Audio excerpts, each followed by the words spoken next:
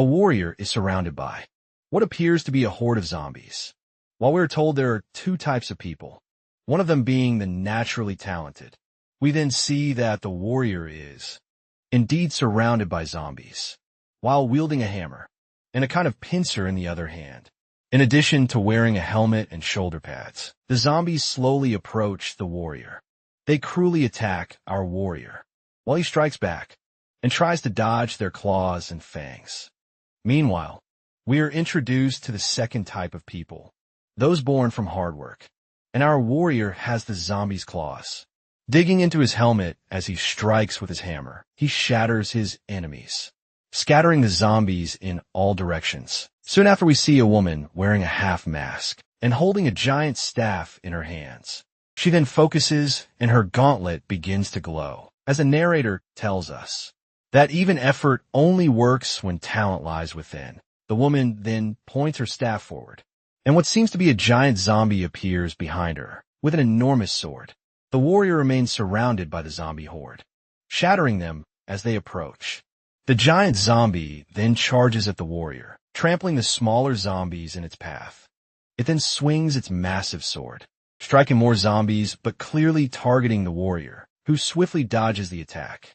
The giant undead continues attacking the warrior. As he defends himself, the warrior reaches into a pocket on the front of his overalls to retrieve something.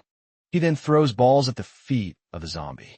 The balls land next to the monster's feet. A few milliseconds later, they begin to glow from the inside out, suggesting they are about to explode. Then they explode, completely vaporizing. The zombie's feet falls to the ground heavily, showing no reaction immediately after. Our warrior is already on top of it with his sword, ready to deliver the final blow. The warrior holds the sword, with a blade pointing downward, while raising the hammer in his other hand. Then lightning strikes his hammer, as he slams it into the hilt of the sword, making it effortlessly pierce through the giant undead skull. Soon after, the warrior stands victoriously, while the sword remains lodged in the ground behind him. The woman then says you must really desire victory to have used the explosive balls and the silver sword, both items obtained in previous missions. She goes on to say that for someone to corner her, the #1 in the fantasy online rankings like this, she's impressed, especially someone with a blacksmith job. The blacksmith then says yes. It's a terrible job, while the entire crowd watches from the stands, awaiting the conclusion of the championship final. The woman then asked why he took that job. Even though it's terrible, he says it was for fun. He then asks if she knows why people root for the underdog and explains it's for the feeling of seeing the weak defeat the strong right before their eyes. Then people end up always relating to the underdog and believing that they, too, can make the impossible possible.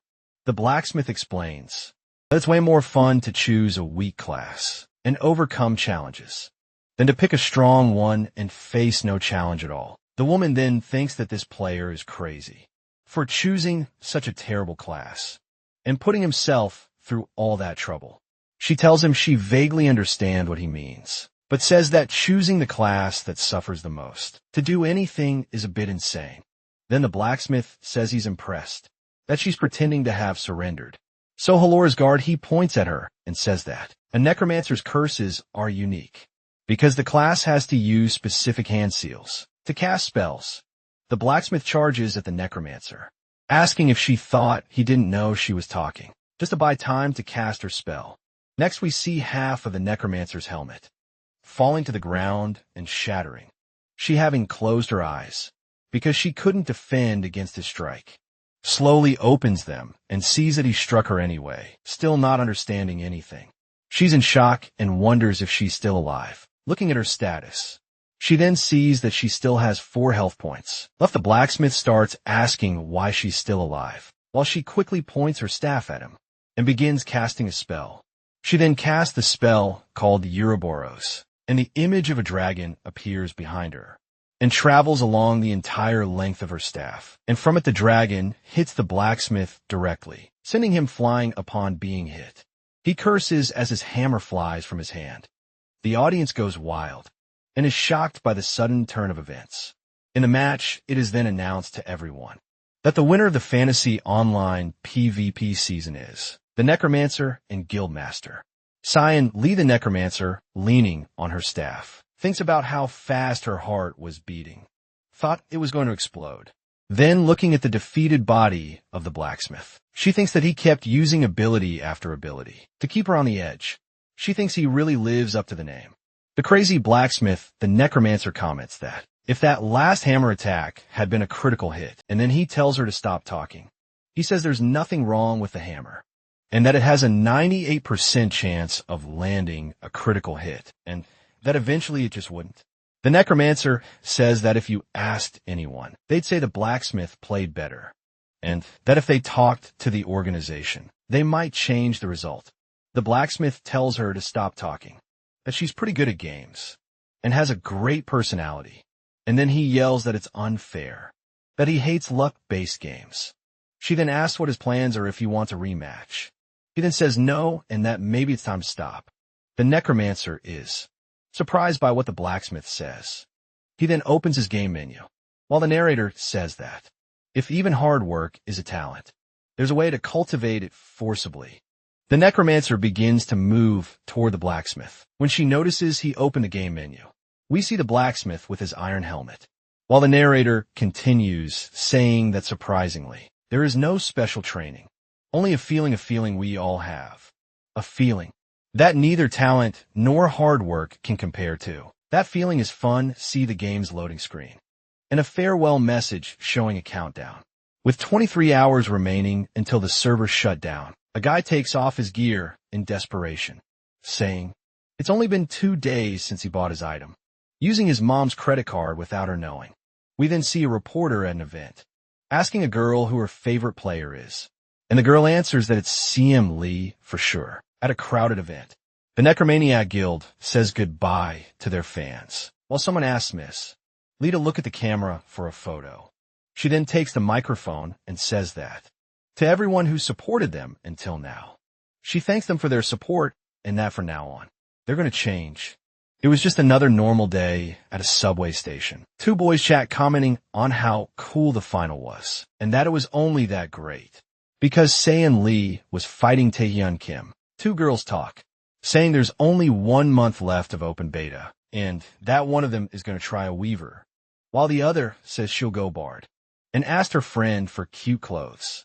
Boys running towards school talk about choosing a cool name, while the teacher tells them to run inside, because their late man says his manager plays and asks if buying cash items will help him get a promotion, and his friend says no. The manager already spends half his salary on the game. In shock, the other yells half. In the middle of the cafeteria, where they were having lunch, surprised by the news on the street, we see a digital billboard displayed across the windows of a building. The journalist says several companies are interested in the full-body immersion technology used by Fantasy Online for virtual reality. In an interview, a developer explains that they had much more traffic than previously estimated and had to increase the number of servers for the launch. The next news story was about the world champion, gamer, and professional influencer, Saeun Lee, celebrating her victory in the last 3 seasons, showing her character.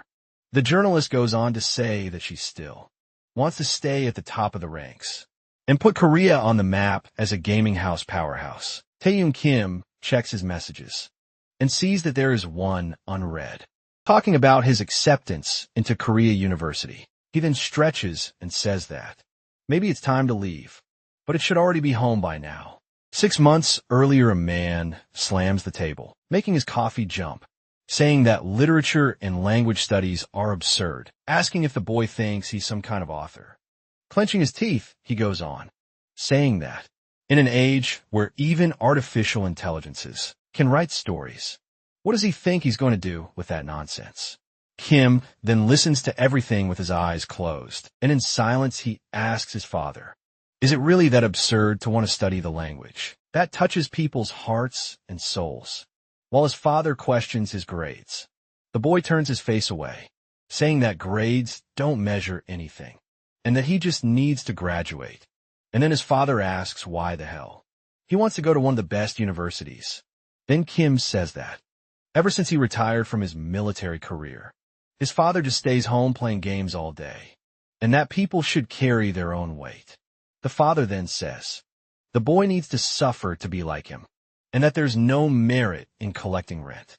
While spending the day golfing and playing cards, he continues, saying he worked very hard at his son's age, and at the buildings he owns are the result of his blood and sweat.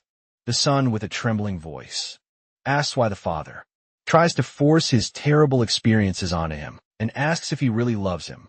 The father then explodes and says, that's right, he doesn't love his son, and tells him to get out of his house. Kim then, with his head down, says fine, that he'll go to his own house.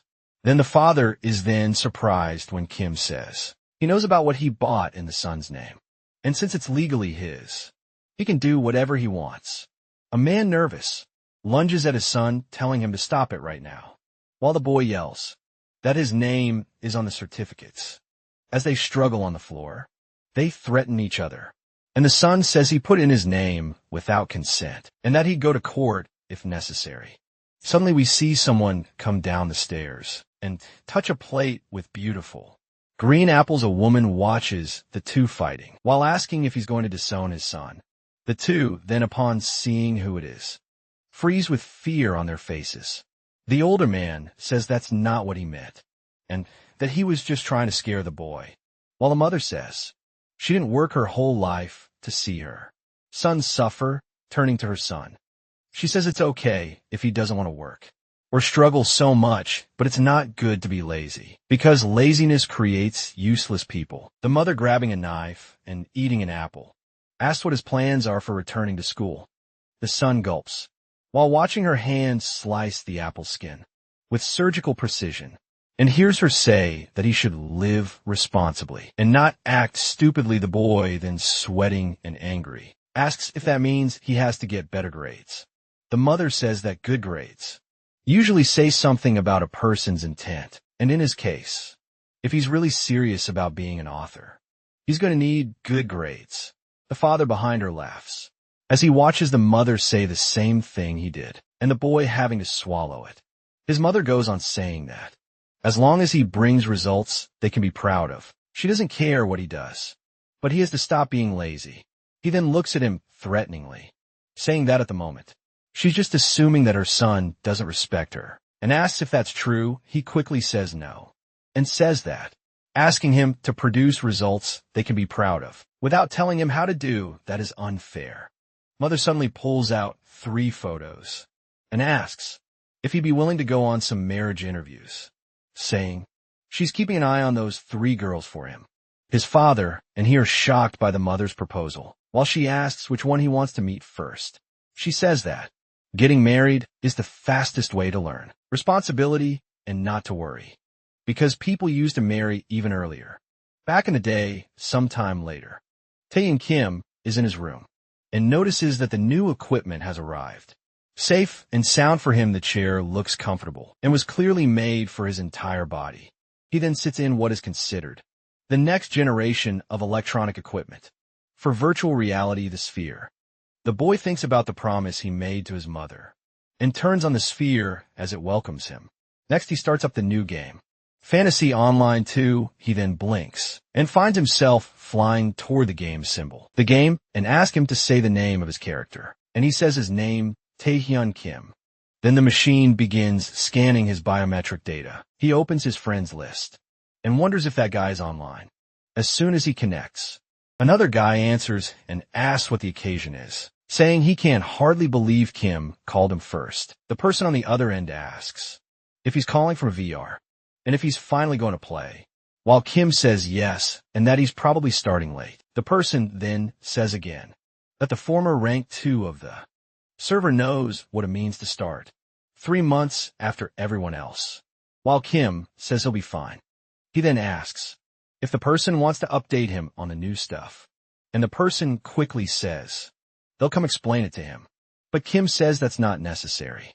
Our boy then says he prefers to experience things on his own in a new game, while the voice recommends he start either in the Kingdom of Dungland Or at Lance, Kim asks which places to avoid, and the person says to avoid the Kingdom of Jaws. They go on to say that even the developers agreed. It was the worst area even during the beta.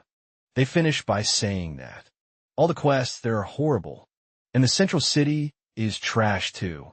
The Sphere then says the character creation is complete, and asked him to select his starting area.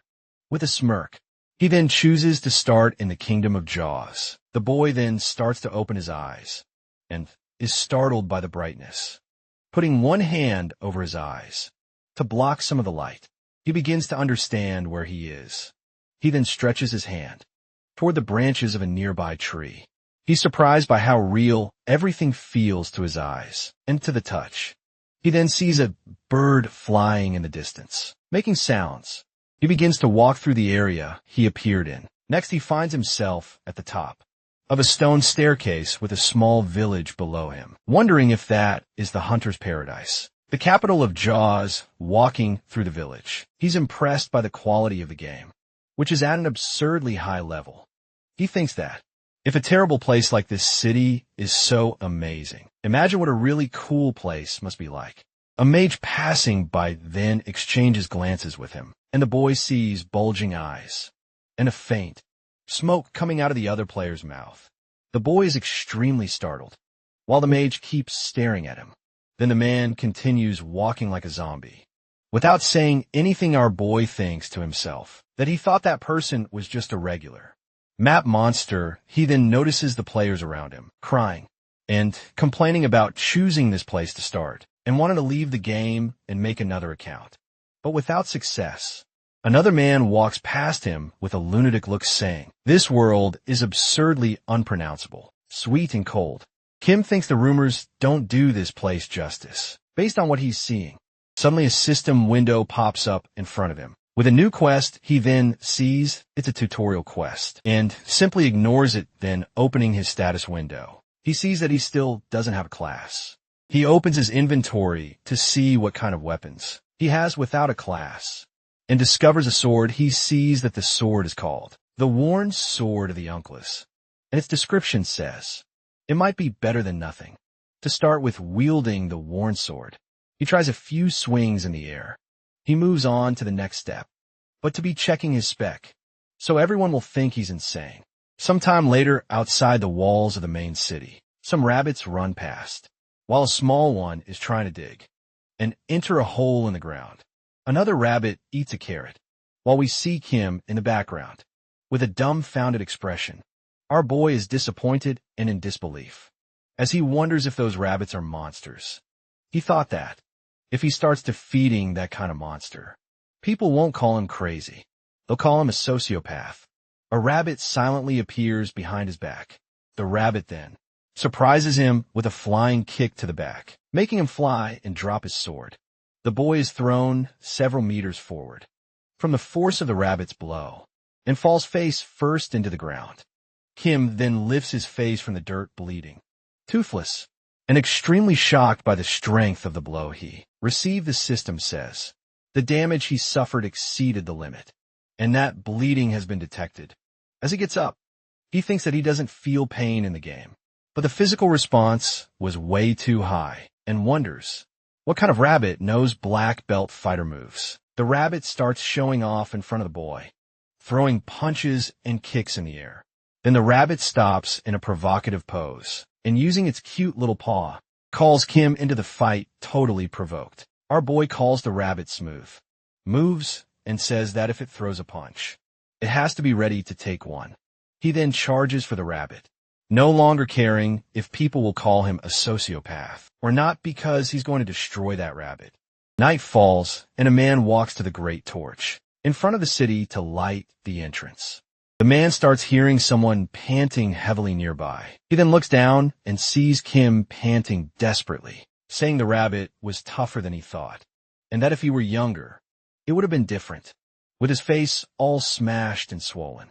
He thinks it took him an entire day to hunt down just one rabbit, and starts to understand why people hated that place. The system says he leveled up, and asked him to assign his points in the status window, while he thinks he leveled up really fast, and wonders what kind of rabbit that was. Someone then calls in, while he's still lying in the grass. It's his friend Pro-Gay, threatening that if he hangs up on him again, he's going to get blocked. He goes on asking if despite everything, he really started in the kingdom of Jaws. And Kim says yes. Then the friend tells him to open the link he just sent. He opens the site and sees the Jaws Kingdom message board with people posting about how terribly difficult that place is. Kim then asks his friend, while covering his mouth, what he should do that he totally messed up. His friend, already knowing Kim well, tells him to stop covering that sarcastic little smile of his. He comments that Kim got some bonus attributes, and the game is recommending him to assign them based on the class he chooses, and ask his friend which classes are cool. Sagan then says his idea of good classes is different, and Kim asks which are the worst classes, while his friend replies, that blacksmith is out of the question. Kim gets curious and asks why. His friend explains that the class is good now, and that all the guilds are recruiting blacksmiths, even before they change classes. He underestimates how popular his blacksmith was. Sang continues saying, he found at least 3 people with Kim's old nickname while playing, and Kim says that means the class isn't for him anymore. Friend asks if that means he still hasn't chosen any status adjustments yet. He explains that Kim needs to pick a class before setting his status adjustments for the role he wants to play. Things like charisma if he wants to lead troops, more magic defense for mages, etc. Then Kim obviously asks what the most useless stat is so far. His friend answers that the question is easy. The most useless stat is luck. Kim then remembers his blacksmith from the original game, thinking that if that last attack had been a critical hit, he would have been the best player. His friend starts explaining why. You should choose a good class, and that luck is a stat that influences very little overall, but our hero will not choose a class. He then sits down while his friend is shocked on the other end of the line by the news that he's not going to pick any class. Kim says his friend's advice helped him make a decision and thanks him, while the friend says he can't be serious. He reminds Kim that last season he got screwed because of 2%, and that maybe his time will be different.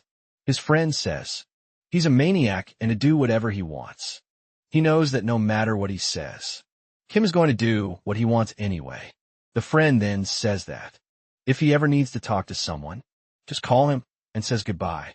As Kim looks up at the digital sky of the game, happy for having made his decision, he thinks that classes don't matter, that he's fine without one, and that he will invest all his points into luck. A girl is thrown to the ground with her sword in hand. 3 half-human rabbits look down at her with malicious smiles on their faces. One of the rabbits starts approaching the girl, while she begins to cry, and tells them not to come any closer. A warrior appears out of nowhere, pushing the creatures back and telling them to retreat. The evil rabbit then points at him and says, it's just another idiot asking to be defeated. The boy looks back and asks if the girl is okay, says he'll take care of everything from here on, and tells her to run. She then says it's crazy for him to fight all those monsters alone, and he replies that it doesn't matter, and tells her to just go. He says that an outcast like him, who only suffered in life, and ended up in the kingdom of Jaws, which is worse than reality, only got through all of this because of her smile. He continues, saying that even knowing this world isn't real, he would hate to see the most precious person in the world to him get hurt. A girl asks why he's saying all of this so suddenly, and calls him an idiot, while Kim watches from a distance. Looking more closely, Kim is all beaten up, eating something with a smirk on his face. Our hero thinks that they could be defeated together, and then says the boy is flirting in a new game, but he's watching reality inside of virtual reality. Kim thinks that on his second day, he defeated 10 rabbits on his own, and that the meat from those rabbits was awful. While a chubby man stops beside him and says hello, he then looks to the side and notices the man's belly next to him. The man says he noticed our boy is really good at hunting rabbits. He introduces himself as Hunter Augusto and sees that Kim seems new to the game and asks why he didn't come looking for him until now. Absolutely shocked, Kim wonders if the NPC really spoke to him first, and a system screen appears. saying that the original quest had been changed. And the new text says, to satisfy the curiosity of the NPC Augusto. The hunter Armoy, then reading the quest again, while eating his rabbit meat, gets serious looking at the NPC. He thinks that he's independent and wonders if it's a specific algorithm, and he considers whether to accept the quest or not, since it's a beginner quest. The boy then apologizes and says his skills are very bad and that he's been training to surprise him. When they met, the hunter then says he thought all new adventurers were stupid, but he finally found one who doesn't seem to be. A system window appears showing that he gained relationship points with Augusto because he liked the boy after a few seconds. Kim asks the NPC what he wants, since they've been staring at each other for a while, without saying anything. The hunter then says that Kim has mastered the basics just by hunting rabbits. It's been a long time since he had a disciple, and asks if Kim wants to be his pupil. The system window changes, and now the new quest is for a rare, epic class called Thylasin Hunter. He then adopts a posture and seriousness he doesn't even use with his father, and refuses the offer, saying his skills are still not enough. Kim, then in his thoughts, apologizes, but says he has already accepted his fate as classless. A new system window appears with a new quest, asking if he wants to accept, while the NPC says, everyone starts without knowing everything. Our boy starts speaking emphatically, saying that he can't accept it, no matter how good it seems, because otherwise how could he consider himself a man? The NPC interrupts and says yes, a real man, that this is the spirit of a true Thylam hunter. Another system window appears, saying that Augusto is very happy. Then the hunter says he likes the boy more with every sentence. But a hunter doesn't force anyone into anything, and ends by saying the boy can come to him anytime. He then says that hunters like him can find it troublesome to clean a hunt, and says he could trade some items at a good price with him. Another system window opens, saying that a shop one level cheaper than the others is now available through Augusto. The boy thinks that he saw no information about him having a shop on the online forums. Kim then thanks him and opens his inventory, asking if he can use the shop. At that moment, the NPC looks at him and asks about the item in his hands, while Kim wonders if that item is untradeable, but the hunter says that's not it. You can buy it. He then says that Kim shouldn't sell, but that's like a lucky charm, and that new adventurers like him will need it. Kim looks at the rabbit's foot in his hands and thinks it must really be rare, since he defeated countless rabbits and only ended up with one. Then looking more closely, he tries to find some magical property in the item. Upon inspecting it further, he sees that the item's description says it has a hidden effect when used. He finishes reading and widens his eyes at the item's effect. Next, Kim starts eating the rabbit's foot like a maniac, even scaring the NPC while the item's effect activates, granting him 5 more luck points. The shocked NPC watches as the boy says the effect is real, but there's something about the taste. Then the hunter asks if he's insane. He says the boy has to cook it before eating, and asks what he'll do if he gets food poisoning. Sometime later, we see an adventurer with his eyes closed, attempting a sword strike. The rabbit he was trying to hit stands still, confused as the boy completely misses his attack. He then stumbles on a rock in the way and, of course, falls face first into the ground, sending his sword flying. The rabbit, who had been watching everything, starts laughing from a distance, while the boy gets up with a bruised forehead. The monster then lands a series of blows on the boy, while system messages appear, saying that he's not ready yet. While the boys knock out on the ground, Kim watches from afar, while cooking a rabbit's foot over a fire. Observing everything, he thinks that boy is a beginner, and that cooking the rabbit feet does nothing. They're still terrible. The boy starts to get up, while Kim thinks he imagined that a solo player would fight one-on-one with a rabbit, but he expected incredible magic skills. As the fight continues, the beginner tries to hit the rabbit any way he can, but the rabbit dodges all of his attacks. While our hero thinks it's shameful, the rabbit then angry yells at the beginner, who gets startled and yells back in desperation. He then closes his eyes, too scared to see how badly he's about to get beaten. But since nothing happens, He starts to open them slightly. Kim calls him a dummy and steps in between the rabbit and him. Then he asks why the boy is fighting with his eyes closed, grabbing the rabbit's hand with one of his own. He says it's just a rabbit. It's not scary, only the size is different. Right after that, the rabbit punches Kim square in the face for not paying attention to him. Kim tells the rabbit to stay still. The rabbit looks at him with a confused expression. Our hero stares seriously at the rabbit and says, "It can't escape now." Then, with a challenging look, he tells the rabbit to get ready. The two of them staring each other down. Prepare for battle. Our hero threw some punches with his hands, while the rabbit defended itself. He then pulls out his sword to deliver the final blow to the rabbit. With skill and agility, he slashes the rabbit, feeding it as the enemy fades away. The boy stares wide-eyed at the level of skill our boy has in defeating rabbits. Kim then takes a deep breath, relieved, and says it was a good boxing match against the rabbit. Our hero looks at the boy and tells him to get up, that this is a game. Being handsome won't solve everything. He was about to start talking, but Kim tells him to shut up and listen, saying rabbits are annoying, and if he closes his eyes when attacking, he'll never defeat anything. He tries to protest, but our hero tells him to shut up again and asks why he closes his eyes when he attacks. Boy answers that it's scary when they attack back. Both of them are left in shock, as a few seconds of silence between them feel like an infinitely long and awkward moment. Kim says he seems like a high school student and asks if at least he's focusing on engineering, which would be something slightly better. He continues before the boy can answer, saying that if he's scared of a rabbit, he'll definitely get bullied in the future. Then asks what his name is. He replies that his name is Yuju. Our boy then says that's stopping to analyze. His physical skills are terrible and asks how he leveled up, and the boy says he was part of group. Kim asks what happened to the rest of the group, and he, embarrassed, says he was kicked out for being too bad. He goes on saying he was supposed to play with his friends, but he picked the wrong starting area and ended up there, and that he wanted to level up quickly to go elsewhere. Our boy then interrupts and says his luck is good. Kim says he usually laughs at people like him, but he's cute, so he'll make an exception and help the boy a little.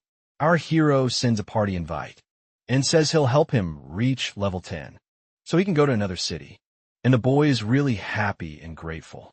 We find some rabbits showing off a few meters away, and Kim prepares his sword, while the boy hides behind him.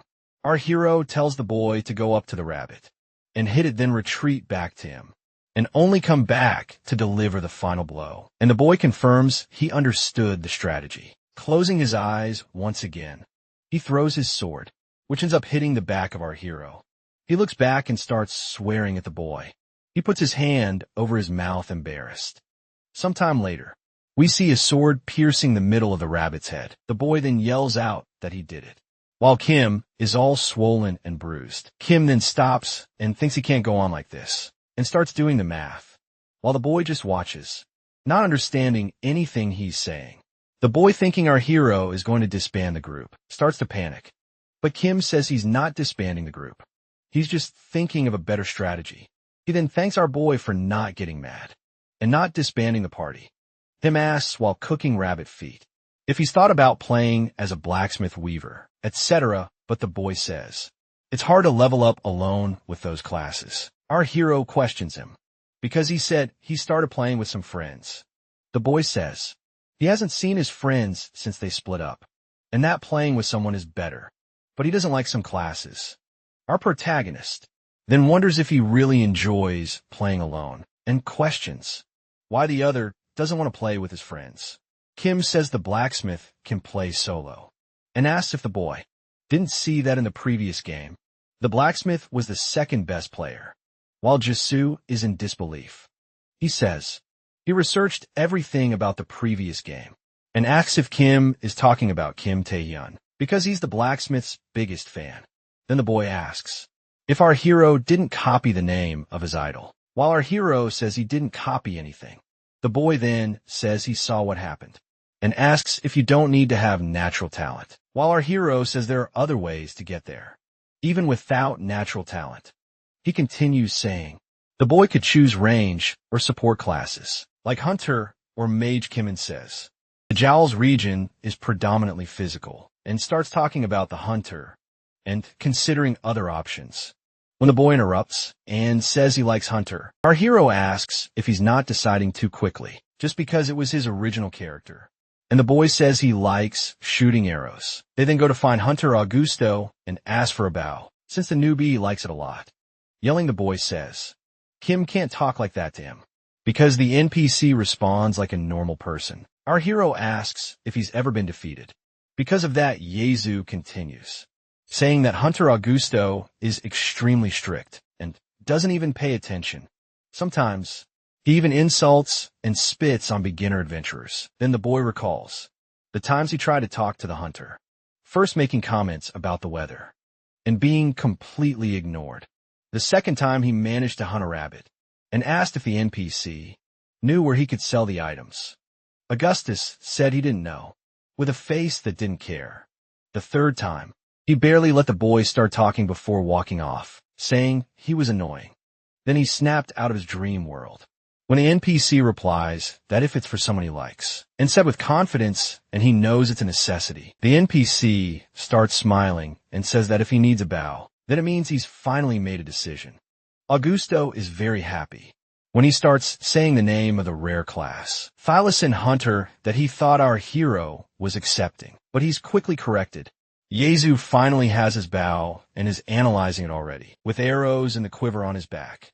The boy becomes curious about why Kim rejected the class, and points out that it must be one of the rare classes. And our hero says he doesn't want the class in that. Yes is rare Kim, then stops to think that Tylum Hunter is a hunter class. And since the boy likes it so much, he asks if he doesn't want to give it a try. He then continues by saying that Augusto doesn't have a bad personality, but he needs to persist and be more polite for the NPC to eventually like him. Sue starts to see that there is a possibility he could become a Thylasin hunter, and ponders this for a while.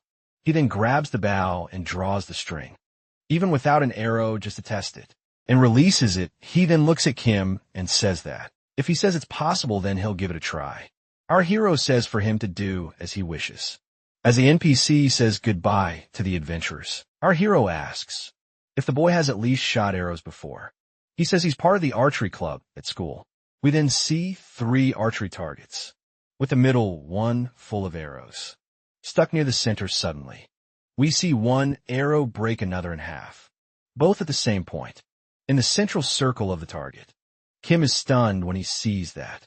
The boy's accuracy is over 90%, and the boy says, "It's easier to shoot here than in real life."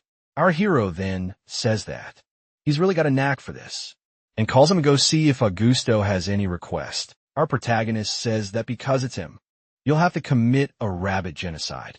But Jisoo doesn't need that, and he can raise the relationship through missions. Augusta looks at the newcomer with narrowed eyes, while the other avoids the hunter's gaze, looking upwards when Kim says he came to visit the NPC to see if he needs any help. Jisoo breathes a sigh of relief for not being defeated by Augusto again. The NPC then says that recently, wolves have been getting too close to the village outskirts, and that they asked the Tylenol hunter for help. Then Augusto starts promoting the Tylenol hunter class to Kim, who, realizing it's a trap, walks away and drags the newbie with him.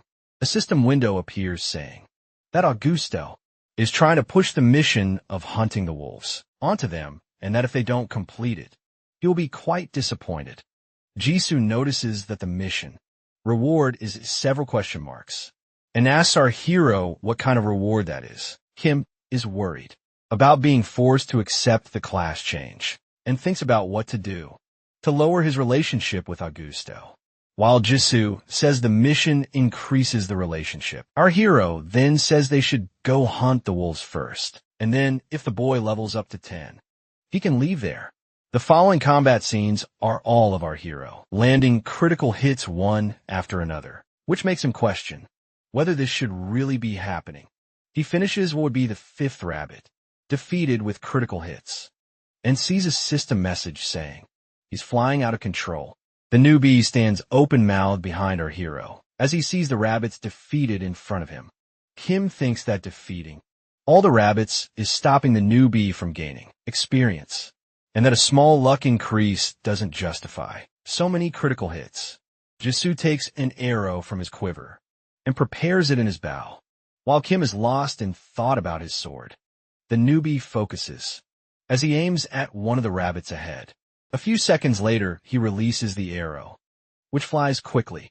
None of the rabbits seem to notice the arrow beforehand. Only one of them at the last moment seems to see it.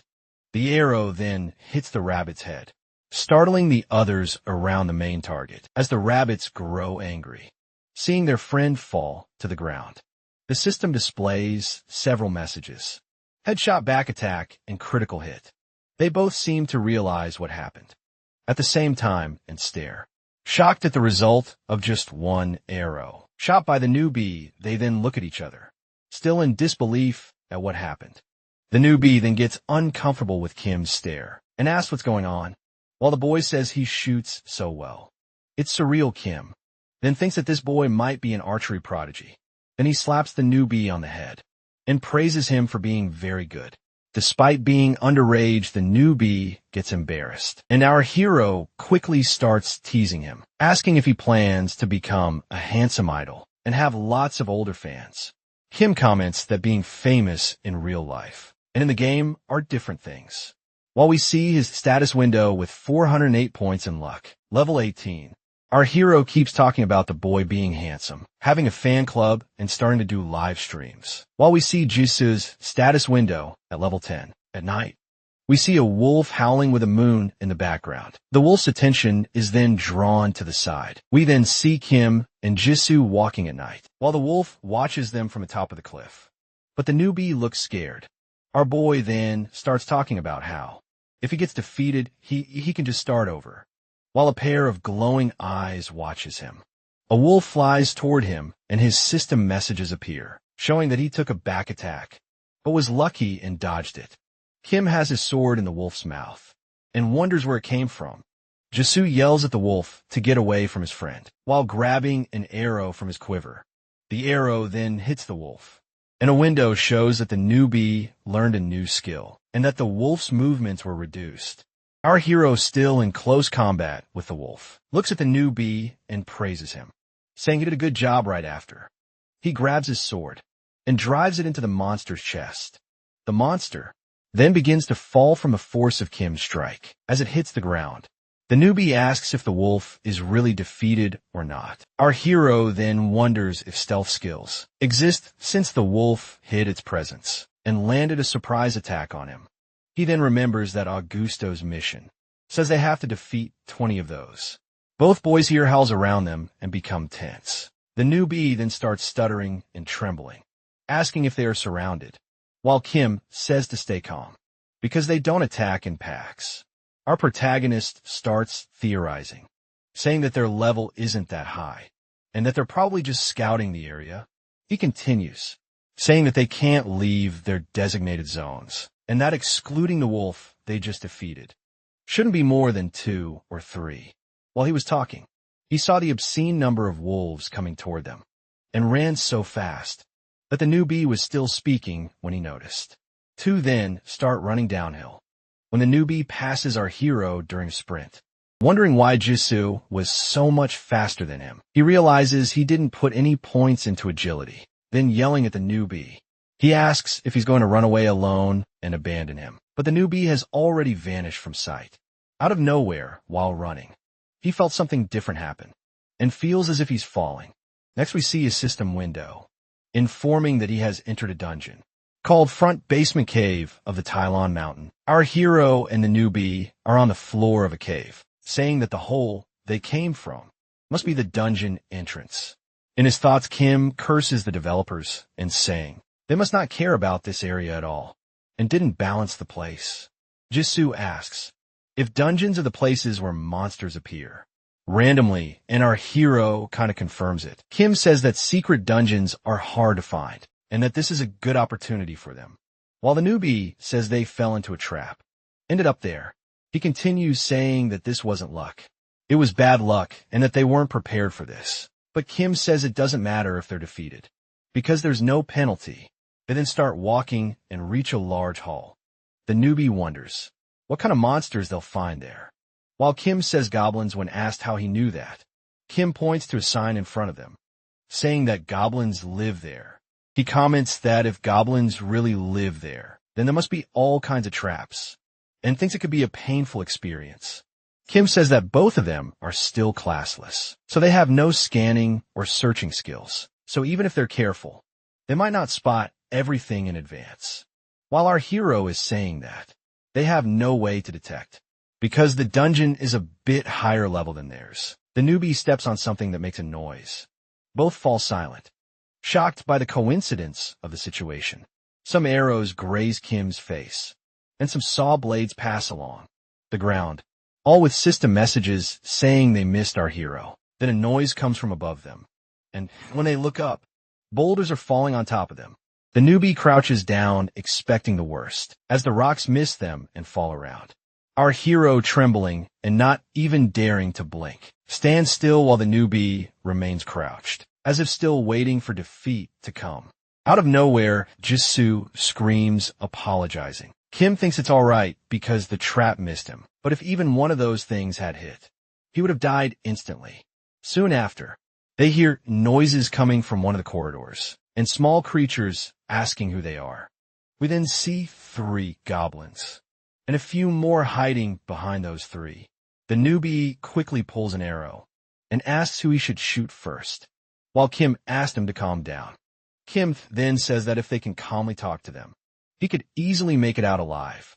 But the goblins didn't give our hero time to think, and a warrior jumped at him, which he managed to block with his sword. He thinks that even with 0 strength points, he shouldn't be losing a strength contest with a goblin. Kim, then realizing he would lose the struggle, slides his sword to the side to move around. The goblin takes advantage of the moment to land a strike that slashes the goblin from ear to ear, almost at the same time. A system window says he leveled up. Another window says he learned the skill Lucky Strike. Then a coin flips in the system and lands on heads, granting him double attack for 15 seconds and resetting all skill cooldowns. Kevin is still in shock with everything happening and wonders what the hell Lucky Strike is. Then the coin flips again, landing on heads once more, repeating the previous effect, but increasing his attack by 4 times. He then yells at the system, asking what kind of skill this Lucky Strike is. The system flips the coin a 3rd time, as we see goblins charging at them in the background. Again, the coin lands on heads, multiplying his attack by 8. He then sees there's no more time, as the goblins are already nearly on top of him.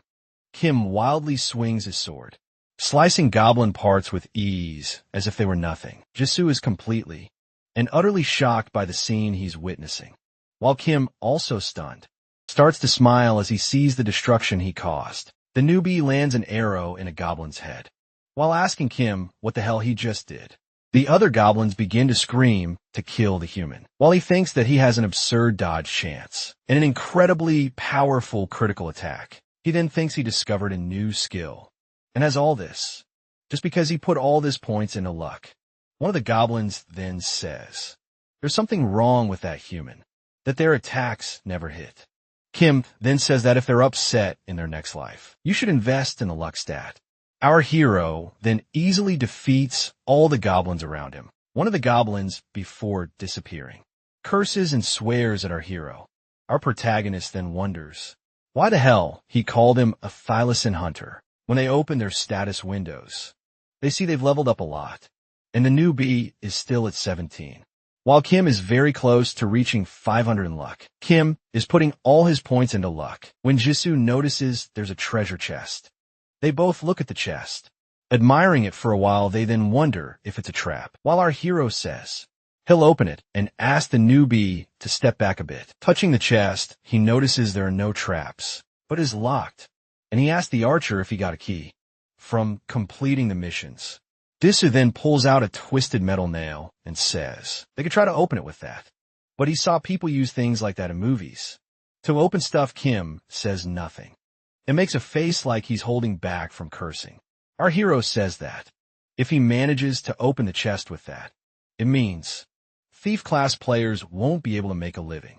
He continues telling the archer that it's like picking anything off the ground and trying to open the chest, that he's devaluing an entire class, that he hears the sound of the lock opening.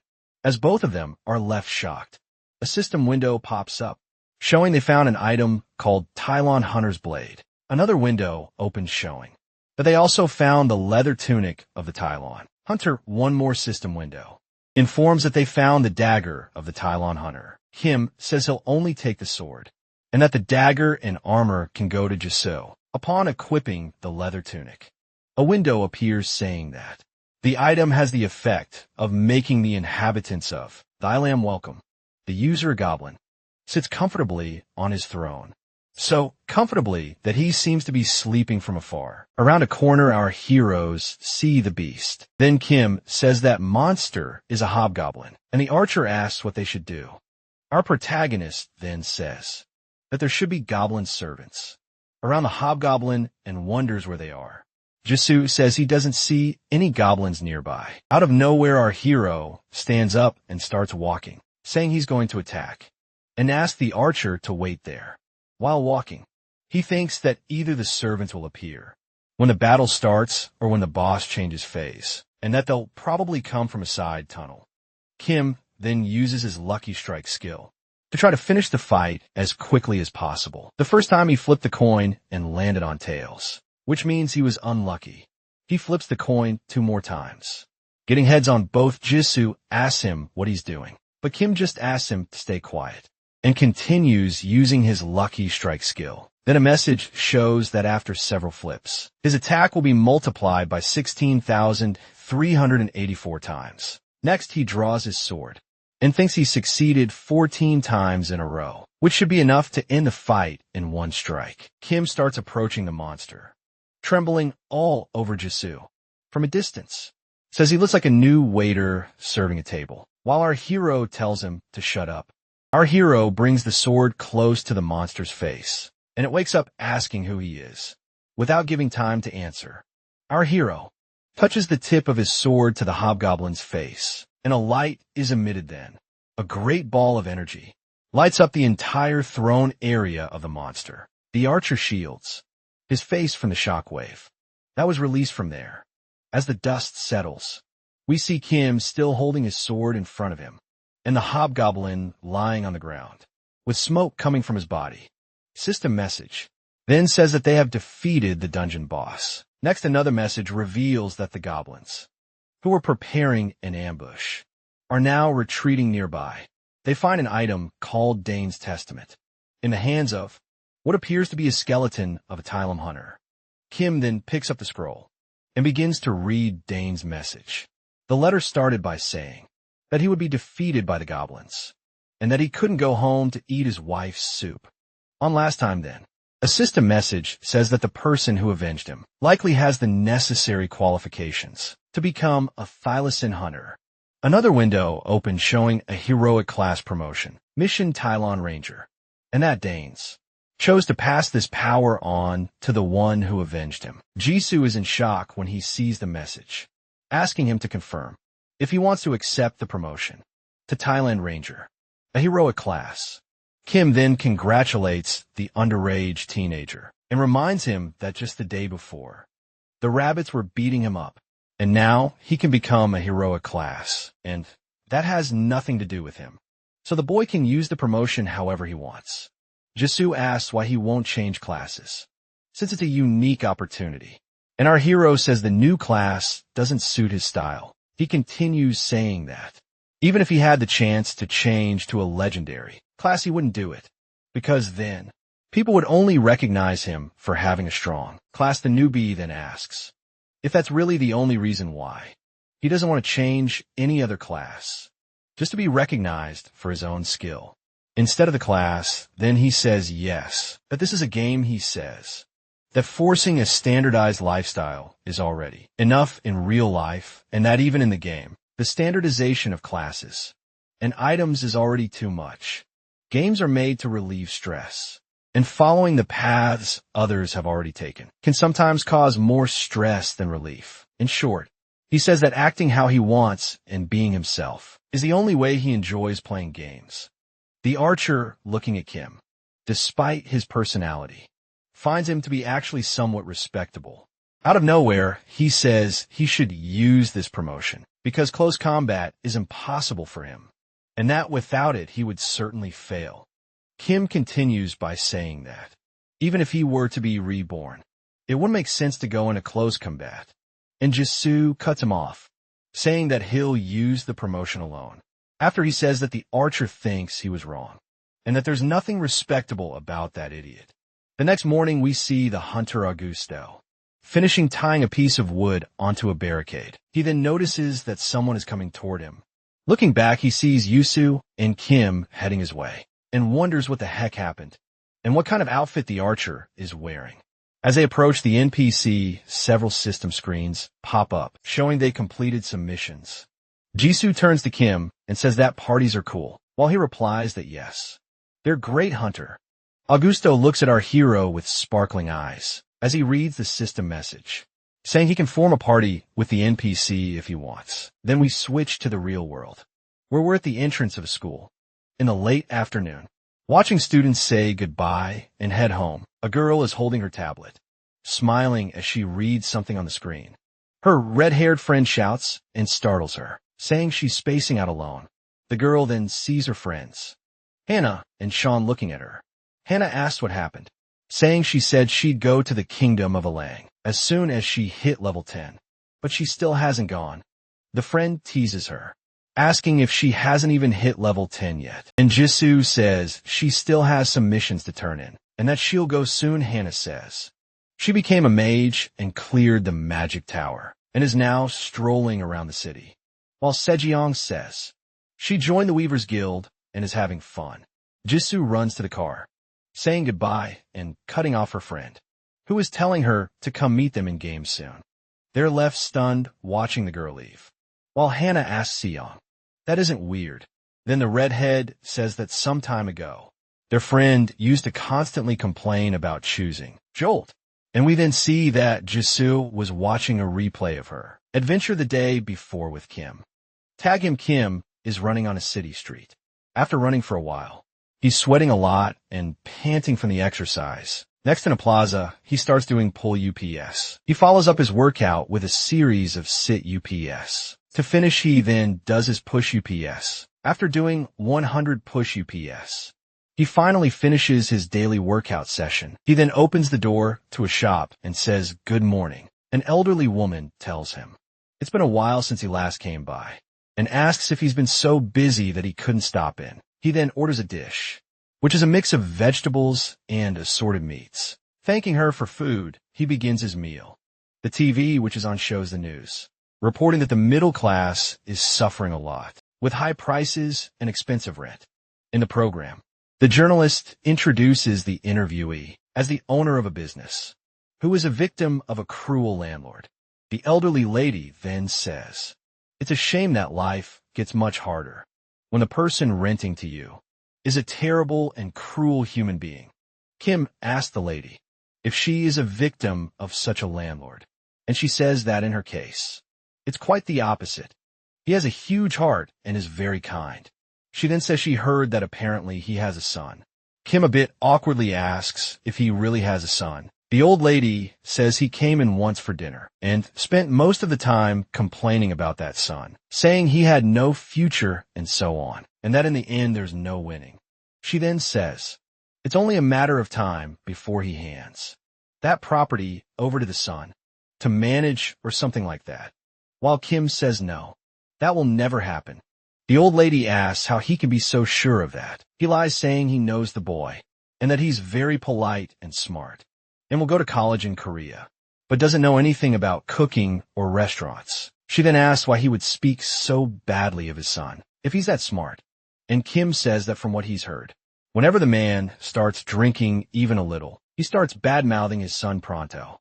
The old man is someone who started as a bricklayer and made his way to the top of the real estate market, but he has a complex about education.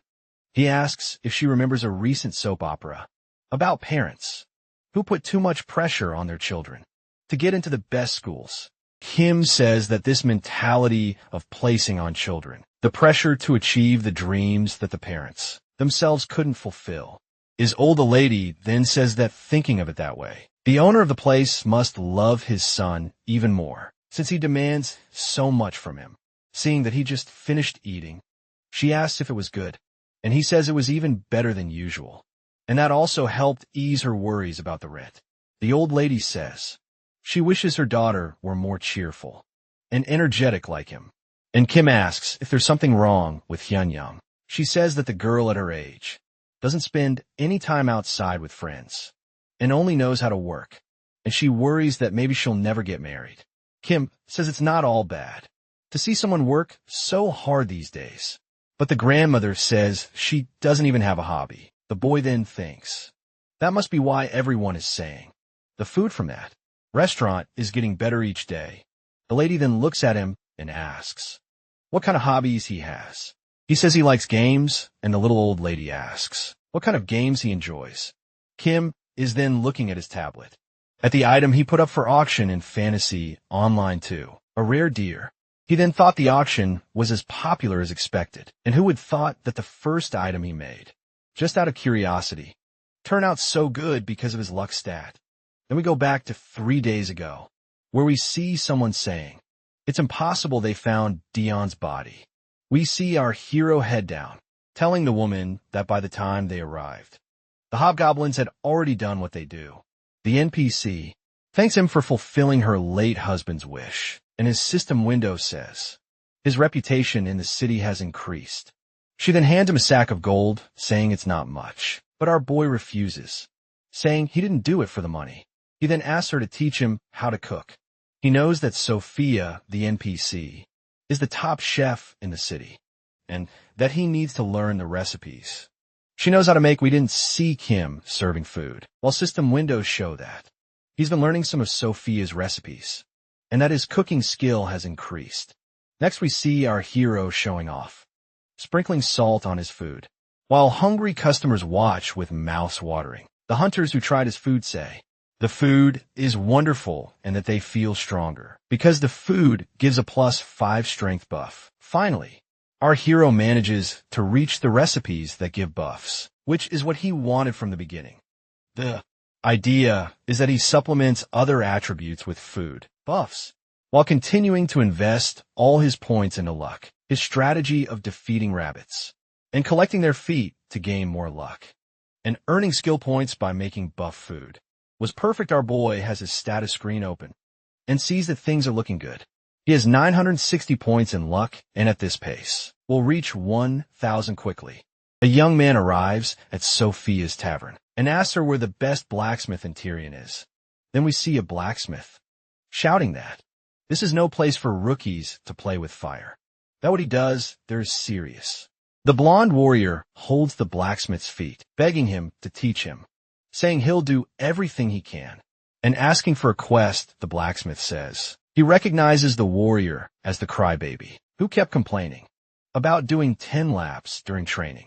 While the boy says he must have gone crazy that day, our hero watches from afar, wondering what could be happening for a swordsman to be begging a blacksmith like that, while the warrior keeps pleading. The blacksmith then notices our boy staring at them. He then asks if that isn't the famous kid all the hunters have been talking about lately, and asks what brought him there. The old blacksmith then drags our hero into his shop, asking if he wants a cup of tea. Leaving the warrior behind completely ignored, the warrior then wonders what that boy did to become so well known, and the blacksmith yells at him, asking what he's still doing there. We hear the sound of hammering, while we see smoke rising from a chimney.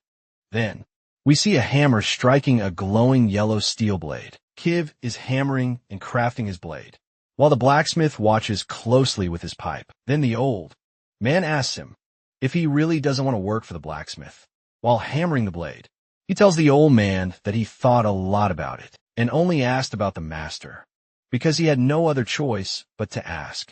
The old man thinks it's a shame, because that apprentice was clearly blessed by the gods, and maybe he'll never meet another with such potential. He then asks the boy to stop what he's doing, saying that if he really doesn't want to become a blacksmith, that's the most he can teach him. Right after he grabs a small chest and offers it to Kim, our hero is surprised to see the small chest he's receiving.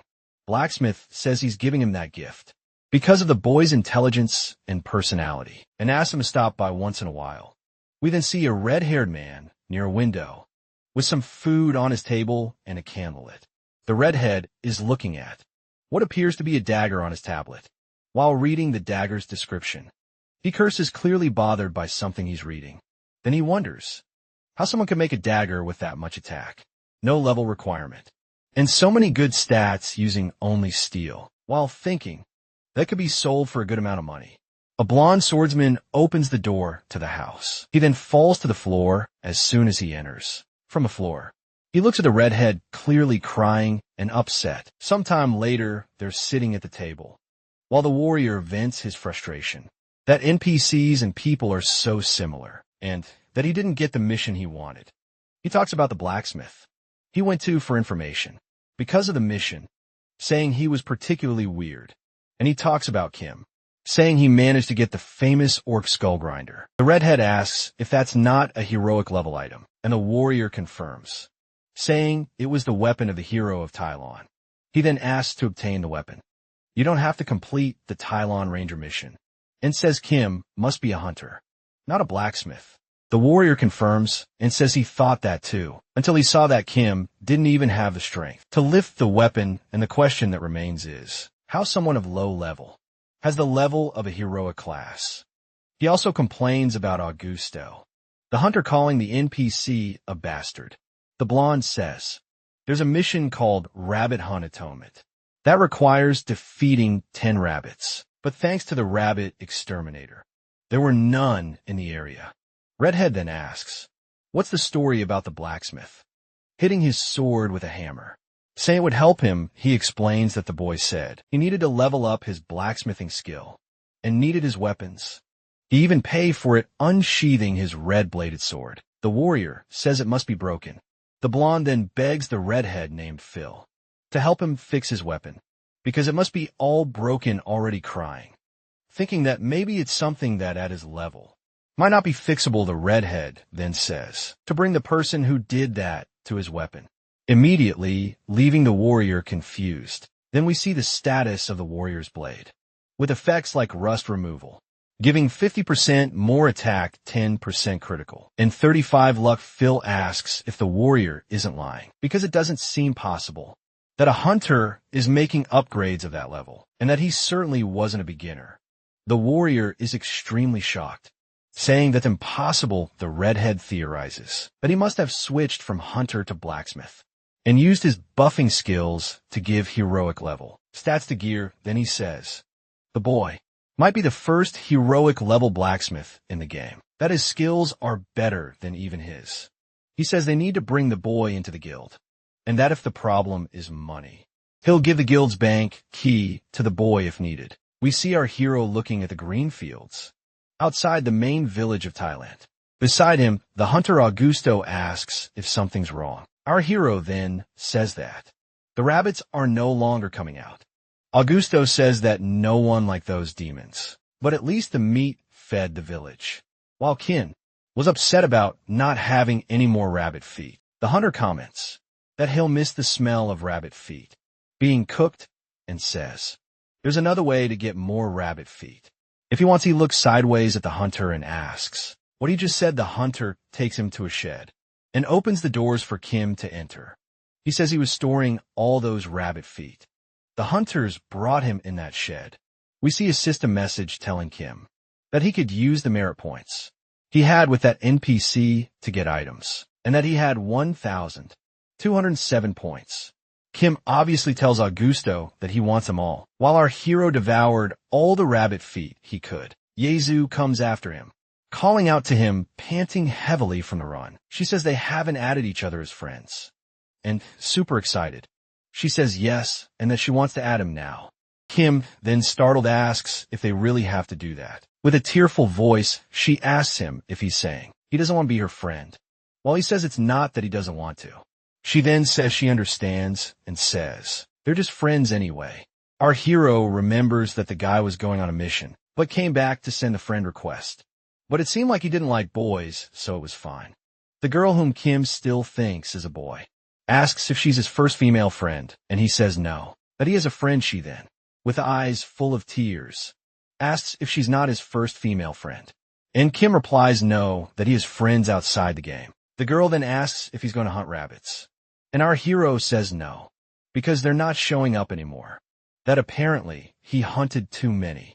She then asks if he wants to go with her on her mission.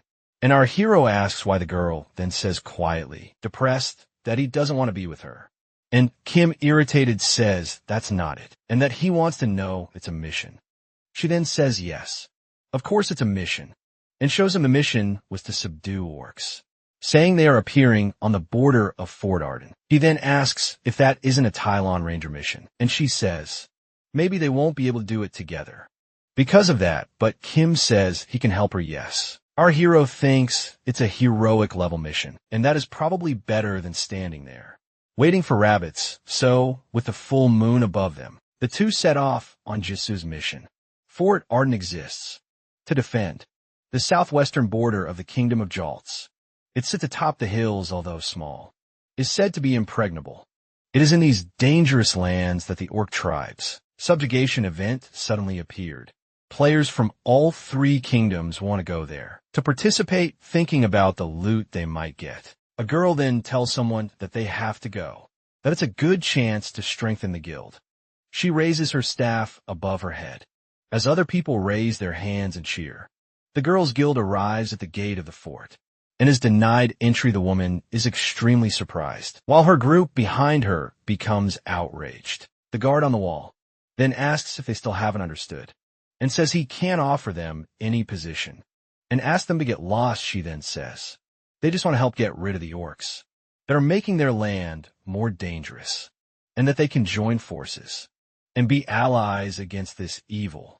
Some of the people behind her start yelling and asking if they don't need their help, and others shout, asking to be let in. The guard then gets angry at the girls, talk about being allies, and says, that's nonsense. The leader says, while the archers aim arrows at them, and none of them cared about the kingdom, that if they really cared, they would have come earlier. He then says he doesn't need the help of aristocrats who grew up with silver spoons to protect them, and asks them to leave immediately. Then he says, everyone except two people who are in the back rows. Someone asks for permission to pass. Kim then asks why it's so crowded, if there's some kind of market there, while Jisu asks to be excused and says they'll pass through quickly. The people behind them ask why only the two of them can go through, and someone points and asks if her clothes aren't those of a Tylenol hunter. The girl from before wonders if they're only letting users from the Kingdom of Jolts in, and thinks it's not fair before our two heroes enter. The girl asks them to wait. Some time passes, and it's night at the fort. We see Jisu with a sulky face staring ahead. She then asks why he wants to help the people outside, if it's because the guild master is pretty, and he says it's just something temporary. Kim then says that even though she has a heroic class, and he supports her with luck, it wouldn't be able to clear that mission alone. He goes on to say that that looks like a stable group, and that they need to learn group strategies if they want to survive that large-scale mission. The girl says he's taking the opportunity to level up his blacksmithing using their items, and asks if that was the plan all along. And he says 2 birds with 1 stone. The guild leader approaches them and says she didn't get to introduce herself properly before. She then introduces herself as Cha Hien, a priestess of the goddess Demir, from the Kingdom of Arents, and thanks them for at least getting them into the fort. She also says that he's improving and restoring their weapons and armor, and that she'll repay all of the guy's effort. And he says there's no need, since they're helping each other. She then asks if he received the mission from the Centurion, and says they'll be heading out on patrol soon. Kim asks if that's true, says they'll go with them. The Centurion, wearing an eye patch, asks if they're going to. Our hero says yes, and politely asks to let them join, while the Centurion asks if that's really what he wants. Next, the system says he was lucky and startles them both. A system window appears in front of him, saying that he has a secret mission. The mission says for him to annihilate the orcs alone, and that if he doesn't, The people in the fort will be very disappointed in him. He gets furious and really upset about the mission and says some many curse words. Kim then asks the centurion if that's right, if it's to annihilate and not just scout happily. The centurion says with a wide smile that he believes in the heroes of Thailand. We then see a battle scene where Chi's group fights fiercely against a creature. The girl says everyone did a good job and tells them to clean up and move on to the next area. One of the mages asks the rogue why the people from the kingdom of Jalts need the orcs' heads, while the other says it's weird and that this is the 8th orc they defeated. Then he asks how they're supposed to get the heads if they can't detach them from the monster's body, and that maybe it's a drop, but none have dropped so far. Right after, Jisoo walks by saying they got 3 heads this time. She asks Kin if he's still worried about the secret mission, while he tells her to just store the items, and that this is such a pain.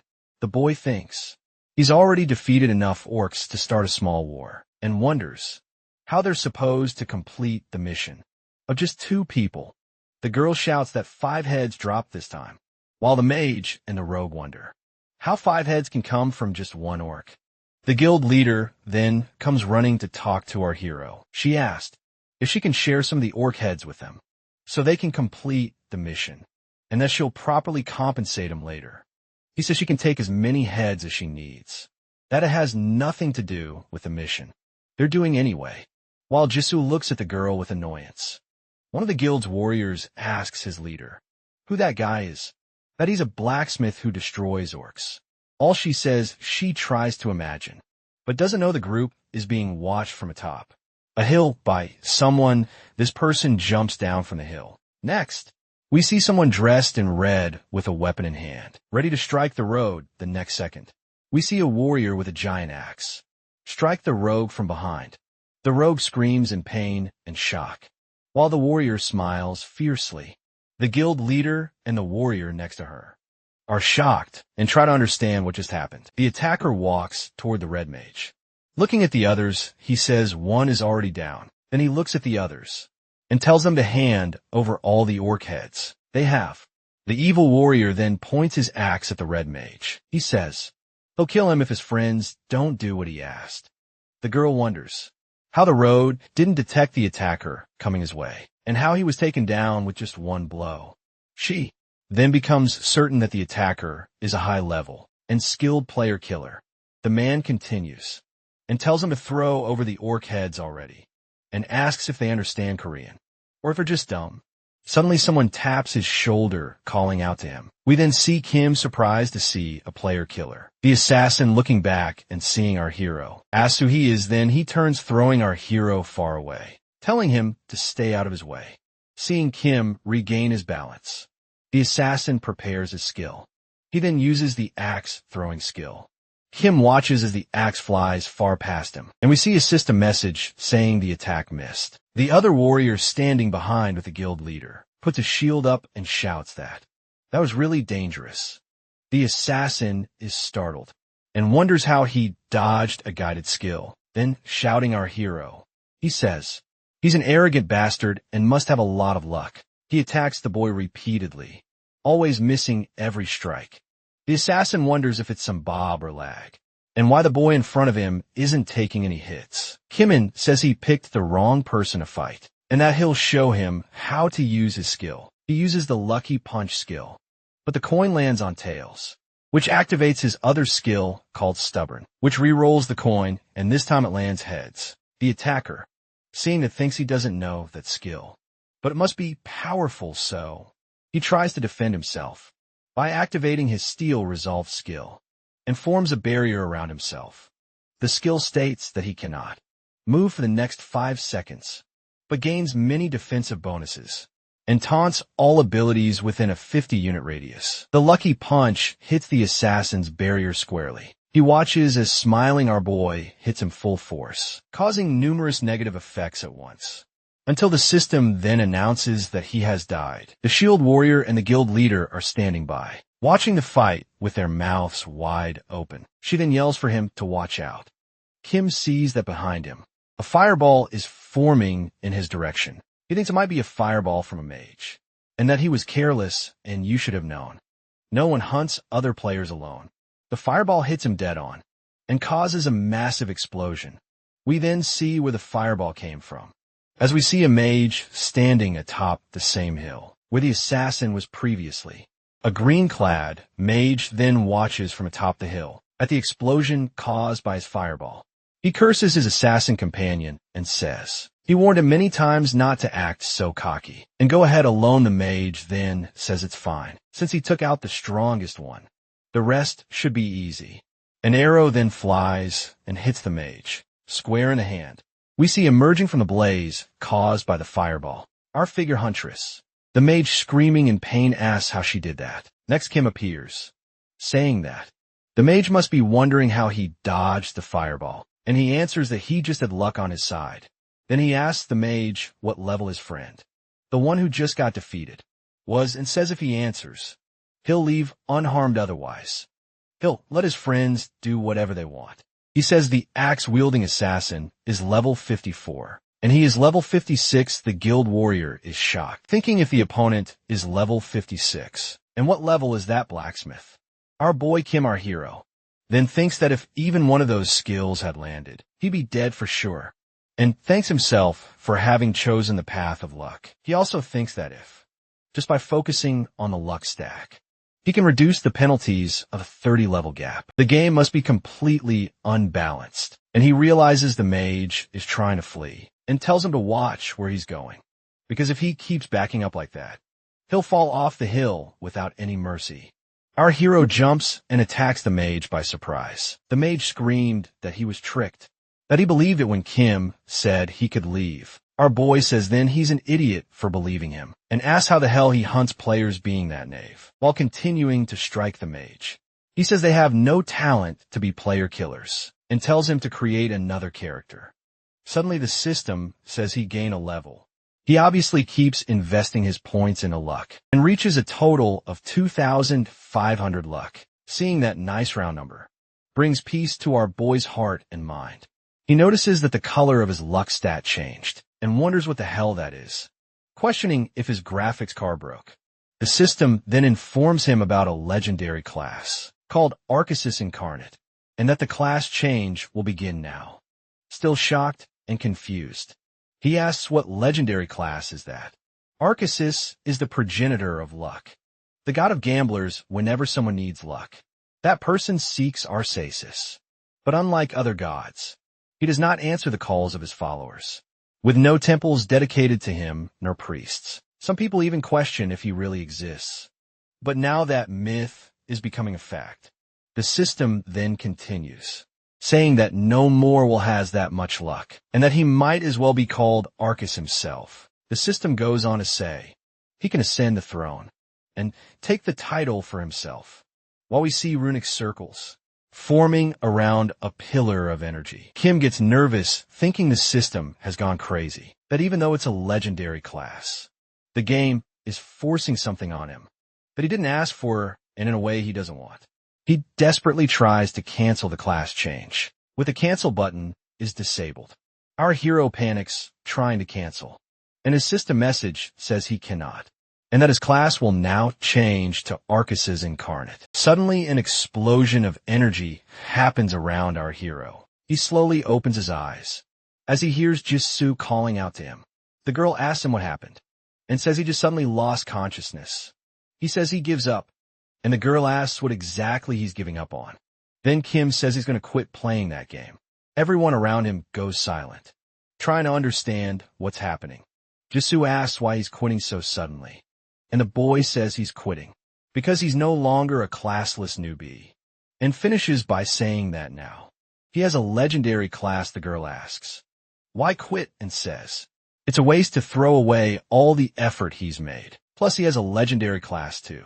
He gets frustrated, saying he never asked for any class, and that the thing he hates most is strong people stepping on the weak. Kim goes on, saying that if someone has to be in a strong class to be successful, then it's no different from real life, and apologizes for leaving so abruptly. He tells the girl that with her level and heroic class, she'll do great, says it was a pleasure playing with them, and wishes good luck, then presses the log out button. Lying in his bed, our boy is still stunned by what he just did.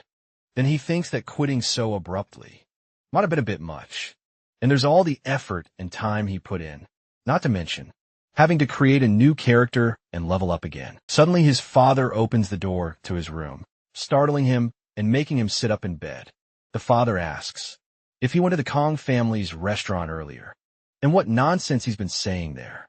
Sweating nervously, the son says he didn't say anything, while the father calmly asks if he came in quietly, ate, and then left. Noticing that the boy didn't look him in the eye and stayed silent, the father sensed something was off. Then he apologizes for interrupting his beloved son's free time. Then he slams the door, telling his son to rest as much as he wants. Kim, not understanding anything, wonders what the hell just happened and why his father didn't say anything else. When his mother knocks on the door, asking if he's awake, she then says it's Mom and asks if she can come in. The mother then enters and sits beside him on the bed, which shakes completely. His mother asks if he wants to try something with his games. She says the boy doesn't need to hide it, and that she heard it from his father, but she doesn't know what to think about it, and says it's hard to succeed in just one field. She goes on to say that there must be some reason why he likes games so much, and that if he can make a career out of it, that it might not be so bad. Kim wonders what the hell his father told his mother, while saying to her that it's nothing big. He just likes to play games. The mother stands up and says that if he's just playing, then he should limit the time he spends on that activity. She then continues by saying that maybe he doesn't actually like gaming, because if he really did, he should take the chance and try to explore his talent in that area. Then she gives Kim 3 options, saying to become a professional gamer, a famous influencer, or stop playing and go make money in another field. Sometime later, Kim presses the power button on his sphere. The mother says that from now on, he should seek success, and as long as he's making progress, she'll do nothing but support him. But if for some reason he doesn't show results, things will be very different. The boy thinks that his mother didn't really give him a choice, that both options are work and work. His father then comes to the door and laughs, telling him that now he won't be able to relax anymore. Once games become work, he continues saying the boy would be better off in the army, and that if he starts becoming an influencer, they'll go have a drink later. The son then asks if using Mom to launch a psychological attack on him wasn't a bit too much. The father says that's for him to learn not to mess with him again. The boy then sits in the sphere and says he'll play the game his father forced him to, and that he'll manage to do anything. He sets his mind to back in the game and standing in front of Jisoo. He says he thought a lot about things, while she looks at him furiously. He also says it's a bit too much to stress about work, and that he felt guilty for leaving the clumsy one behind. Like that the girl says she can't trust him, and that he might just decide to abandon her again, and ask for his phone number. He says he'll give it later, and that at the moment someone important is waiting for him, and the girl asks who that person is. The boy says it's a friend, and she says he told her he was a solo player, and that she was his only friend. Someone approaches and calls Kim Taehyun by name, making both of them look over. The woman says she's been waiting there a long time, and that making someone wait like that when you're going to ask for a favor is just rude. Kim and Jisoo stare blankly at the woman. The boy, without moving, just asks who she is. Jisoo starts stuttering as she asks if he was talking about a female friend. She shakes her hero violently, asking if she's his girlfriend or friend with benefits, while he says he doesn't have a girlfriend and asks what the hell is going on. A few minutes later, Jisoo asks the girl if she likes to travel, and she says not lately, that she's enjoying playing this game. Then the beautiful girl says that she's pretty, and that people are always asking her out. Kim says that personalities like hers are why guys don't like girls like that, and it's a waste of beauty. She then tells him to take a good look at the girl next to him and pay attention, saying that obviously that one is a girl and not a boy. A girl then asks the other if she wants to see something different, and the other upset asks what kind of different thing. The other one says she has his graduation photos, pictures of him in different and tough times, and the other gets extremely excited at the idea. The girl then changes the subject and asks about the Arc Goddess Incarnate class and comments on the fact that it requires you to invest all your points in a luck They continue talking about the legendary class, trying to understand how you managed to obtain it. While he thinks that, he'll never say why he came back to the game. She says that after the subjugation mission, an even harder one appeared, a tribal annihilation, and even being part of the top ranking. She thinks she couldn't complete it, even with another person. Jisoo asks if it's really impossible, and she says if it were only the orcs, no. But there's also the Red Zone Guild of Player Hunters. She explains that this guild is taking advantage of the civil war in the Kingdom of Austin to hunt players wandering near Fort Orden. She continues, saying that they're increasing their numbers because of the subjugation mission, and even though they're not the best, they can't be ignored. Kim says he thought she only did pole dance and stuff, but that she's also smart, while she says she's quite a well-known influencer. Jessie was shocked to learn that she's really famous, while the girl shows the content she makes. And our hero sees it on another screen, is stunned by the number of influencers for everything, and sees another guy doing a mission for a legendary class among other streamers. Kim gets a bit annoyed, and thinks that making money while playing isn't really his thing. The girl thought it was a total waste for him to have that class. He says he's really good as the second best blacksmith, and he says he's even thinking of opening a shop, and that she could use her popularity to attract customers for him. The girl is shocked, asking if that's the only reason he called her, while he says he was joking, and that actually the buffs were off after a while. He then says that, to learn even better blacksmithing skills, he has to transition into other classes, and he doesn't want more classes. She asked about the hammer he pulled out of the box that the blacksmith from the starting village gave him, asking if it was because he felt he owed something to Kim. He asked if she has any enhancement stones and asks her to give him one. The boy says that this is the only skill that still has potential to grow, that it's the most basic of all, the enhancement skill. Our hero then manages to transform his ancient hammer into an ancient hammer +1, and the system shows that his enhancement skill increased. He then says that numbers don't lie, whether it's the number of times you've tried, the number of stacks on crafted gear, etc.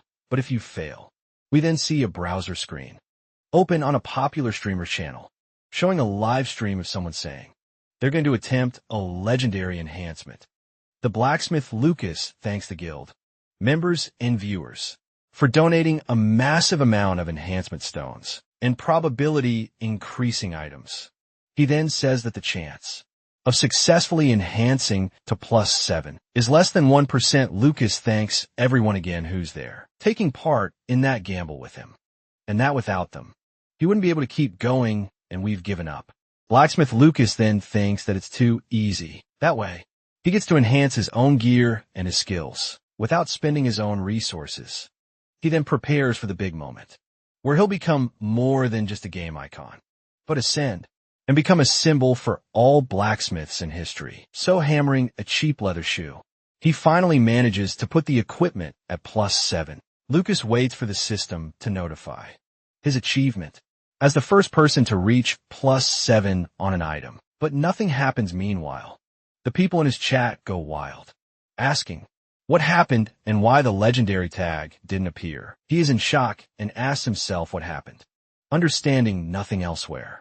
Far away we see Kim, holding his ancient hammer that glows and emits smoke. We see the system window saying he managed to enhance his ancient hammer to +7. Another system window appears, saying that because he got 7 consecutive successes, he received an extra bonus, earning the title of +7 enhancer. He's then shocked to read that, for being the first person to earn a title. On the server you will gain +25 to all attributes. Another window says that obtaining a +7 item must have required an enormous amount of patience and enhancement materials, along with, of course, luck. Looking at the enhancement skill, he reads that it increases the item level by 1 when used, and his luck is increased by 25%. He then tells the girl that he managed to get an item to +7, and that now he has a title, making the girl freak out and scream +7. The girl is extremely shocked, wondering about it, and concludes that if he got a title, he must have been the first on the server. Him then asks her for more enhancement stones to take the hammer to +8. And she goes crazy, saying he used over 100 stones, and asks what he'll do if it fails. He then says it's fine, because the item has a property that says it can't be destroyed by ordinary means. The girl in shock asked if he chose to enhance that item, because of that status as it was corrected, and if it fails the item will break like any other. She continues saying that even the gods are gambling when they enhance their items, and tells him to wake up. The boy storing his hammer asked if that's really true, while she confirms the two of them hear some sounds coming from outside the fortress. Outside, a warrior with golden armor and shield is fighting orcs. They leave the room they're in and ask their friends on the wall what's going on. The priestess says that the Red Zone Guild made their move and that they barely managed to get there. Then our hero looks over the wall. In the distance, he sees the Red Zone Guild fighting the orcs and forcing them to retreat back to their village. The girl then says that if it continues like that, they'll end up being the first to complete the ORC subjugation mission. While Jisoo asks what he's going to do focused, our boy says he has an idea. We then see a warrior having his shield torn from his hand. Next, what appears to be the orc leader appears in front of two guild members who wonder who he is and why he's different from the others. The orc roars and raises his huge axe. We then see other orcs charging at the warriors. Two people far from the battle are talking, and one says that he finally showed up, while the mage notes that the front line stabilized. Because of his appearance, the warrior Kane asks if the broadcast is working properly. While the mage says yes, then he says that as expected. The subjugation phase has changed. Kane then says he hears the audience members rising and tells them to run some proper ads. Meanwhile, in the battle, one of the warriors yells to fall back and says he knows they were paid to do this, but that it's enough already. While the other golden armored warrior says it's true, that they should at least save their own lives. He notices a rain of arrows coming toward them. The arrows then begin to fall, hitting orcs and players alike. As they ask what the hell is going on, another player notices that the arrows are from the Red Zone Guilds. Players in questions what they're doing, since there are still their allies fighting there. Suddenly, we see some explosions happening and people screaming. Meanwhile, on Kane's stream, people are cursing him in the chat, while system windows show that his reputation is dropping. With the alliance's Kane seeing the chat smiles, thinking they can say whatever they want. He'll use this moment as a stepping stone to climb to higher ranks. Following that, a system window says that the ORC leader has issued a war cry. The warriors gain the status of paralysis, while all the orcs have their morale boosted and a small amount of health restored. The mage tells Kane that the orc leader is now on the front line, and he tells him to use the skill on him now. The mage then uses an item and activates a skill, forming magic circles around himself. On the battlefield, we see a magic circle appear above the orc leader. 4 skills are used on him at the same time: Mind Torture, Mana Curse, Song of Bone Weakness, and Dark Binding. Kane then, with his giant sword, tells everyone to back off because that target is his. Someone then speaks behind him, asking if that's the guy that once standing there. Then the warrior looks back as someone continues saying, that was the man who harassed him. We then see Kim with a crying voice, pointing at Kane, and telling the centurion that he stole all his money. The centurion then approaches and asks if what the boy is saying is true. Kane has a dumbfounded look on his face as he wonders, what is going on here? Our hero also says that that wasn't all he did, that he stole all of his items and sold them, and he even forced him to sign a contract, saying that all the money he earned would belong to the other guy. He goes on to say that he said everyone from Jolts are barbarians, and that all the Ilam hunters are loudmouths, who can't even hold their bows properly.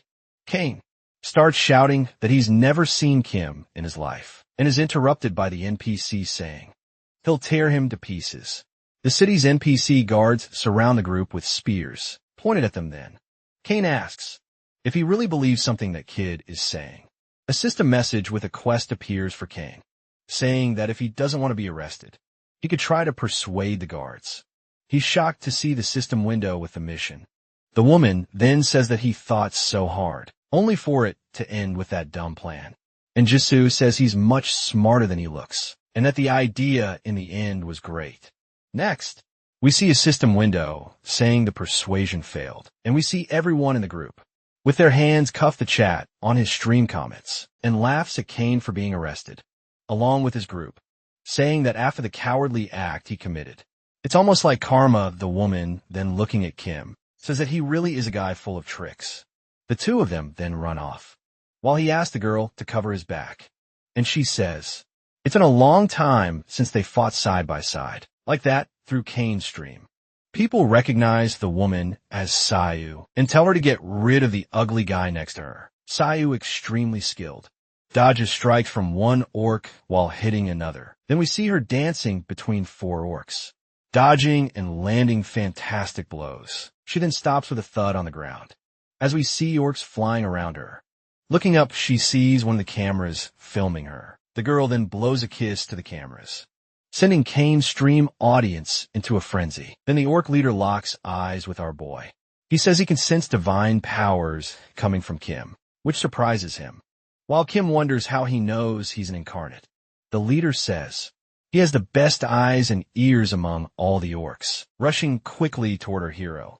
He says that no human will ever be able to deceive him. Our boy is thrown far away, even though he defended the leader's strike, such as the orc's strength. The woman then says she warned him not to get into unnecessary fights while he defends himself, saying the orc attacked him first. The orc leader thinks it felt like he barely touched a leaf of the tree. When he hit the boy, he then charges again, with a side swing that destroys a nearby tree, and a downward strike, both of which our hero dodges easily. The ORC says the boy is using some very strange skills, and he asks if the boy thinks he's the only one who can do that. The orc's hand glows, and the boy feels something pulling him. Suddenly, he begins to be dragged toward the stronger leader. While thinking this might be a provocation skill, the boy manages to duck and slide under the leader's axe while being pulled, but thinks this isn't good for him trying to stand. He thinks it's hard to dodge that skill. The orphan shouts at him, challenging the boy to dodge again, and the boy has an idea: to take advantage of being pulled in, attack instead of dodging. Flying forward with his sword in hand toward the leader, he shouts lucky strike, 5th interaction. Our boy is surprised as his sword strikes the orc's chest armor. While the orc asks how the human dares, he continues asking how he dares to think he can pierce that armor of his. The boy then says, it seems the orc has very good equipment. He then pulls out his ancient hammer, saying he's going to use some good things he has too. As he draws the hammer, he thinks that item has a title attributed to it, and it's time to show its worth. The orc, charging at Kim, asks what he plans to do with a toy like that. He then shouts as he uses Lucky Strike. 7th interaction. Our boy hits the orc's chest armor squarely, which slowly starts to crack and explodes, completely destroying not only the armor, but also the weapon. Shocked, the orc watches his weapon being completely destroyed. Also shocked, Kim sees that he completely destroyed the ORK's armor. Then the system message says he has obtained a new title called Equipment Destroyer, while the orc is on the ground, crying over the meteorite metal armor. With a recipe passed down through generations, our boy is looking at his ancient hammer. He thinks the weapon is extremely simple but effective, and looks at the orc ready to defeat the monster. Then he slams the hammer down furiously on the orc, who barely feels a tickle. Both he and the orc notice that the hammer didn't cause any damage to him. A system window appears showing the following sentence: the ancient hammer cannot cause harm to any living being. Finally, Kim understands that the hammer only causes damage to inanimate objects or items. The girl warns him that someone is coming, while he thinks he should have already guessed that nothing is normal inside that game. When he looks back, he sees Kane running toward him. As he gets closer, Kim notices that he broke the chain of the shackle that was restraining him. He then grabs his sword, while the chat from the live stream starts, asking if it's really him, and how he escaped from being imprisoned, and how he broke the shackle. Then he uses the skill Blood and Rage quick attack, cutting the ORC leader in half. Someone from the chat says he's really stubborn for doing all that, just to land the final blow on the boss. With anger in his eyes, Cain yells that the enemy is his, that he will be the one to land the finishing blow. Kim then pokes him with his sword, asking who he thinks he is, to believe he has any right there, while Cain asks if he plans to go against him to the end. Our boy replies that it's actually Cain, who's going against Kim. He planned everything and put in all the effort. They then start arguing about who has more right to the kill, until Kim says that's exactly why he was imprisoned, because of his arrogance. He questions what the man is doing there, if he was locked up by the jolt. And Cain says that wasn't enough to keep the great Cain imprisoned. Cain then remembers and asks how he dares to falsely accuse the warrior of all that. He goes on saying that this will be the last day he and that orc are alive, while our boy points behind a man. When he turns around, he sees the orc, extremely furious after taking the hit from Cain. Extreme hatred. The ORC says he will kill the human. Then we finally see a system message saying that Phase 3 of the ORC subjugation mission has begun. Cain is thrown to the ground, still holding his giant sword, from the force of the blow he received. The ORC leader roars in fury. He charges at Cain and lands a series of strong punches, making his sword fly away. Cain thinks it sucks to have to die that way, while he takes the ORC's powerful blows. The ORC leader brings his hands together over his head, preparing the final blow while saying, "You'll pay with your life for the sin of underestimating the orcs." Then with his eyes red with rage, he suddenly feels something on his back. We see his eyes start to roll back as the strength begins to drain from the orc leader's body. As he falls, we see our hero on the monster's back with his sword in hand, as if he had just delivered a mortal strike. Naturally, the orc leader ends up falling on top of Cain. Then we see his system message saying that our hero defeated the son of the great orc and leader of the tribe named Kazak. We then see Kim pointing at Cain and thanking him for carrying him. Another system window appears, showing that he leveled up, received a map of the orc tribe village, an orc battle axe, and pieces of armor. One more system window shows that he earned a title called Nemesis of the Orcs, and that, as the first player on the server to obtain it, he received 10 extra points in all attributes. Soon after, another window appears, saying that the father of the ORC tribe leader Carrick will eventually learn of his son's death and become very angry. Kim keeps reading the message, which warns him to prepare for what's coming, while Cain gets up behind him as the warrior complains about having his glory stolen by our hero. An orc with a staff in hand shouts for his tribe leader. With tears in his eyes, he asks who is responsible for doing that to his dear leader. Our hero thinks the ORC is looking for the culprit and gets a bad feeling about all of it. Kim, pointing at Cain, says that he's the one who did it, that he's even standing in front of the defeated leader, while the warrior starts trying to justify himself, saying it wasn't him. The orc of the staff says it doesn't matter, because it was him and his subordinates who did that to his tribe. Cain then starts stammering, saying yes, but tries to think of something to justify himself. Then he starts shouting, telling the others not to believe our hero and his lies. The orc, with tears in his eyes, says he will never forget the human Cain, who defeated their leader and burned the entire village. The little orc, then saying that he will suffer the wrath of the orc, soon uses his ability and quickly teleports away. Kim then puts his hand on the warrior's shoulder and says he doesn't need to thank him. He goes on to say that he won't even correct him if he wants to claim he defeated the ORC leader. Elsewhere, Cain turns to our hero extremely furious. He then uses one of his skills, hitting our hero and sending him flying. Kim then tries to steady himself as he hits the ground, managing to stay on his feet. Then he notices that his dodge didn't activate, and that he lost some of his health. The system window shows the skill Cain used, called Blood Wave, which sacrifices his own life to deal unblockable damage to nearby enemies. With a maniacal look, the warrior says that if he's going down, he's not going alone, while our hero thinks this warrior is more dangerous than an orc.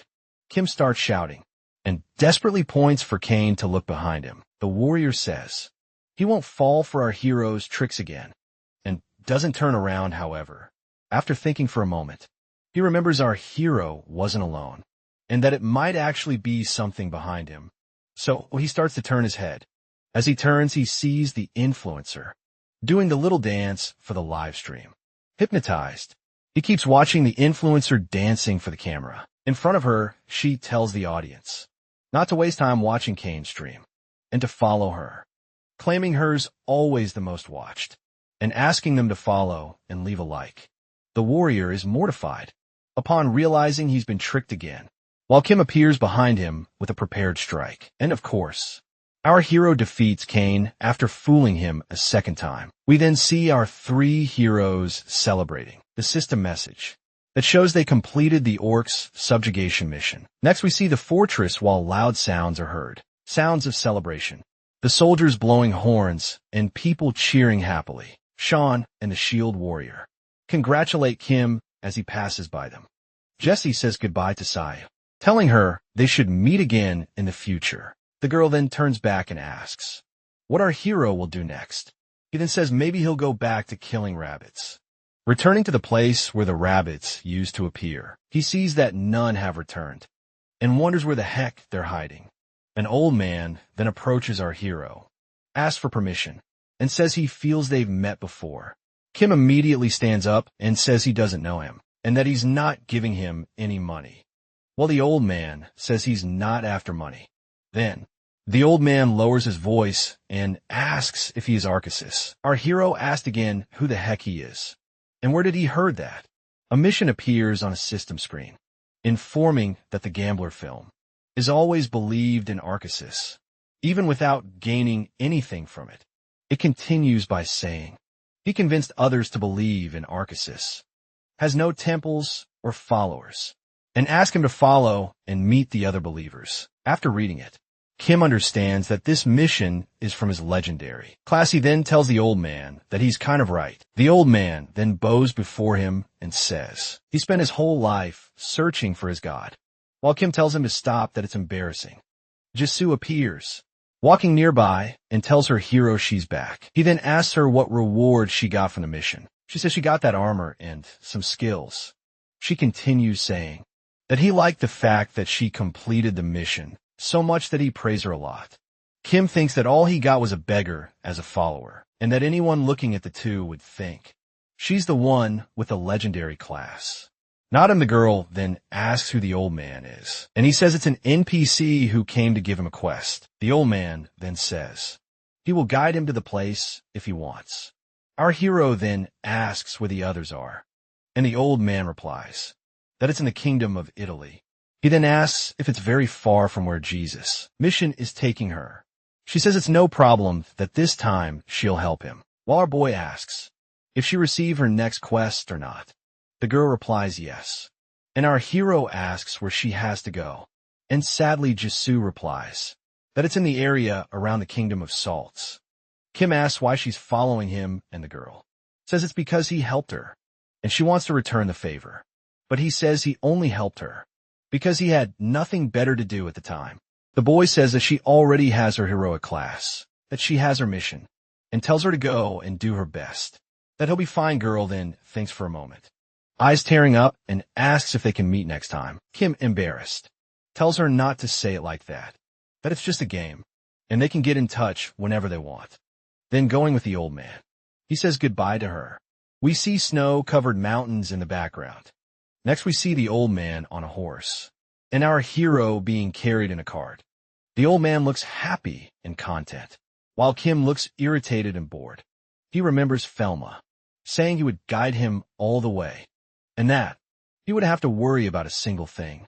So our hero thinks he seems confident, but he needs to stay alert, especially since the only cart he had was that rickety thing they were using.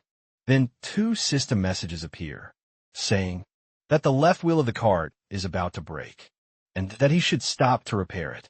The other message says the cart will keep moving. Even with a broken wheel, accidents may happen. As soon as he finishes reading, he starts yelling for the old man to stop, and the wheel makes a terrible noise. Stopping the cart, Kim says the wheel is in bad shape, and they need to fix it before going any further. The old man says it's still fine. The boy then threatens to use the old man's head as a jack to lift the cart while they were arguing. A loud howl pierced the air. Our hero asks what that sound was, and the old man says there are monsters in the area, and it was probably a black striped wolf. Kim then asked how strong they are, and the old man says one hit is all they need. Then the old man gives a dark look as he finishes the sentence, saying that to take it down, it only takes one hit with a hammer in hand. Our hero smacks the NPC on the head. We see a system message saying, to repair the cart with a crack. Our hero aims a hammer at the wheel. Another message says, his incredible luck will guide his hand. Then he gains a new skill called Divine Premonition, which says that through the abilities of Arceus, he will show the way. Our hero realizes that this ability shows the spots he should repair and the spots he shouldn't touch. Curious, he wonders what happens if he hits a white area and then gives it a light tap with the hammer. Obviously, he completely destroyed that part of the wheel. Afterward, he noticed the area had turned red. Sometime later, we see the system message saying that he repaired the wheel. The interior of the cart, and that his skills in repair and blacksmithing have increased. Kim holds his hammer proudly, satisfied with his work, while the old man looks amazed at his skills. By his side, another system message says he gained a new skill called Mechanical Engineering. Our hero is surprised and happy to gain such a useful and unexpected skill. At that moment, he gets nostalgic, and the old man quickly notices and calls his name. But our hero explains that it's okay. He just remembered something from his past. Kim asks what kind of people the followers he gathered are, and the old man doesn't quite understand the question, while our hero follows up, asking their classes and such. He then says there's someone named Nekton, who is part of the royal guard. Our boy is surprised to have someone high-ranking among the followers and asks whose royal guard he is, and if it's from the kingdom of Adalai. The old man then says that at the moment he's retired, and our hero says he should have started with that information. Then Kim asks if despite being retired, he must have a high skill level, but the old man says he hasn't trained since retiring. The old man says Nekton was a guy who got chased after being caught, betting his armor and weapon, and that he can't guarantee his skill level at all. Continuing, he says he's not the only one. He managed to recruit as Kim's follower, that there are others too. While our hero's completely disbelieving in this group, our hero says ironically that the next one must be a man wanted by the kingdom, and the old man gets startled, asking how he knew that he talks about the thief Eden, who was known for stealing the royal treasure and making the king really angry. The old man continues saying that he was caught after months of constant searches. Almas then says the thief managed to escape after cutting off both of his arms, and Kim gets extremely pissed. Shouting out loud, the old man then says that he escaped and changed his identity, did everything he could to flee from his pursuers. Kim gets slightly desperate with the useless followers the old man managed to gather and considers the idea of just running away. Our boy asks if there's any mage among the group he brought together, and he says there isn't exactly a mage, but there's something similar. Then he explains that it was a desperate man who worked for a mage in his tower. He asks Kim if he knows the books that mages have, and our boy asks if he means the skill books of mages. The old man says that this man was the guy who copied everything the mage asked into the book. Kim then thinks that this man copied and wrote many magic books, and the old man says that at the very least, he must be better than the weaker mages. Our hero wonders if a book written by someone would work the same as one written by a real mage. Night falls, and the full moon shines high in the sky. They are camping, and they hear the howls of the black striped wolves. Again, Kim then wakes up Flems and tells him to get up. When the old man complains and asks what it is, our hero asks if he's deaf, and if he can't hear the howls. Suddenly, our hero notices something strange. He then asks the old man if he didn't say that only wolves appeared in the area, and the old man confirms and asks if something is wrong. Then, seeing a distant shadow of a mounted knight, he begins to say something to the old man. We get a better view of the figure, who seems to be wearing full armor and holding a spear, while his mount is also fully armored. As he gets closer to the light, We see that the knight is an undead with glowing eyes. Kim wonders what an undead knight, riding a phantom horse, is doing in a backwater like that. Then looking into the creature's glowing eyes, he wonders if he should fight the monster. With sweat dripping down his face, he wonders if he could defeat that monster with his current level. Suddenly a woman shouts for him to stop. She seems to step between the cart and the undead knight and asks what he's trying to do. A woman talks to the undead knight, saying she sent him to hunt wolves, and asks what he's doing there. She tells the two of them that they don't need to hide anymore, but it's okay, and that they can come out from behind the cart. Kim wonders if that woman is a necromancer, and assumes she is, because it seems like she uses high-level magic, and looks like one of the top-ranked players. He keeps thinking while she approaches the cart, that if she's a top-ranked necromancer, she might be someone famous. The woman gets close to him and stares at him. Finally, he recognizes her as Lee Se-yin, while she asks if her death might attack them in any way. Our hero is completely shocked and left speechless upon discovering that the necromancer is Lee Se-yin. She asked again if her death did any harm to them, while he replies that it didn't. Girl then asked if he's sick or something more. A hero changes his voice and says she's always been like that.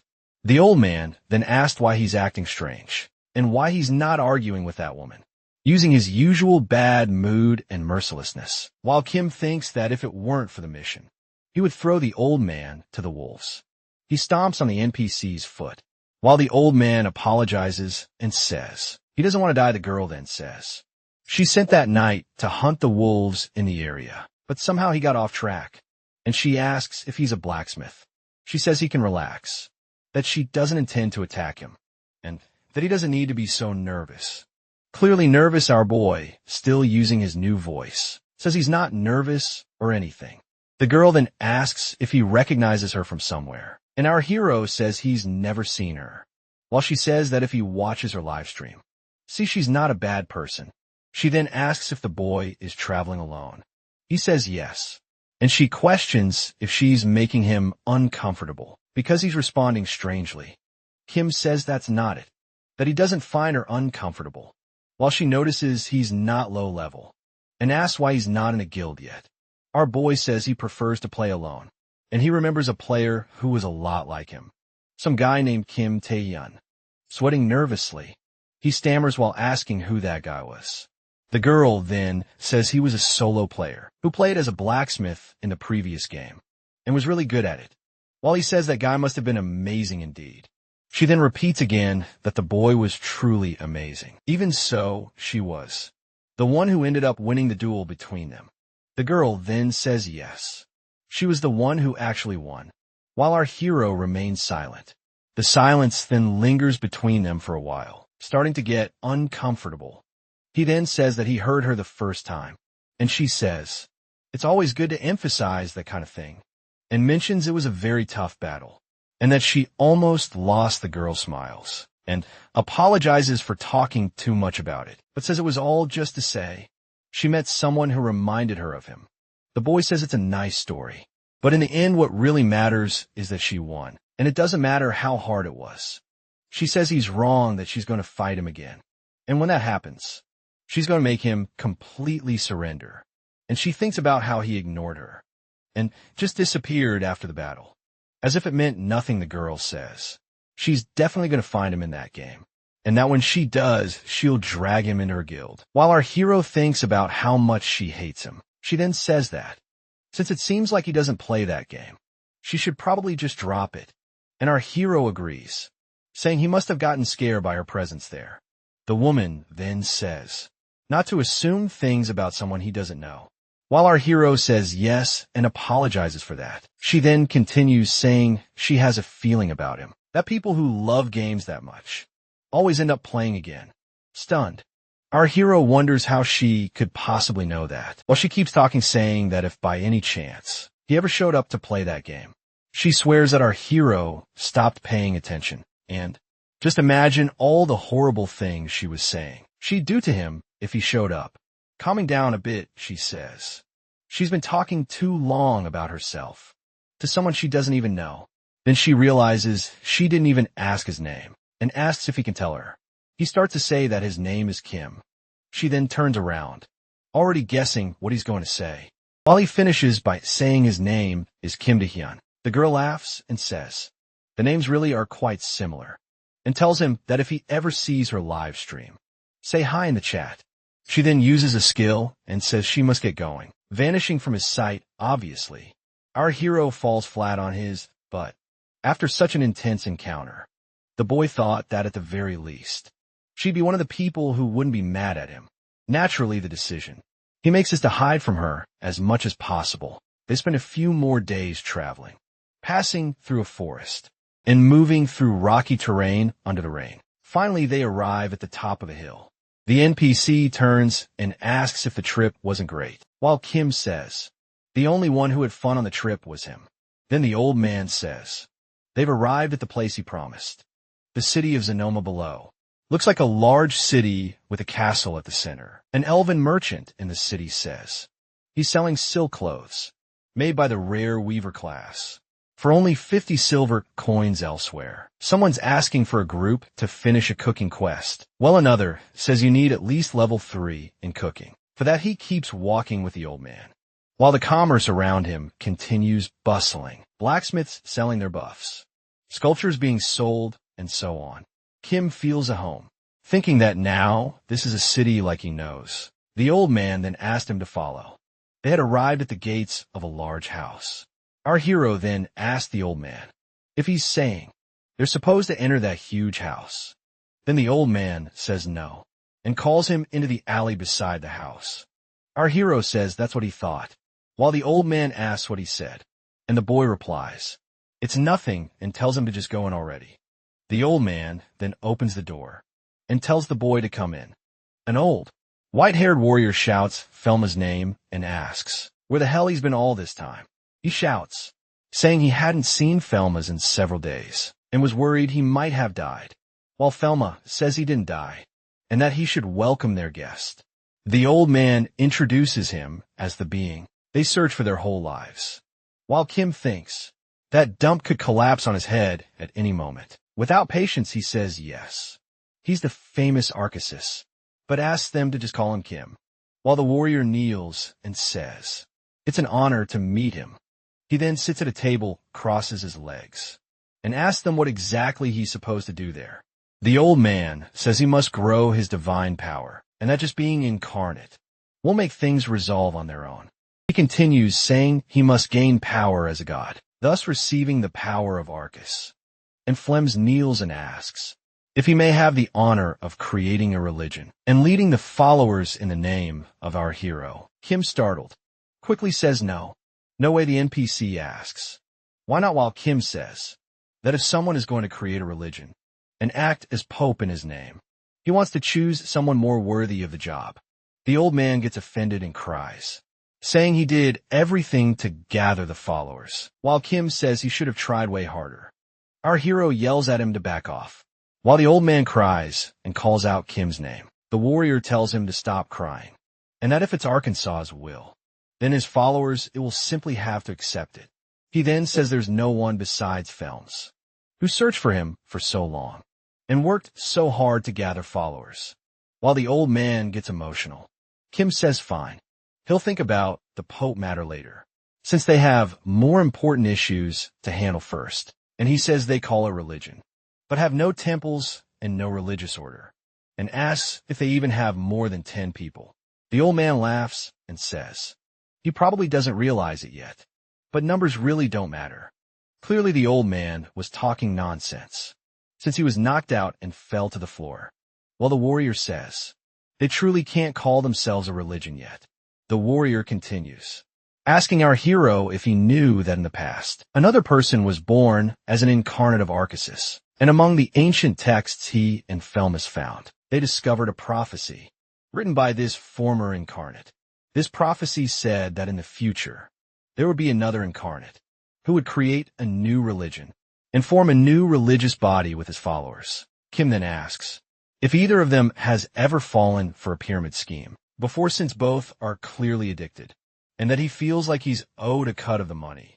Then say they've been gathering ancient divine scriptures, and that there are documents talking about powers of authority used by the former incarnate. Thomas says he needs to acquire the powers of authority described in the ancient documents, while the warrior says they will help our hero with whatever he needs.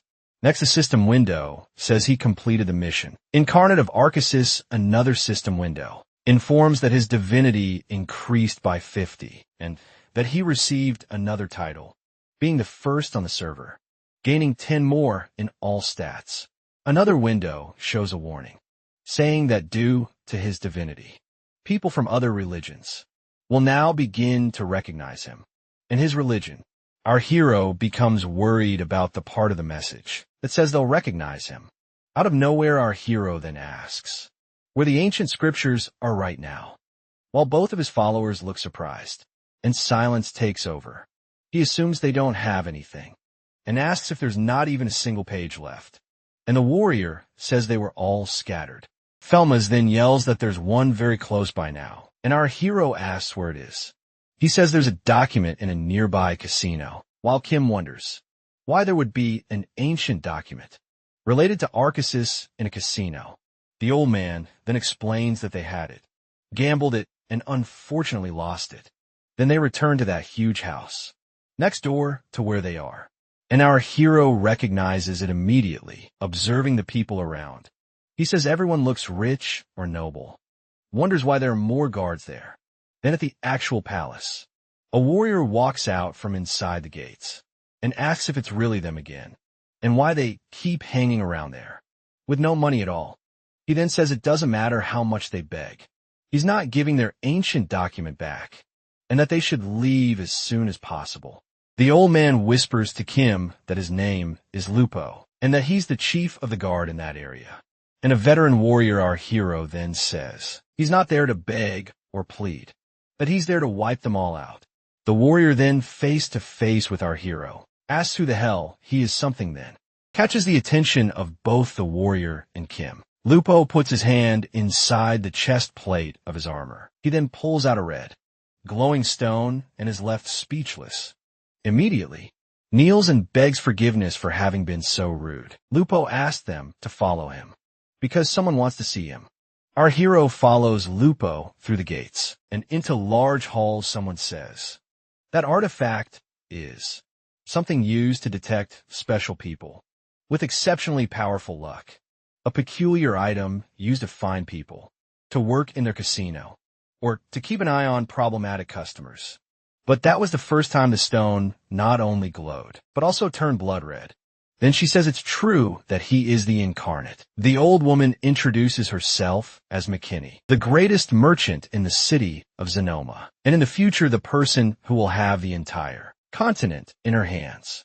She then says that he is Kim Taehyun, and asks if Lupo explained the situation to him. And our hero just says that she was looking for him. His two followers rush into the establishment, calling for him, and bump right into the chief of the guards. The woman says that now that she has proof of his existence, she thinks it's better for him to join her, rather than those two starving fools, because she has far more resources than they do. Our hero asks how a woman like her would believe in the nonsense those two were saying, but she says it wasn't because of them. It was because of the ancient manuscripts they lost. She also says she's giving herself a chance to. Our hero, curious, asks what chance she means. In that nation, the churches hold great influence, and the church, supported by the royal family, is afraid of losing power. So they only bless those loyal to the royalty. She says the Merchants Guild can no longer expand because of that. Even though it's a port city with growth potential, they just can't. She continues, saying those two idiots gave her the chance to, with his religion, reach new heights and reclaim dominance over the market. Without the monarchy's monopoly, love, war, and nature, it doesn't matter what religion someone follows. None of them can survive without money and society. But his religion is different. A god of gambling and luck. Someone who can influence and change the face of society. Every day, she goes on, telling him to think it through. Who in the world would deny his blessing? And with her money and his religion, they could do some really amazing things. While the woman spoke, Ken was looking through the menu for a button to skip her massive monologue. He then asks to summarize how to create his church, and she'll sponsor him. So, she can use it as a springboard into the city's market, but he wants to know what he gets out of it. The woman says he needs help to create his church, and that's why he came to her.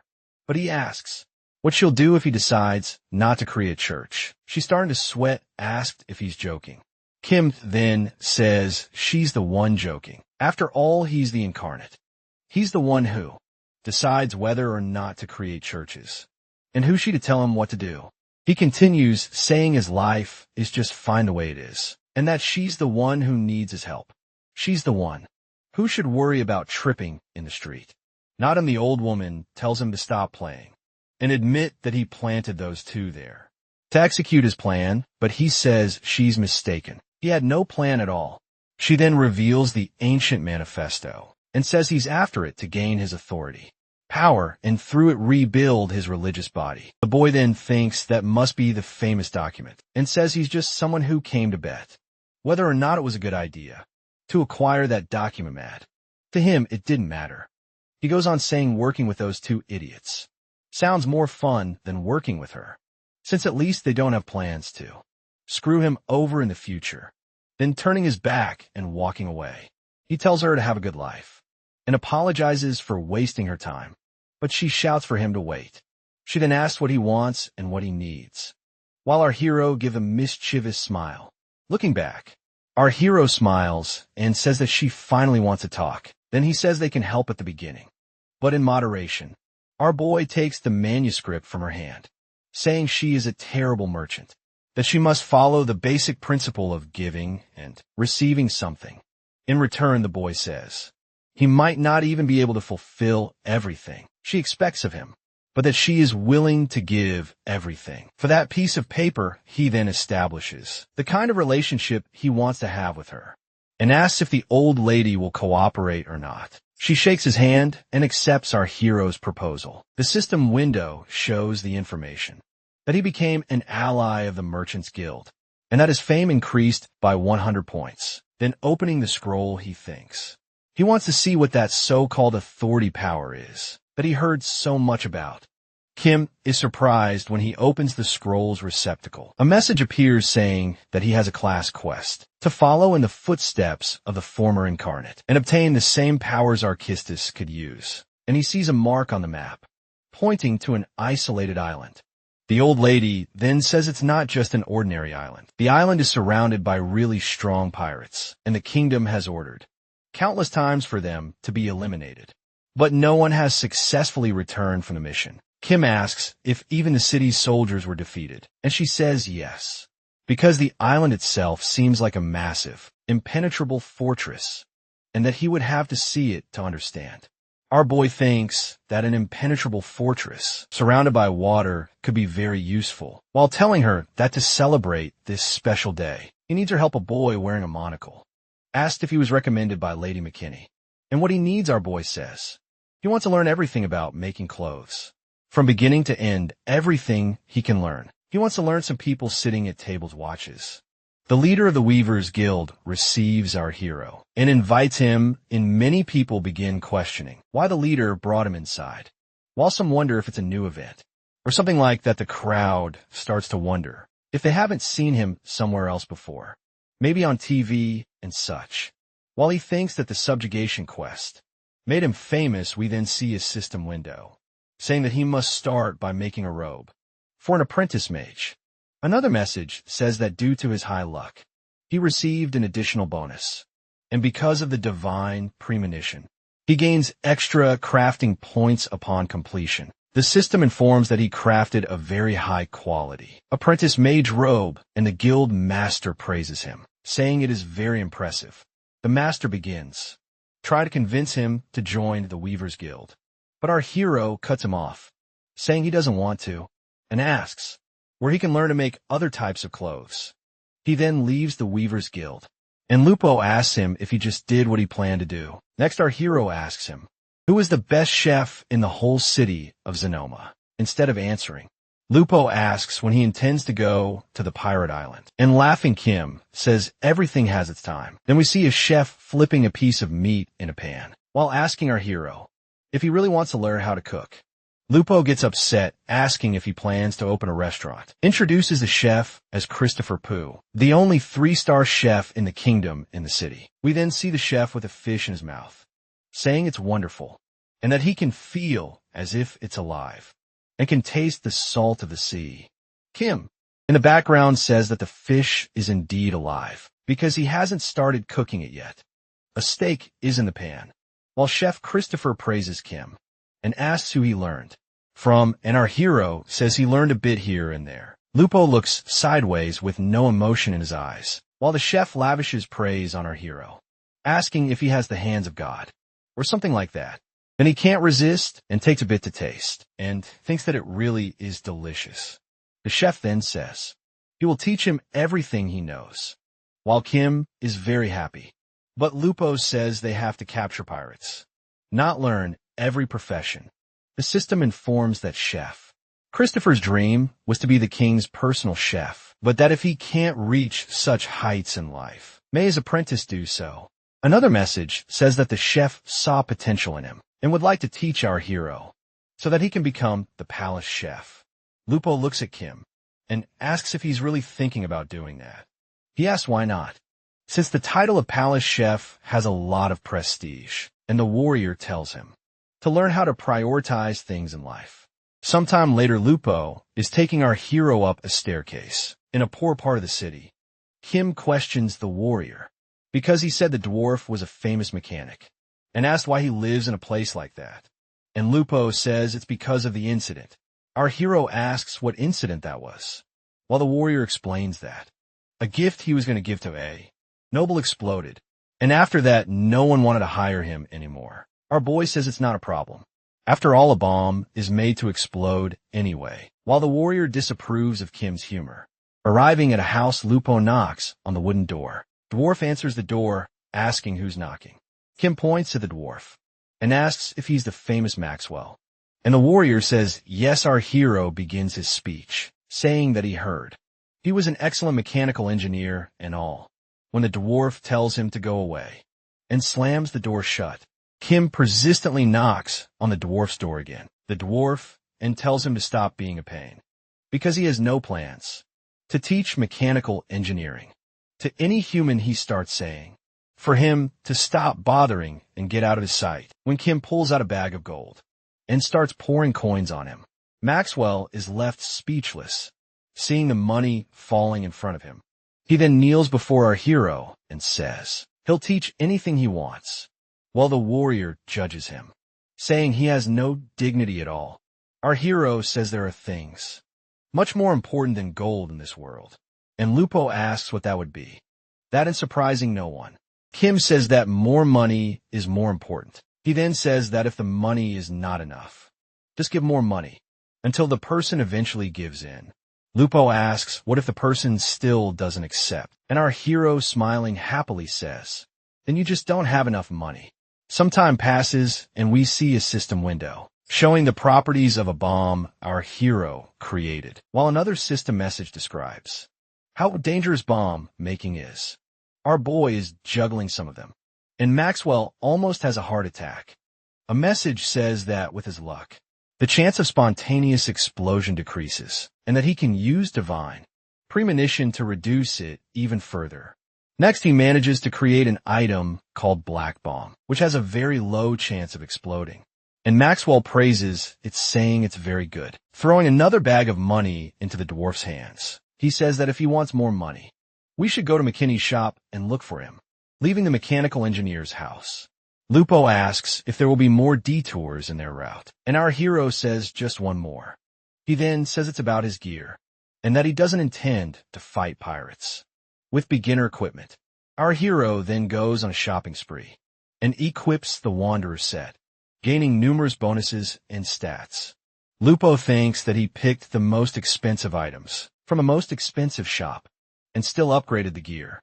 And he's also a mechanic, weaver, and cook just for fun. As we see a summary of Kim Tae-hyun's current stats, the warrior thinks how impressive this player is. Kim then dyes his outer's hair and puts on a bandana over his mouth, and believes that now, yes, he'll be unrecognizable.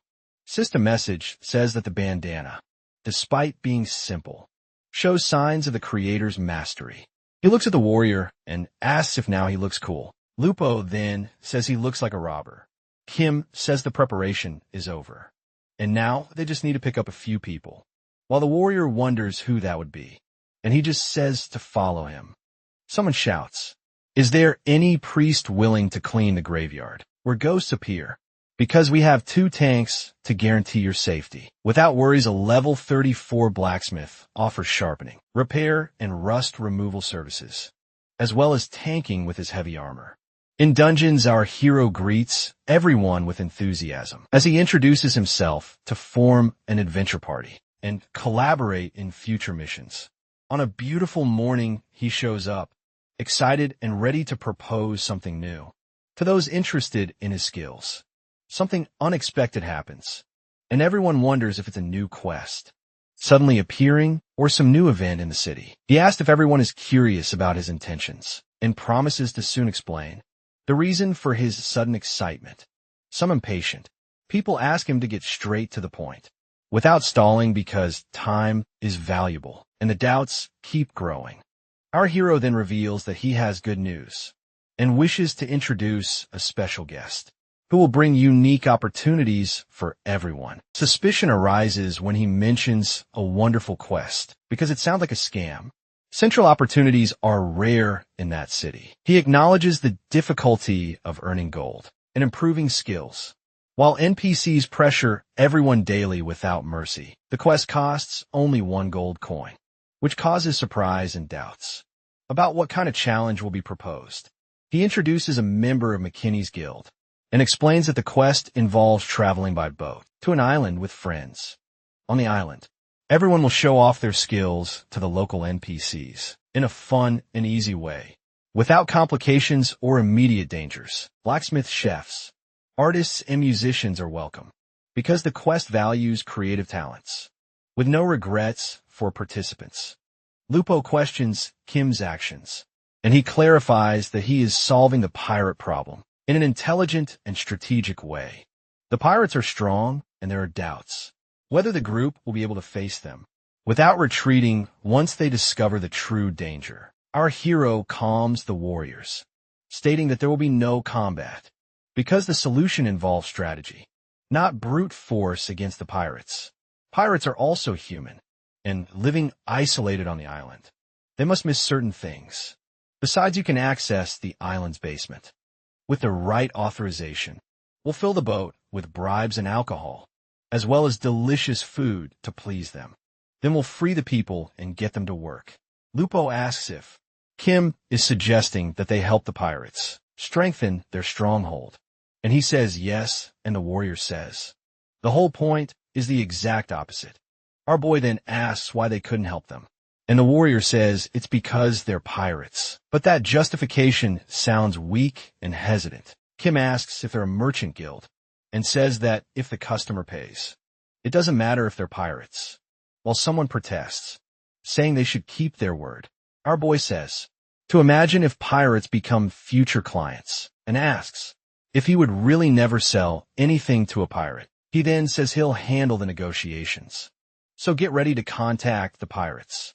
And remember that you all promised to support me in this. Kim says, we're now accepting participants for this quest to form an orderly line to register. 2 volunteers, named James and Tanaka, step forward with enthusiasm because they're eager to join the quest.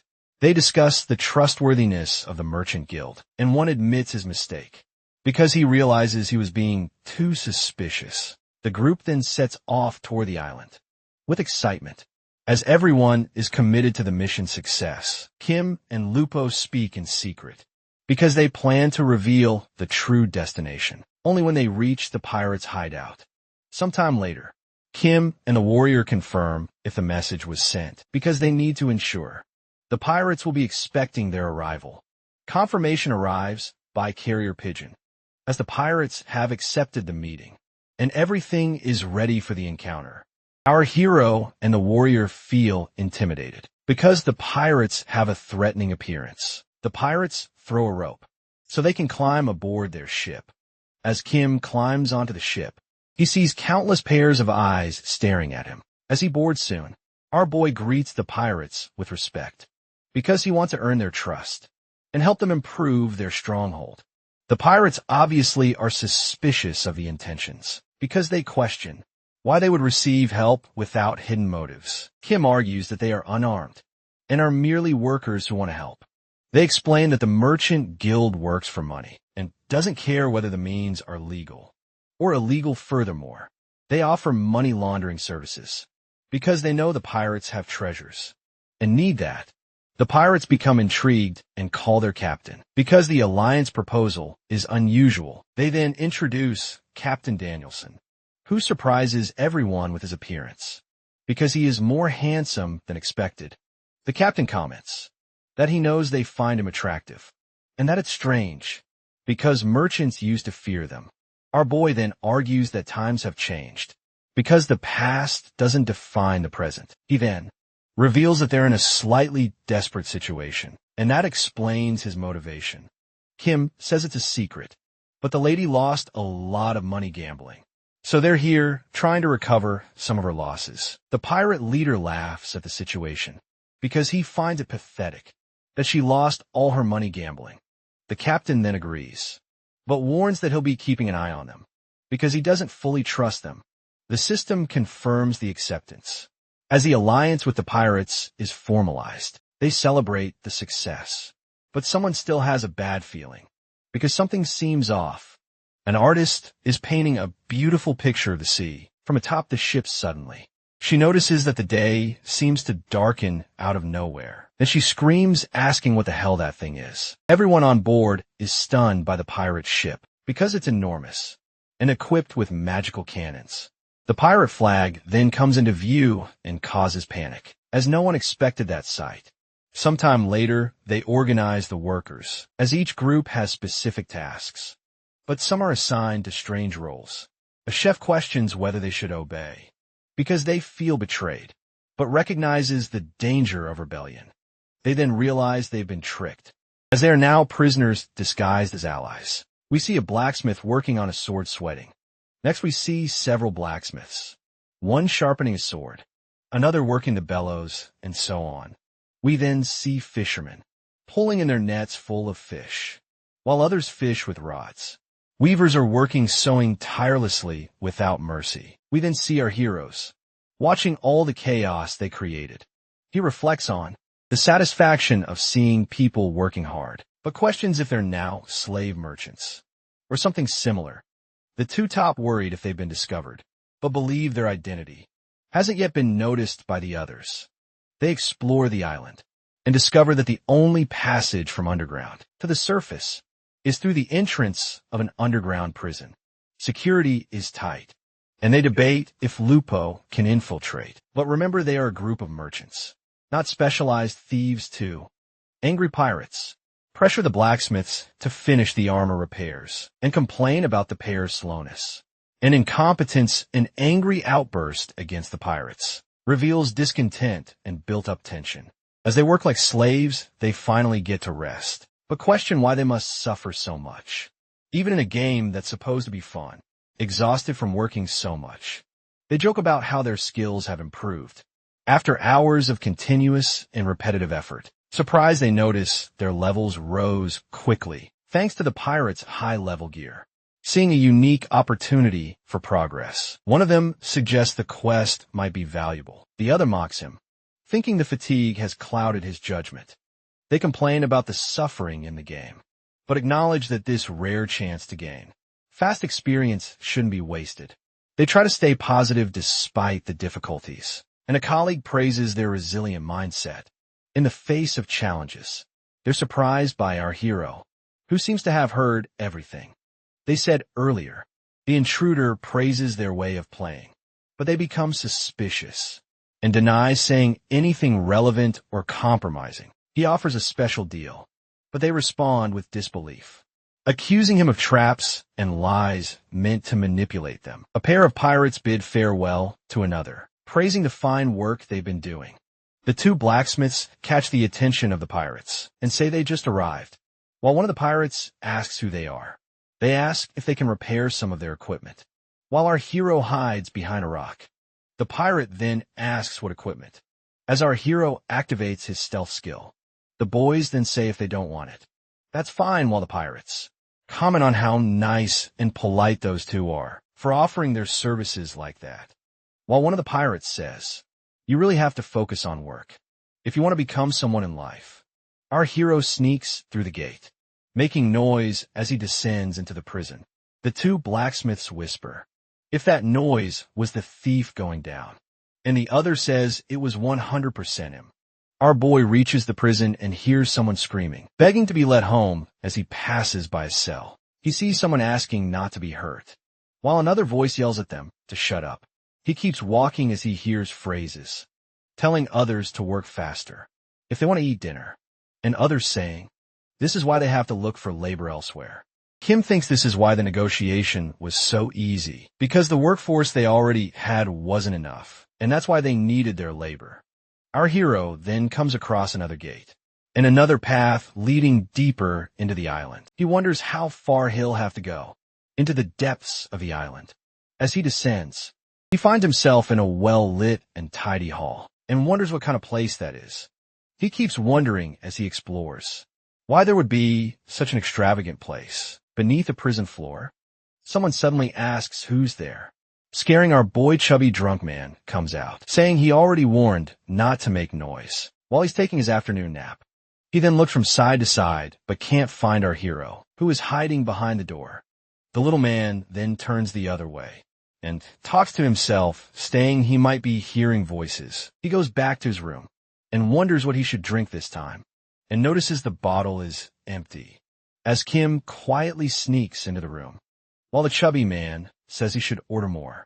Our hero surprises him and puts his hand over his mouth, silencing him and telling him to be quiet. Our boy says that if he understood what he said, he should blink once, and that if he makes any loud noise, you will regret its distant windows. Appears saying he successfully threatened using strength and gained the threat skill. Then the small chubby man, now without his wig, blinks. Our hero, when Kim removes his hand from the chubby man's mouth, he says he did everything they asked, wrote the letter, and had stayed quiet in there. But our hero says he's not a pirate. The other then asks if he's something sent from the kingdom. Since he's not a pirate, our hero says it's true, he came from the kingdom, and the small man says that's what he thought. While our boy follows up asking who he is, he says he's Count Marcel, and says he was kidnapped by them and then tricked. Marcel says Kim came from the kingdom, but didn't recognize him, and asks if he's there to rescue him. And our hero says he doesn't seem like someone who was kidnapped. The little man says he was kidnapped, but he's still a noble, and the pirates wouldn't treat him too badly. Our hero thinks they treat valuable ransom targets well, and the small man says he was already getting bored because all of his drinks were gone. A system message appears, talking about the opportunity to rescue him, and if successful, receive a reward in the city. Our hero then slaps Marcel in the face.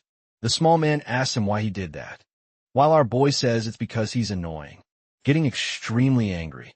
Marcel asks how he dares to do that to him next.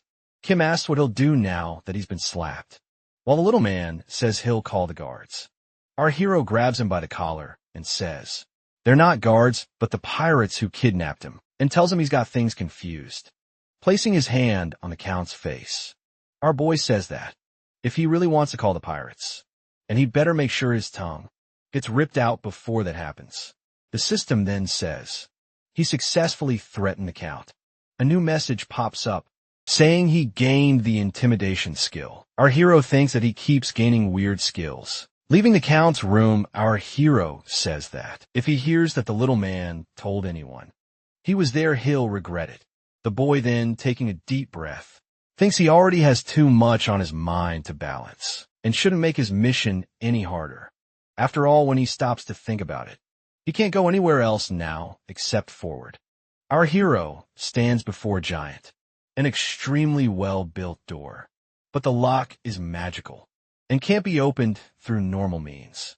While our boy tries to open the door with some of his keys, the system keeps informing him that he can't open that door, or that the key isn't the right one.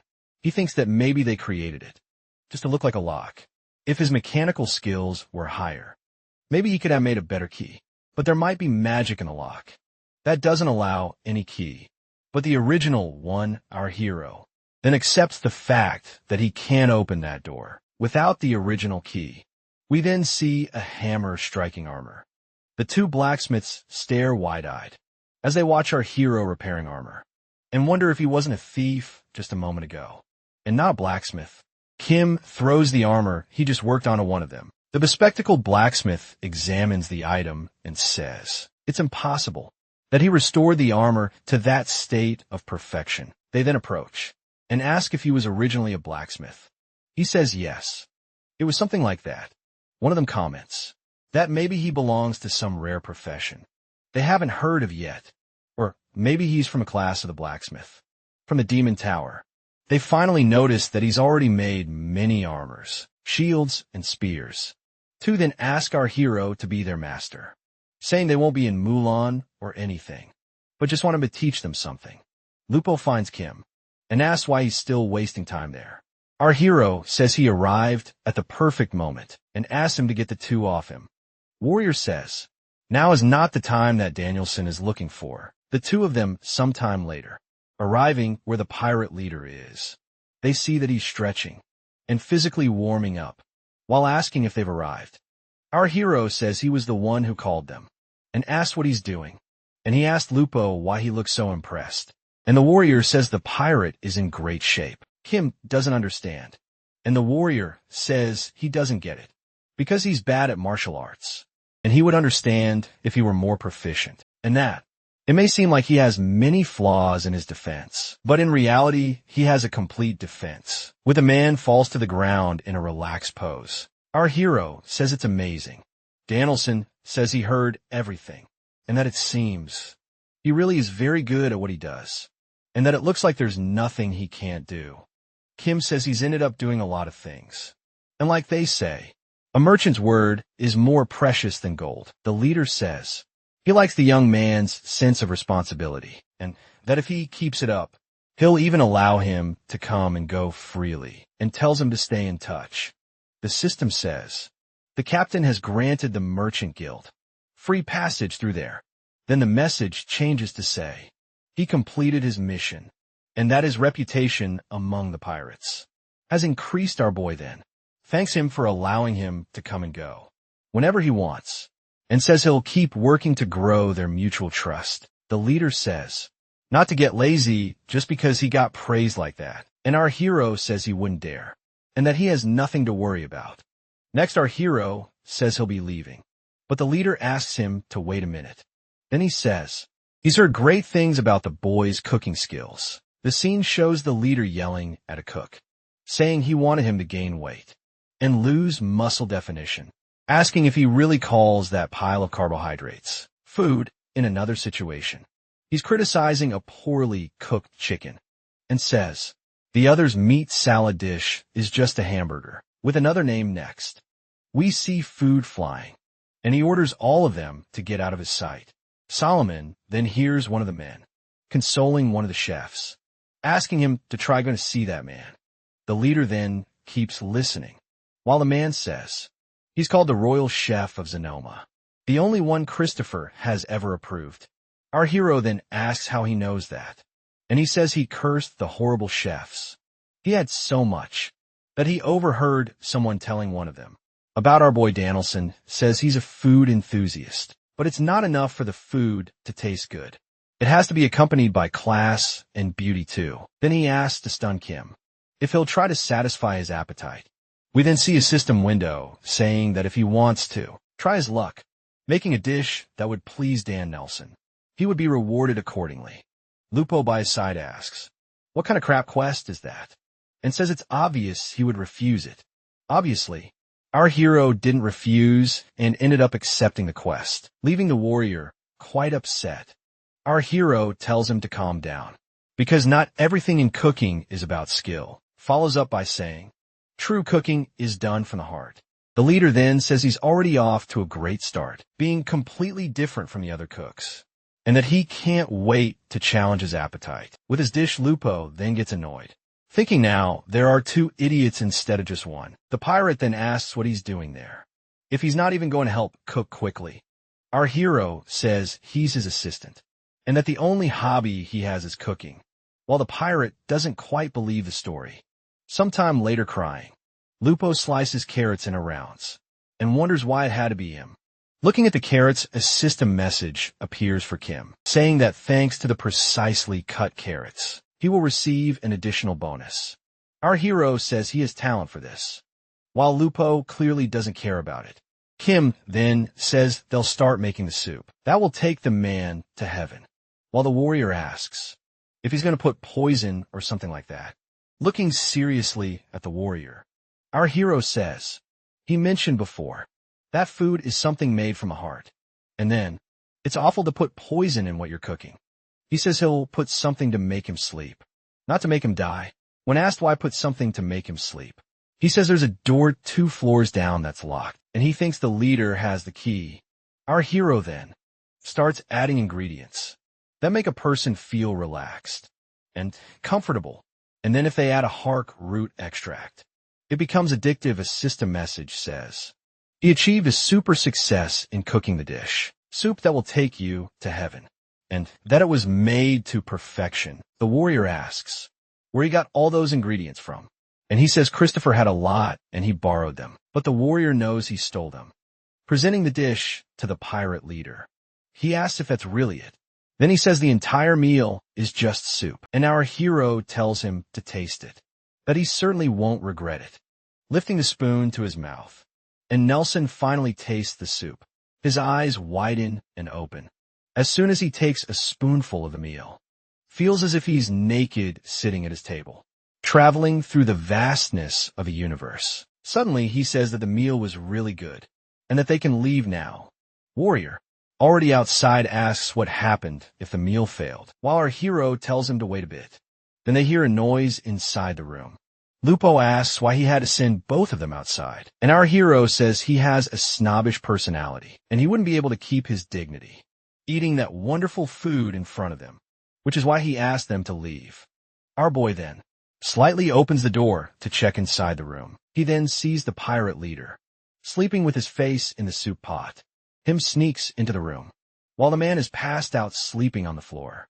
Our hero notices a map of the island on top of the table. He thinks he needs to copy that map and starts writing, while the system sends a message saying he's trying to copy that map. Another message says he doesn't have enough transcription skill and that the map's quality will be lower. Our hero thinks it's better than nothing. For a second, Kim thought the pirate had woken up, but he just moved and kept snoring. While looking at the pirate, he noticed something different. The key he was looking for is hanging around the pirate's neck. The pirate suddenly opens his eyes. Our hero freezes like a statue. A few seconds pass, and the pirate goes back to snoring and sleeping. He thinks that even the man's sleeping habits are unique, that he hasn't seen someone sleep with their eyes open since his army days. The warrior who is standing guard outside says Kim's name a bit too loud. When he comes up to the door, our hero tells him to speak quietly, or other people will hear them, and he asks in a lower voice this time how it went. Our boy then pulls out the key and shows it to him. Then he opens the map he made. Proud of his work, the warrior asks what it is, and he explains that it's a quick copy he made of a map showing what's where on the island, plus secret passages and things like that. He goes on to explain that now they have two main plans in motion. One where the two of them go down to the basement of that island. The other is to prepare some kind of trap, so no one comes snooping around while they're exploring the basement. Now, they have free passage to come and go, and soon they'll head to the ship. If anything happens, they'll say they're leaving and come back to the island from underwater. The warrior asks if he really thinks the pirates will just let them go, and our hero says they'll probably ask for one of them to stay. Kim then says not to worry, because if they want hostages, they'll have them. In fact, they already have a bunch working for them. While the warrior is horrified, Lupa asks him if the people will accept that idea, and he says they don't need to know. The warrior thinks that it hasn't even been a full day, and he's already trying to sell those people, and wonders if he isn't the incarnate of the devil instead of luck.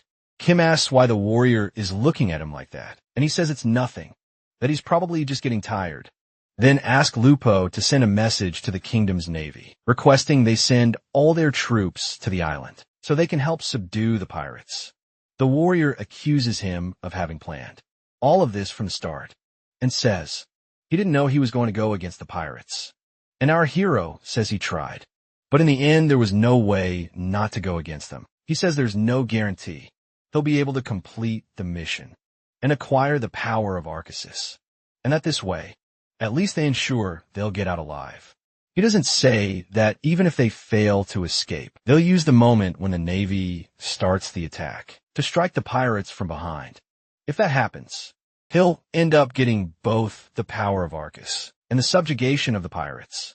It'll be like killing two birds with one stone. A system message then shows that he gained a new skill called tactics.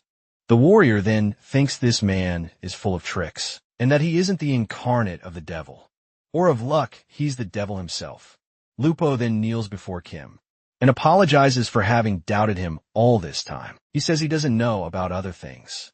But from that moment on, he will believe in our hero. Our hero asks if he was going to say something other than incarnate of luck, but the warrior runs ahead, dodging the topic.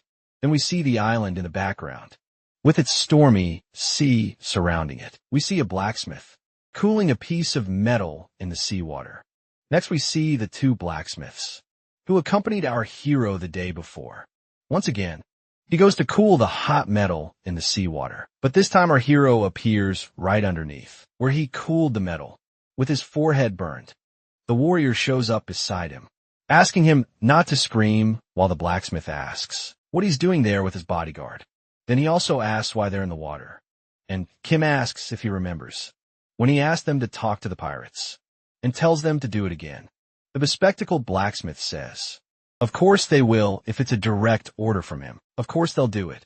But the other blacksmith doesn't seem so happy about it. They then ask if in exchange for doing a good job, he could teach them some blacksmithing skills. Our hero then says all right. He'll teach the boys everything he's learned. The warrior asks why they're calling him by another name, and our hero says they asked his name. He had to make something up sometime later. In another place, two mugs of drink clash in celebration. Some pirates around the table say that not only do they handle the maintenance of the island, but also cook that wonderful food. One of them says that the two blacksmiths are really going to take off if they keep this up, while they say they're just happy to serve. Kim asked Lupo how long the effect will last in the food and drink, and the warrior says half a day or a full day. So not to worry, our hero takes the warrior to the gate in a prison that leads to the lower floor. The warrior, as he passes by the Count's open door, peeks inside. He recognizes Count Marcel taking a bath in a bathtub. Lupo says you can't walk through Zenoma without knowing who he is, that he's been missing for some time, and was captured by the pirates in the end. Kim then keeps running while the warrior asks if he's not going to rescue the Count, and our hero says no. He then says Lupo can rescue the Count if he wants, or try defeating all the pirates above them. Our hero adds that kind of person always thinks they know everything and can do everything but can't actually do anything, and that they're always rude, that the kind of person will ask you to go back for their belongings after you've just rescued them from the water. Those bastards aren't worth saving them. Inserting the key into the lock, finally manages to open the door. They're caught off guard by the strong light from the room on the other side. Then they arrive in the treasure room, with gold scattered everywhere. Both of them are left dumbfounded, staring at that absurd amount of gold. The warrior then asks if they should grab anything, and all that, and our hero finally acknowledges that he is a human being. Like Kim says, the first thing they have to find is the authority, power of Arceus, and a way out of that place, and then they can worry about grabbing gold. They then start rummaging through the gold, trying to find their objectives. System message says his searching skill is low, and that's why he can't find anything. He then activates his divine premonition skill, and another message appears, saying that due to the skill usage, he was able to find the target. He then shouts to the warrior that he found it, He then grabs his ancient hammer and smashes the gold, sending coins and dust flying everywhere, creating a huge hole in the ground. With his hammer, he jumps in saying that's the entrance. As he passes through the hole, a system message informs that he has entered a dungeon called the Underground Temple of Cartland Island. Upon entering the dungeon, the warrior activates something on his wrist, and Kim asks what it is, and he explains that it's a lightning magic. And our hero asks if he knows how to use magic. The warrior says no, that it's just an item, and Kim asks to use it too. Lupo is amazed that something man-made could exist in the depths of that island. They then arrive at a large hall with a huge door in front of them. The warrior then asks if our boy is sure they are in the right place. While he responds maybe, a dark voice then greets them, saying they're on sacred ground, and that if they wish to venture deeper, they surely won't come back alive. The warrior gets angry, saying they are not intruders, and that they have the successor of the incarnate. With them, Kim wonders where that sound is coming from. Upon hearing what Lupo said, our hero runs to cover his mouth, saying you shouldn't just go around revealing that kind of information. Dark Voice then asks if they meant the incarnate of Arceus, while Kim says no, that the warrior is crazy and saying random things. The voice then says that if he truly is the successor of the incarnate of Arceus, and you should pass through the pillar of light, or return to where he came from. Lupo asks if he's not going to go through it, while Kim says clearly that it's a trap, and add that he only said that because it's not him who has to go, standing under the pillar of light. He tells the warrior that he will punch him in the face for every trap that shows up there. Then a bunch of arrows fly in the direction of our hero, seeing that all of them miss the target. The dark voice says, it's amazing to see that the incarnate of Arceus lives again soon after. The voice adds wondering why he is so weak, and saying that it's interesting. Our hero thinks that he must be the only one to have taken this class at such a low level, and the voice opens the door in front of Kim and tells him to take the power. If he can, the warrior comes near our hero worried, and our boy says he's fine. He asks if the boy is really okay, even after taking that absurd amount of arrows, and he says none of them hit him and that he's really fine. Kim says that in any case, he already proved he's the incarnate and asks why. The voice said to take the power if he could. Why test him even more? They could just give it. The warrior then jumps and pulls our hero, telling him to be careful. As another volley of arrows flies towards them, Lupo asks if he's okay, and our hero says that he's an incarnate. Of course he's fine, and the one who needs to dodge is the warrior, not him.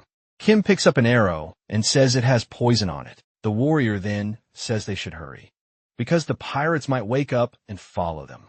But our boy says it's no problem, because they'll get hit by those arrows. Kim then starts scraping the poison from the arrows into a bag, thinking that the poison from that place must be pretty powerful then.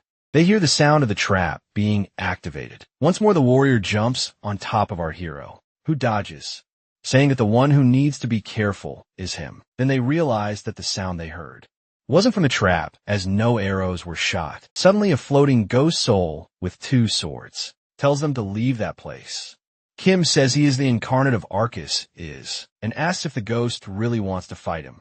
But it seems the ghost only knows how to say, intruders, leave. Our hero says that words don't seem to work against the monster, while Lupo says to be careful because it looks powerful. Then our boy thinks this is a great opportunity to test whether the sword skills he learned from Lupo before descending work or not.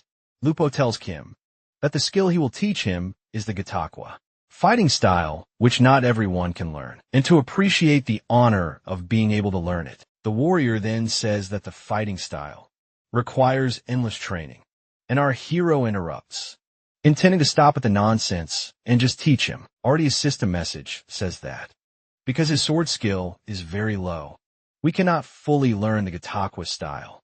We then see Lupo trying to teach her hero again, who miserably fails to stay still in a simple stance. Another system message says he will gain a bonus because the teacher is good at teaching people, and so he will learn faster.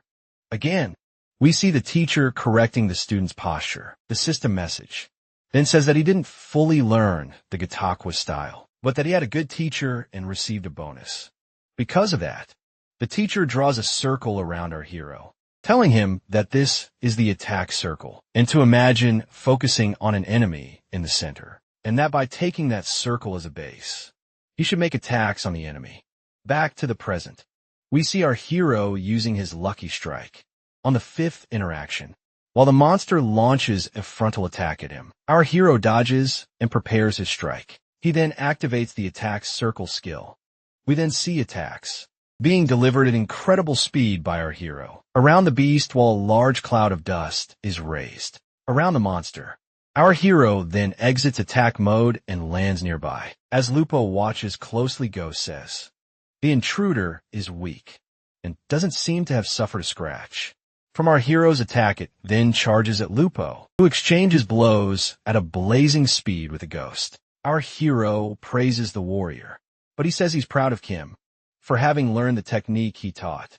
The monster then uses its golden wave of death strike. The warrior shouts for our hero to get behind him. Quickly, he then spins his sword on the ground, creating a circle around himself.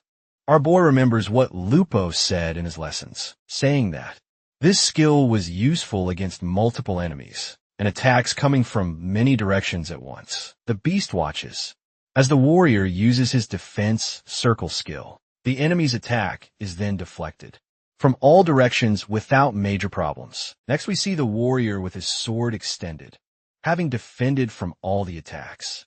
He takes the opportunity to say that the attack was nothing, and the ghost says the intruder is arrogant. Our hero, standing beside him, says it's cold, and the warrior is surprised, wondering why he didn't dodge. While Kim says the monster isn't that strong, the warrior says he's a more powerful opponent than they imagined, and that he will focus on attacking him, and asked our hero to cover him. But he says it won't be necessary.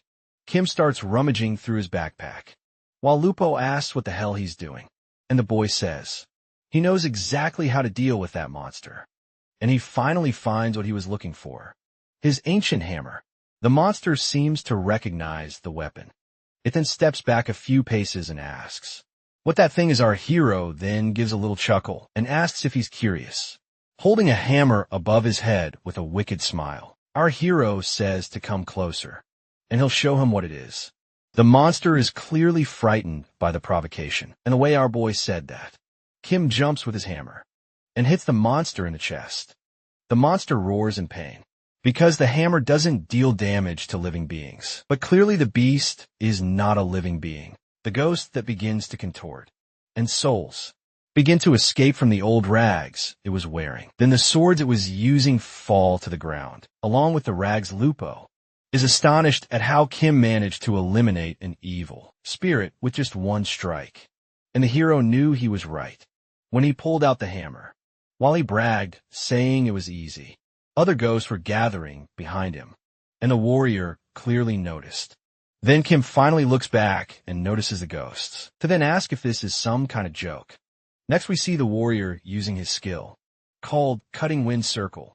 His ability strikes directly at two evil spirits in front of them. The warrior then says there are too many for them to handle, and asks if anyone has an idea of how to get through. Kim asks if the warrior shouldn't be protecting him. He then slams one of the evil spirits with a hammer right before it attacks him. While one of them hits our hero, he retaliates with a blow to the head, saying that it hurt. One of the spirits calls him a fool and says he's only good at dodging.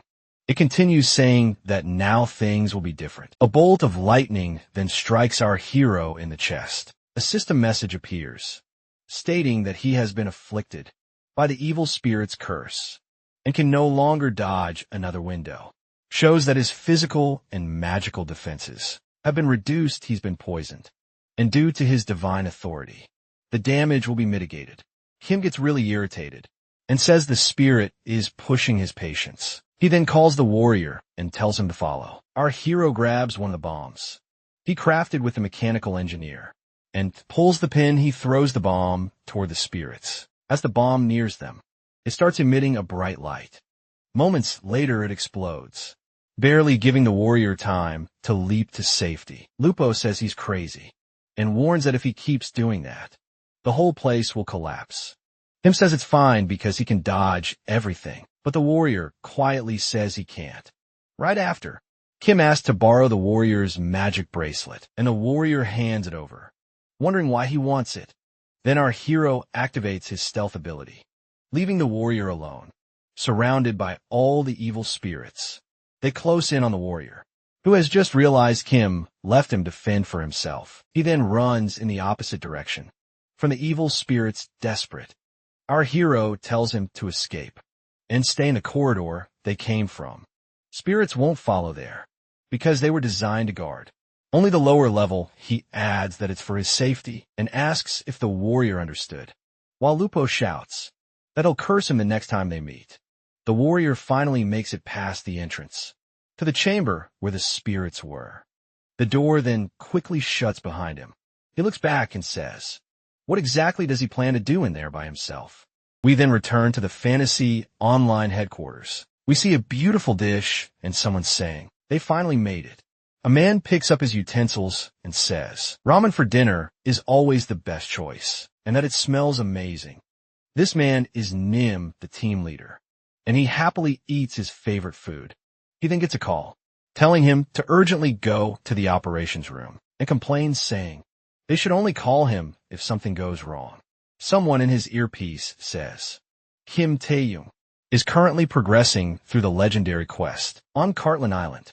He nearly chokes on his food and says he'll be there right away, telling them not to touch anything. Then see Nim running to the operations room. As they watch the game code on the screen, they argue whether he should even be at that level, saying he's much further along than he should be. One of the developers says he used trade to lure the pirates, and Nim asks how he figured that out. He shows his tablet with a live stream running, and Nim asks if it's some kind of stream. He focuses on the chat where people are complaining about being forced into slave labor on the island. Because of him, Kim asks who this Kim Tae-young is that the chat is talking about, and the developer says it's likely a fake name he gave to trick them. He comments that Kim had the charisma to convince hundreds of players to go along with his plan, and admits he thought the team leader was overestimating Kim when he talked about him. Developers initially thought he was just some crazy guy when he started eating every rabbit's foot in the game. They theorized that he won't be able to progress much further because it's a rare type event, and he'll eventually have to stop. The leader then tells them to keep a close eye on Kim, is a player who breaks conventional logic. Right after that, they notice something in the code and are shocked to see a weapon code appear. He says the weapon that dropped is from an achievement that can only be obtained during a secret chamber event, and that an evil spirit just dropped it for the player. The leader then says that item wasn't even supposed to drop because they put it in the code, but never tested it, and asked the developer to check the log. The dev then says the drop happened because of the player's luck attribute. Meanwhile, inside the game, Kim holds a broken sword in his hands, with evil spirits coming out of it. Kim says he was happy when the cool sword dropped, but it has a penalty that says he takes damage every time he uses it and loses 100 luck, then holds the sword and says it really feels strange to use it, and wonders what happens when someone ends up with negative luck. Then our hero is interrupted by the sound of footsteps coming his way. He looks back and sees an undead-type monster with 3 arms. Approaching him, our hero hides, while the monster says it can smell someone who is alive. Kim thinks that clearly this one is different from the monsters he's faced so far, but he grips his ancient hammer tightly. He then uses his lucky strike skill. On the 7th interaction, suddenly he jumps at the monster, thinking he has to give it his all. Our hero hits the monster, who apparently barely felt Kim's blow. Our boy is stunned to see he caused no damage, while the monster says the human has finally shown his face. He asks the monster if it isn't undead, because it sure looks like one, and the beast clearly gets offended. And Kim is hit directly by a dark lightning bolt from the monster system. Messages say he was hit by a curse from the flesh golem, and that his movement speed was reduced. Some of his health was stolen. Another message says that because of his divine power, the curse effect was weakened on him. Suddenly, the monster shouts for him to die. Our boy thought the golem was a physical type, but was completely wrong because even it could use a skill that's impossible to dodge. So with a new sword in hand, he tries to use his new skill. Counterattack circle, he activates the circle, just as the golem releases another dark lightning bolt at him, causing the lightning to bounce back. The golem is surprised as the lightning returns in its direction. Obviously, the lightning hits the flesh golem directly. Our hero thinks that this skill is amazing and wonders why the warrior never used it. While we see Lupo saying that the success chances are extremely low from within the dust, raised by the golem hitting itself with the lightning. Another black bolt comes, shooting toward our protagonist. This time, Kim says he wants to hit the flesh golem directly. Just as he goes to reflect the blow, the lightning splits into several. Desperate, he starts using the defense circle skill. Our boy manages, luckily, to defend himself from all the strikes. Then Kim thinks he can only block one attack at a time during a single use of the counterattack circle. Continues thinking that there are a lot of monsters. You can't just rely on luck to beat. The monster then sees a little orb flying above their heads. That orb explodes, making a big flash. The monster then shields itself from the falling ceiling debris while asking what the living being is doing. Kim, then knowing that the monster was way too tough to beat in a fight, runs and passes by it, leaving the monster behind. The golem asks what he's doing and tells him to come back, while our boy replies that, of course, he wouldn't go back. The golem then starts expelling some black tentacles. He tries to capture our boy using those tentacles. Our hero is surprised at the golem, who seems like just a lump of dumb flesh, has so many tricks up its sleeve. Kim then uses his shadow leap skill while dodging the attacks from the black tentacles. One of the tentacles then manages to grab our hero's foot.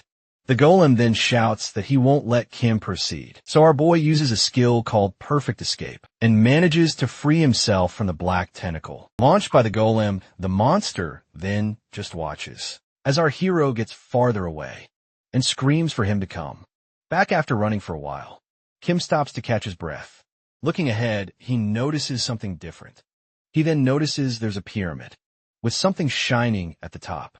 He says it looks like that's the end of the dungeon. As he climbs, he says, it doesn't seem like there's anything dangerous around there anymore. A voice arises, asking who dares set foot in that sacred place, and tells him to leave immediately if he is not of the correct lineage. For his own good, the voice continues, saying that if he doesn't want to leave, he will be tested to see if he is truly worthy. While Kim smiles and says, that's fine. The boy thinks that every time the voice says, it's going to test this or that, and it would be even weirder if he just went back.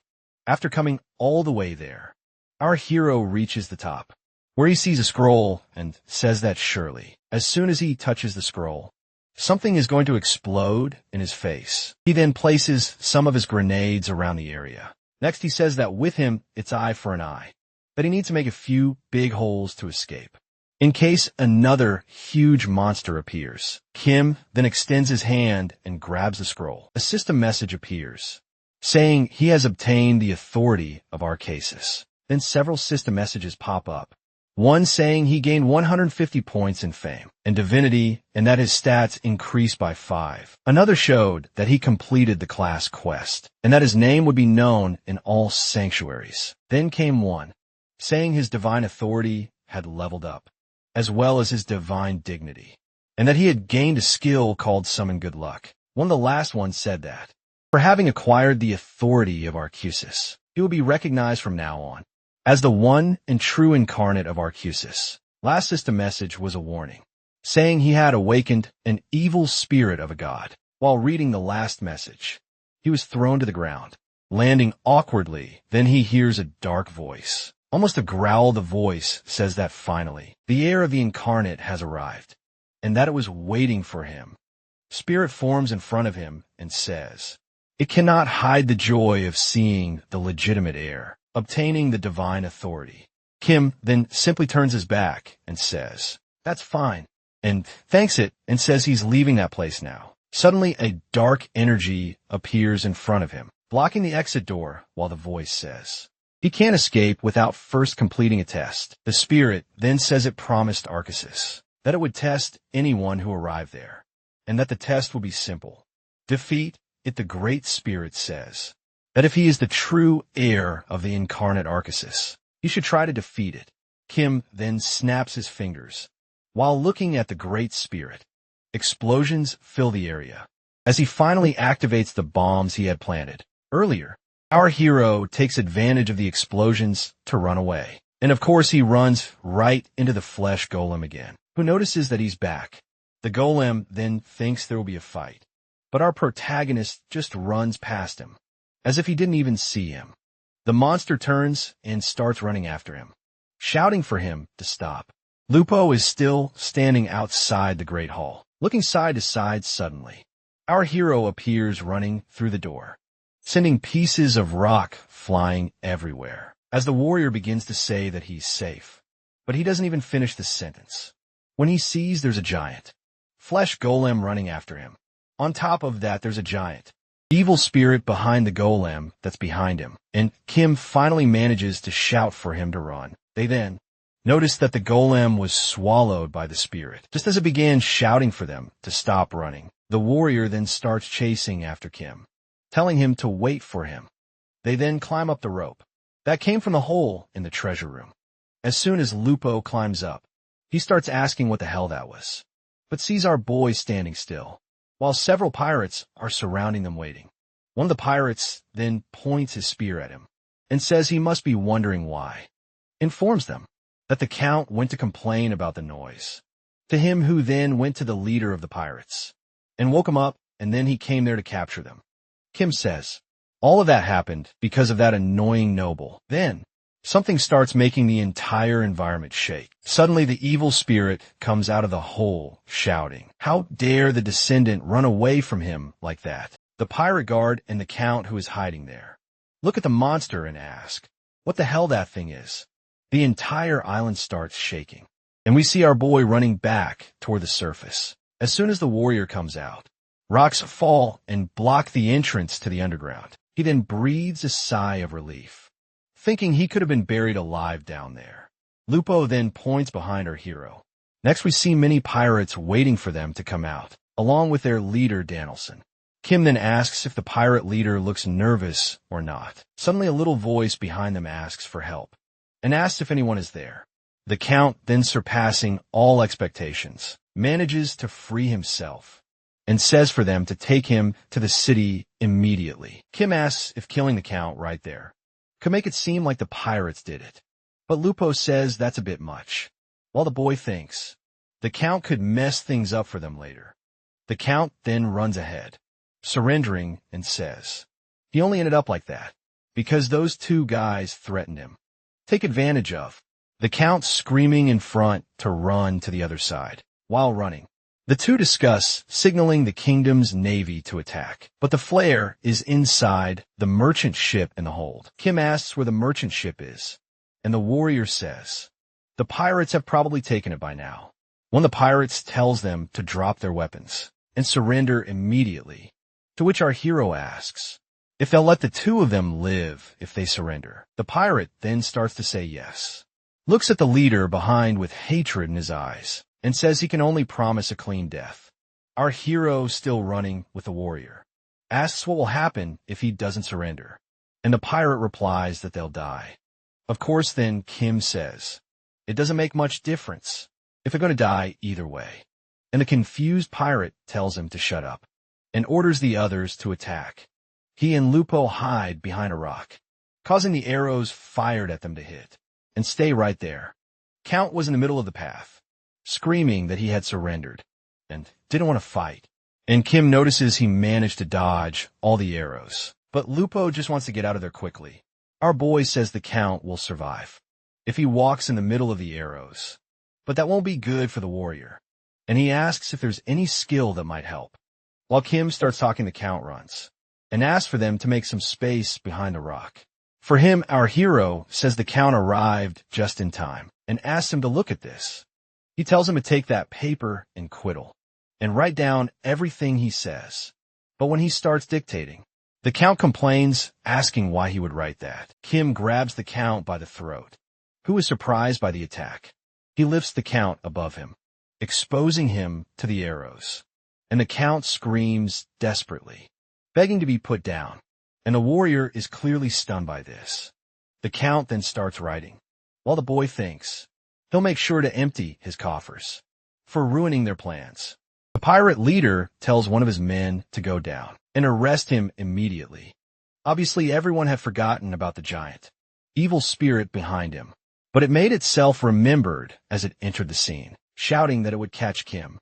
The pirate leader looks at the spirit as his henchmen are thrown around him, with a look of fear and surprise on his face. The leader asks what the hell the thing is.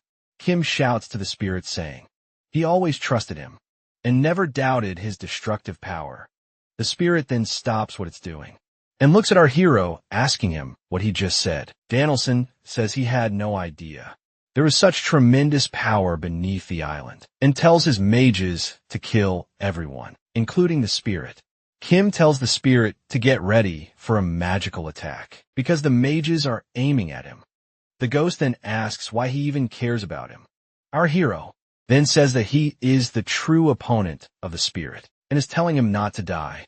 To the others, a system message appears, saying he was successful in making enemies fight each other. The spirit then says he will do exactly that, and will stay alive, the great spirit. Seeing that the pirate leader didn't run away, looks at him and says, if he's going to stand there like that, then there's no other choice. The pirate then uses his skill, Sword of the Turbulent Seas. Damson says while using his skill that these damn ghosts have to go back to where they came from, and he shouts at the spirit, asking how he dares challenge him on his own island. The lead developer, with popcorn in hand, watches the battle on the island excitedly. The developer who went to get soda came back, while the leader says that people will think Kim is the main character of the story if it keeps going like this. The duel between Danielson and the giant evil spirit continues, with the pirate slashing the spirit in various different spots, and then feels the pain from the pirate. Strikes and screams, then he raises his giant hand, forming a fist in the sky, and tries to crush the pirate beneath his closed fist. Against the ground, however, the pirate, being more resilient than expected, cuts the spirit's hand, freeing himself from the monster's attack. The spirit and the pirate then stare at each other, analyzing one another for a moment. Then, the spirit tells him to stop meddling in his affairs with the incarnate, and while he speaks, several shadows fall from the sky around the pirate. The spirit then says for the warriors to rise and fight, as we see several ghost warriors appearing. The other pirates nearby show up and organize themselves to protect their captain. We then see from above the pirates and the ghostly specters clashing against each other. Our boy then says to run as fast as possible. A system window appears and shows that he gained points in his tactic skill for saying to work better, and actually working better. Then a new skill called Harsh Lashes is unlocked for our hero, and he gets a whip. The skill drains life and mana from the person while increasing their stats. To test the skill clearly, he starts chasing the Count, making him work better. The warrior tells him to take it easy and asks what they'll do if the Count passes out. And our boy says he'll blame it on the pirates. I'll show him an ankle look. Then we see the merchant ship docked at a port. Inside the ship, the pirates tied up the sailors and told them that if they kept moving, they'd die. One of the sailors asks what happened to Kim and Lupo. Suddenly, another pirate arrives, saying there's a big problem going on, that the captain is fighting a demon. Then, our hero falls on top of the man who brought the news, hitting him on the head with his sword, and surprising the other pirate. The tied-up sailors greet the arrival of our heroes. The axe-wielding pirate asks how the hell they managed to get through an army that was completely surrounding them. Kim uses his counter-attack circle skill, and the attack from the axe pirate is reflected back at him when he falls to the ground. Our boy comes in with a kick to his face. Our boy then starts delivering repeated sword strikes to the axe pirate, while displaying a maniacal and evil face, making the other pirates scared. A system message appears, saying his horror status has increased, and he received an extra skill called to ominate. Glancing sideways behind him, our hero speaks dark words that help make anyone who dares to go against him end up like their boss pirates, then drop their weapons and are completely terrified. Another system message says that the dominant skill cuts the enemy's morale and horrifies them, and depending on the level, makes them flee. In our hero's case, we see the pirates throw themselves into the sea, horrified by Kim's behavior. Our boy then stops to look at his stats and sees that his horror attribute is already at 80 and wonders if it's because of the new sword. Next, we see the flare, lit and ready to be launched into the air. Kim comments that Danielson must be seeing that flare, too, and then he's probably really nervous and asks if they shouldn't raise anchor and leave. Right away, the Count steps in, saying it's a great idea and that they should take advantage of a moment. While the pirates are still confused, our hero then kicks the Count and says that, since he suggested it, now they'll do the complete opposite of that. The warrior then calls him and asks him to look in the direction he's pointing. They see a bunch of pirates arriving at the edge of the island. At the dock next, the giant, evil spirit chases after the group trying to escape, while the spirit asks why they're still trying to run away. Kim yells at them to solve their own problems among themselves and far away from him, and asks why they brought all that noise to him. Our protagonist grabs the divine authority scroll and says he didn't want to open it until he got back to the city. But now he'll have to. He then opens the scroll, and a golden light emanates from the paper. As he yells that he's going to give it his all, our boy then points the scroll to the skies, and a pillar of light emerges from the paper. A system message then says that he has summoned a divine beast. Our hero thinks it would be something much more epic, and that it's just a divine beast. Then another system message appears, asking how much luck he wants to invest, and reminds our boy that the loss of luck is permanent. He then says he's going to use 1,105 luck to summon that divine beast, and thinks that by using that amount, he'll still have 15 left. A pillar of light rises into the clouds above the ship, and then thunder starts coming out. From inside the clouds, a giant magic circle appears in the sky and begins to suck people in. Many of the lower-ranking pirates are pulled up there while calling for their leader. Danielson, the warrior, tries to hold on to the Count and another pirate while telling everyone to hold on tight. After some time in the middle of the dark clouds, the center remains illuminated. One of the sailors points up and asks Lupo if that is really what he thinks it is. Danielson and the giant evil spirit are surprised to see what has fallen from the skies, with Kim's summoning of the divine beast. The warrior then runs to our hero and shakes him, asking him to snap out of it. Quickly looking up, he sees a gigantic dragon and is extremely shocked. Still stunned, our hero stammers the word gold. The dragon, then observing the ship, hears Kim say golden dragon, then flying above the ship, making it look like a little fishing boat. He calls our hero master and asks what name he should have. Lupo then stammers the word master, while the Count asks if that is our protagonist dragon. The warrior then manages to say the word name, feeling slightly happy. As the Count repeats the dragon's words, our boy then starts to say the word draggy, while the warrior and the Count stare at him in disbelief. We then see his system menu, asking him to choose a divine beast of his preference. Our hero then wonders if it's a random beast, and what's the point of all this? Then one of the options looks big and unstable, and the other looks small and stable. He then laughs and says that if he's here to gamble, then let the betting begin. The next question was to give a name to his divine beast, and he thinks that he's had a name he's wanted to use for a long time. Then he starts writing the name King God, Emperor Majesty, but the system says the name is too long and can't be used. He starts writing another name, but the system warns him that if he wants to use that name, the friendship level with the divine beast will be altered. Kim thinks choosing a name is too much work and decides he'll just use the random name option. Instead, the system says he has chosen the random option and that it will find the best name for his divine beast. Our hero says that the random choice pulls from a database intelligently, so there's no way it could be bad. And then the name Draggy appears on the screen. Our boy is in shock upon seeing the name of his divine beast. Looking at the big and unstable monster, he screams, asking why it chose such a childish name, and that he wouldn't even give that name to the neighbor's cat. The system then tells him he will return to the original world in 5 seconds. Kim tries to talk to the system to let him go back to the beginning, that he wants to try again. But obviously the system ignores him and takes him back. He begins to return while still screaming that the beast's name shouldn't be Draggy. His friends criticize him, saying he couldn't have named the rarest and most sacred being in this world Draggy, that it was almost disrespectful. The dragon then closes its eyes and repeats its name, saying is a wonderful name. The three stare in disbelief at the dragon as it says. It feels a strong emotional connection to the name. Kim then asks if that's really it.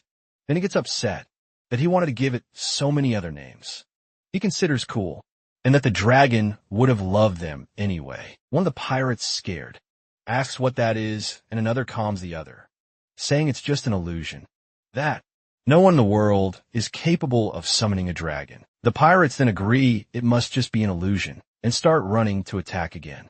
The great evil spirit stands watching in silence as he sees that scene. Suddenly, the dragon notices the movement of pirates on the beach below him. The dragon then says, there are many pitiful beings down there, as its mouth begins to charge energy and glow. Then the pirates look up and see that the dragon's head has turned into a ball of light.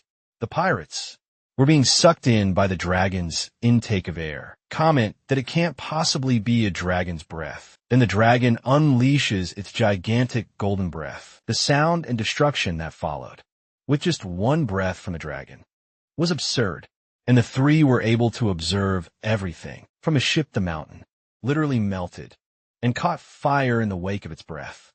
The three of them stand still, watching the absurd power of the dragon and what it did to the mountain with just one breath. The warrior starts clinging to Kim, saying that he is a very powerful person, while the count offers money and asks how much he wants for the dragon. Draggy then continues breathing and eliminating every living human on the island from one side to the other. As it was about to release another breath, it starts coughing wildly, and our hero looks on embarrassed. Then he asks if maybe it's pushing itself too hard, and Draggy says no, but it's nothing for him.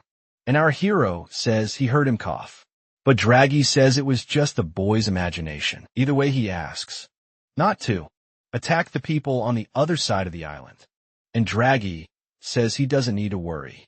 Some other players who are being forced to work there see rocks falling their direction and watch the dragon charging up another breath. One of them then starts live streaming, showing the dragon breathing fire on the island. Chat starts questioning whether it's actually real or just an illusion, but the destruction on the island is very real. People keep talking in the player's chat and ask him to get closer because they want to see the dragon, and the stream quality is bad.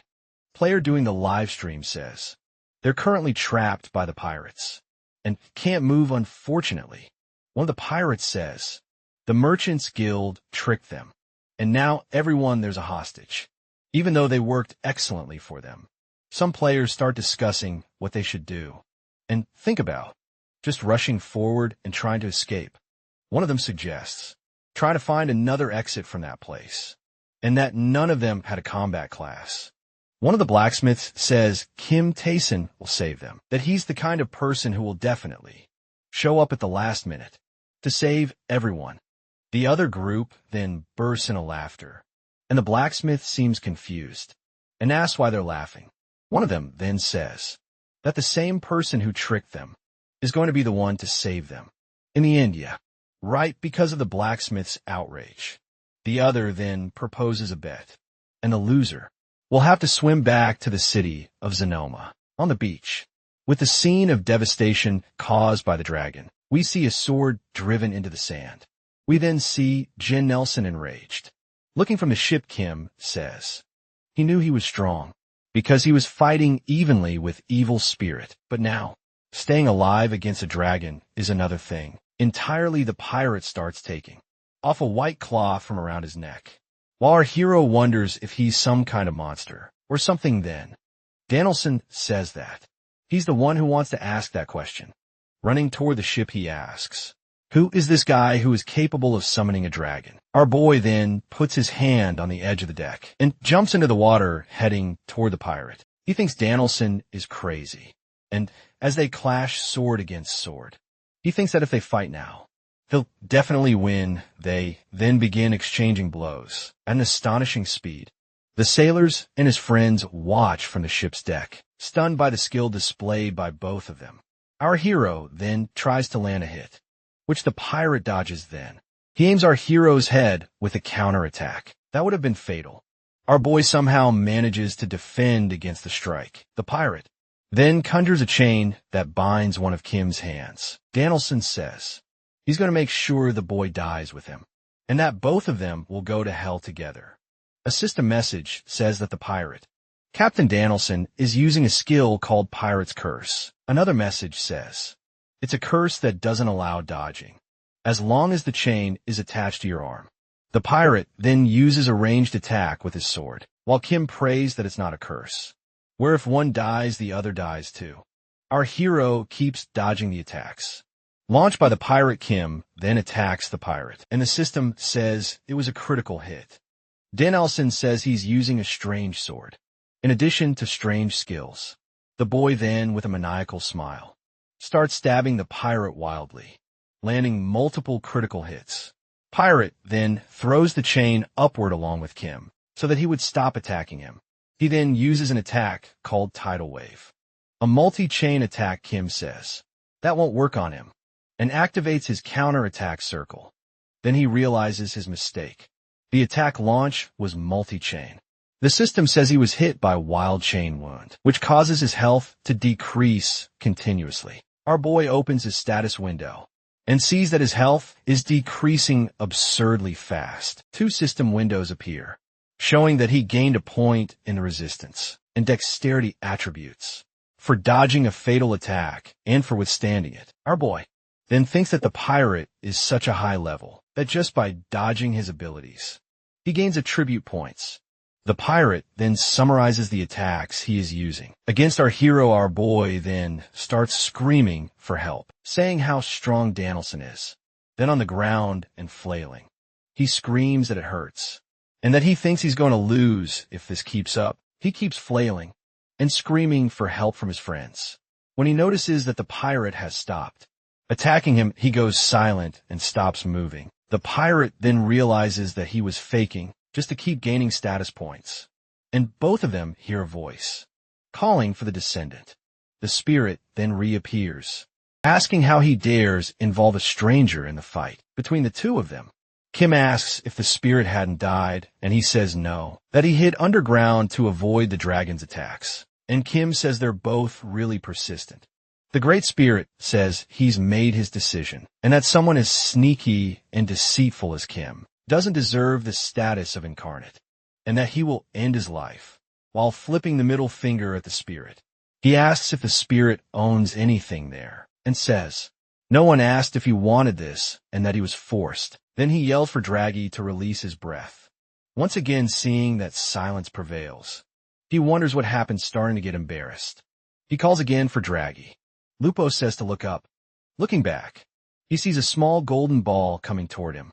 He then catches the golden ball with his hands. Looking more closely, he sees something small and fluffy. Draghi then says that maybe he used too much of his power. Kim asks if he's really that majestic giant dragon he saw before. Kim then asks when he'll return in that form again, but the dragon stays silent. He then starting to get nervous. Asks again when, and Draghi says he doesn't know. And our hero asks if it's forever. And the dragon says he doesn't know that either. Our boy then says whatever. That good fortune won't come if he just stand around, waiting anyway, and starts placing the tiny Draghi on his shoulder. He tells the dragon to hold on tight, while the system shows that the divine beast's loyalty has increased. The spirit then says he can no longer use the dragon, and that finally the end is near. And the pirate agrees, saying he'll finally get to give him the beating he deserves. The pirate notices something different about Kim and gets scared a second later. Our hero dashes past the pirate, delivering many slashes along the way. Then he says that the evil spirit might be tough, but he's nothing in comparison. Kim says he was holding back on him, and that the pirate still has the nerve to be arrogant with him, and that to begin with, he wasn't even the primary target. Danielson starts to stammer, saying he can't die like this, and then collapses to the ground.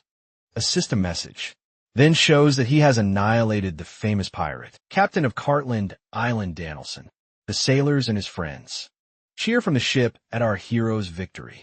The system says he gained fame and received the title of the one who brought order to the Sea of Cartland. Next, we see several shadow arrows coming toward our hero. He skillfully dodges all of them. Then he asks if they can't just talk like civilized human beings. The spirit then says he's stupid, because the spirit isn't a human. The warrior, now standing beside our hero, yells for the spirit to go back to where it came from. Kim then notices Lupo and asks how they're going to fight that battle, saying that he just needs to give the orders, and they'll charge in next. Our boy starts running and asks the warrior to hold off the spirit for a while Lupo automatically responds that it's fine. Suddenly he realizes what he agreed to and asks where Kim is going.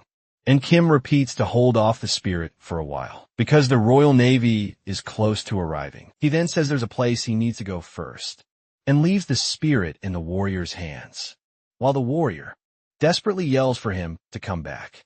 The spirit and Lupo remain silent for a while. The warrior then asks what he's looking at, and the spirit says he's been deceived, while the man tells him to shut up. The spirit says he's upset because he has nothing to say, and tells him not to be mad, that his leader left him behind. He then says it won't matter anymore. As he begins to rise and expand his body, the spirit rises into the sky above the island. He expands his territory while a system message says his territory has been expanded to the full size of the island. A smoke begins to appear and black rain starts falling. As our hero wonders where that mist came from, the humans who were trapped by the pirates begin to notice something strange. While the system window shows a new mission for them, the system mission says they must purge the island of the evil spirits' presence, or the island will forever remain as a dungeon. The imprisoned blacksmith thinks how they can give such a mission at a time like this.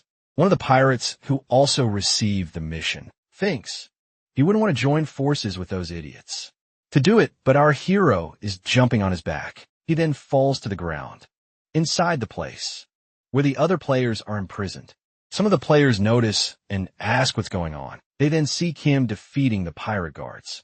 He shouts from above, asking if everyone is okay. As the players start shouting his name in thanks, Kim sees a system window with a mission to save everyone and lead them to safety. And as a reward, he will gain a lot of reputation and divine power. Our boy then pauses to listen to the other players, saying they knew he would come back to save them. He then joins the players and congratulates everyone for surviving this long, and says they need to get out of there as soon as possible. Our boy is all giddy in the center, receiving compliments and praise. The crowd starts shouting the fake name he gave, and he thinks he shouldn't have done that, because now it feels like they're praising his dad, and not him. The blacksmiths then approach the boy, who bet with them instead the hero would show up to save them. Other players start looking for the boy, who had bet he'd swim to the Sea of Sonoma if the hero came to save them. He notices as the mist clears a little, several pairs of eyes staring at them from a distance. Looking closer, there are many warrior specters. The survivors then look and wonder if this is the result of the ancient gods' dungeon being opened, saying they've never seen so many evil spirits. Kim then starts organizing the group, telling the blacksmiths to stay on the outside, and the artists and fishermen to stay on the inside. He tells the musicians and chefs to stay in the center, making food for the others. While the blacksmiths check everyone's equipment, Kim continues by saying to equip any attack skill they have, and that this is not the time to cry, and that any damage they do is still damage. 3 system messages appear, saying he has gained a skill called Cold-Blooded Commander, which allows him to maximize group efficiency. Right after Kim says they're going to charge and not to fall behind, The people on the ship say to raise the anchor, and that they'll depart as soon as Kim returns. Lupo then hears his name being shouted from a distance. He then looks toward the beach and sees countless people running in his direction. Then we see several spirits trying to hold Kim and the group back, while a voice says above all, to kill the descendant. The boy yells for Lupo to help him, instead of just standing up there watching. Sometime later, the voice shouts for them to return and to stop being cowards, while our hero says they were lucky they couldn't leave the island. Our hero, all swollen and bleeding, asks about the Royal Navy, and the warrior says he just received a message saying they're on their way. The ship then suddenly changes direction and begins to head back to the island desperate. Our hero asks what's going on, and Lupo says that the direction of the wind and the sea change out of nowhere. Kim says he didn't really think it would be that easy to leave the domain of that evil god's spirit, and the warrior says they need to warn the Royal Navy and ask for help. Our hero then asked Lupo not to explain to them why they can't leave the island, and he says that if he explains the situation there in the Navy, might not even try to save them. Sometime later, Kim finishes explaining to the city's Navy captain why the ship can't get out of there.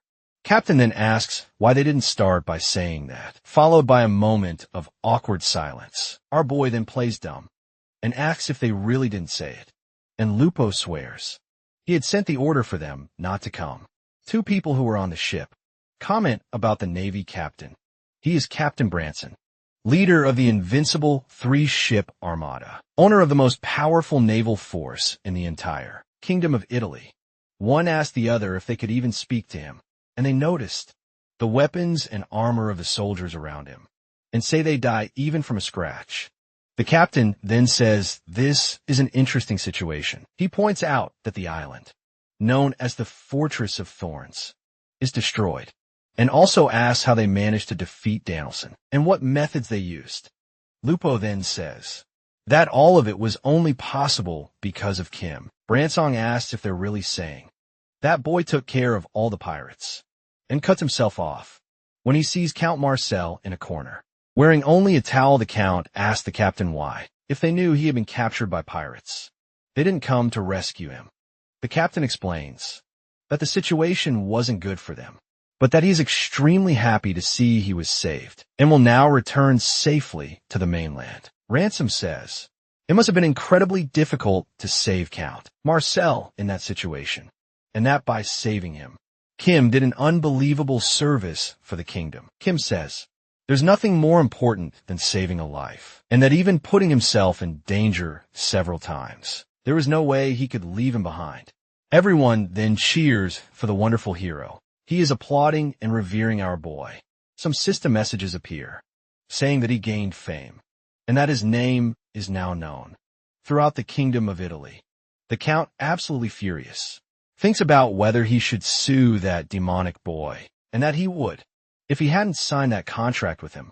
The captain then offers him a position if he wants to join the Navy and all that, but the boy says he already served in the army. The ship's cannons are prepared by the sailors. One of them says the cannons are ready, and that the targets are the evil spirits on the edge of the beach. He then gives the order to fire, and we see a barrage of bombs flying from the ships to the island. Huge explosions occur as the bombs finally land on the island, causing massive destruction. Kim gets extremely excited when he sees the destructive power of the ships, and the warrior asks him to keep his voice down. A soldier approaches the captain and says they are ready, and Branson says to send the platoon that will secure their position on the beach first. Several boats then head toward the beach, while shouting for them to get there as quickly as possible. A new mission appears in the system for the players there. Go to the beach and help the Navy reclaim the island. Two people discuss whether to do the new mission or not, and apparently no one wants to go back to the island, while the two blacksmiths exchange glances. Sometime later, in one of the tents set up on the beach, one person asks how the other wants to proceed with the battle plans. One of them says that the ancient spirit must have returned to the islands underground to recover some of the power he spent, casting a curse on that place. Then we see Kim telling the Navy captain that the best plan might be to go straight to the temple and attack the spirit there. He continues by saying to take the best men and send them ahead, clearing the path, while the rest follow as quickly as possible. Captain turns to his lieutenant and asks him to gather the mages and healers to establish the first expedition. On land, our hero and Lupo stand side by side as they watch the warriors below, organizing for the expedition. The warrior asks why Kim is emotional, and he says it's the first time he's been able to work with a proper group to conquer a dungeon. Bo asks what kind of people he's worked with until now, and our boy replies that he has no idea. Jisoo at school, looking out the window and scratching her ear. We see a drawing in her notebook of the new hero and herself inside the online fantasy game too, while she comments about her ear itching too much. The Marine warriors fight magnificently against the evil spirits. Kim observes that they fight very well and asks what level the warriors are. He then continues by asking why the two blacksmiths followed him there, to which they respond that they want to do their best to help him. Our hero then says they can help the Marine warriors by sharpening their weapons and repairing their armor, as they were taking too long to get their materials. Our hero uses his hard whip skill to motivate them to move faster. One of the blacksmiths asks the other red-clad player, who was supposed to be swimming to Zanoma, what he's doing there, and he replies that he wanted to finish his quest.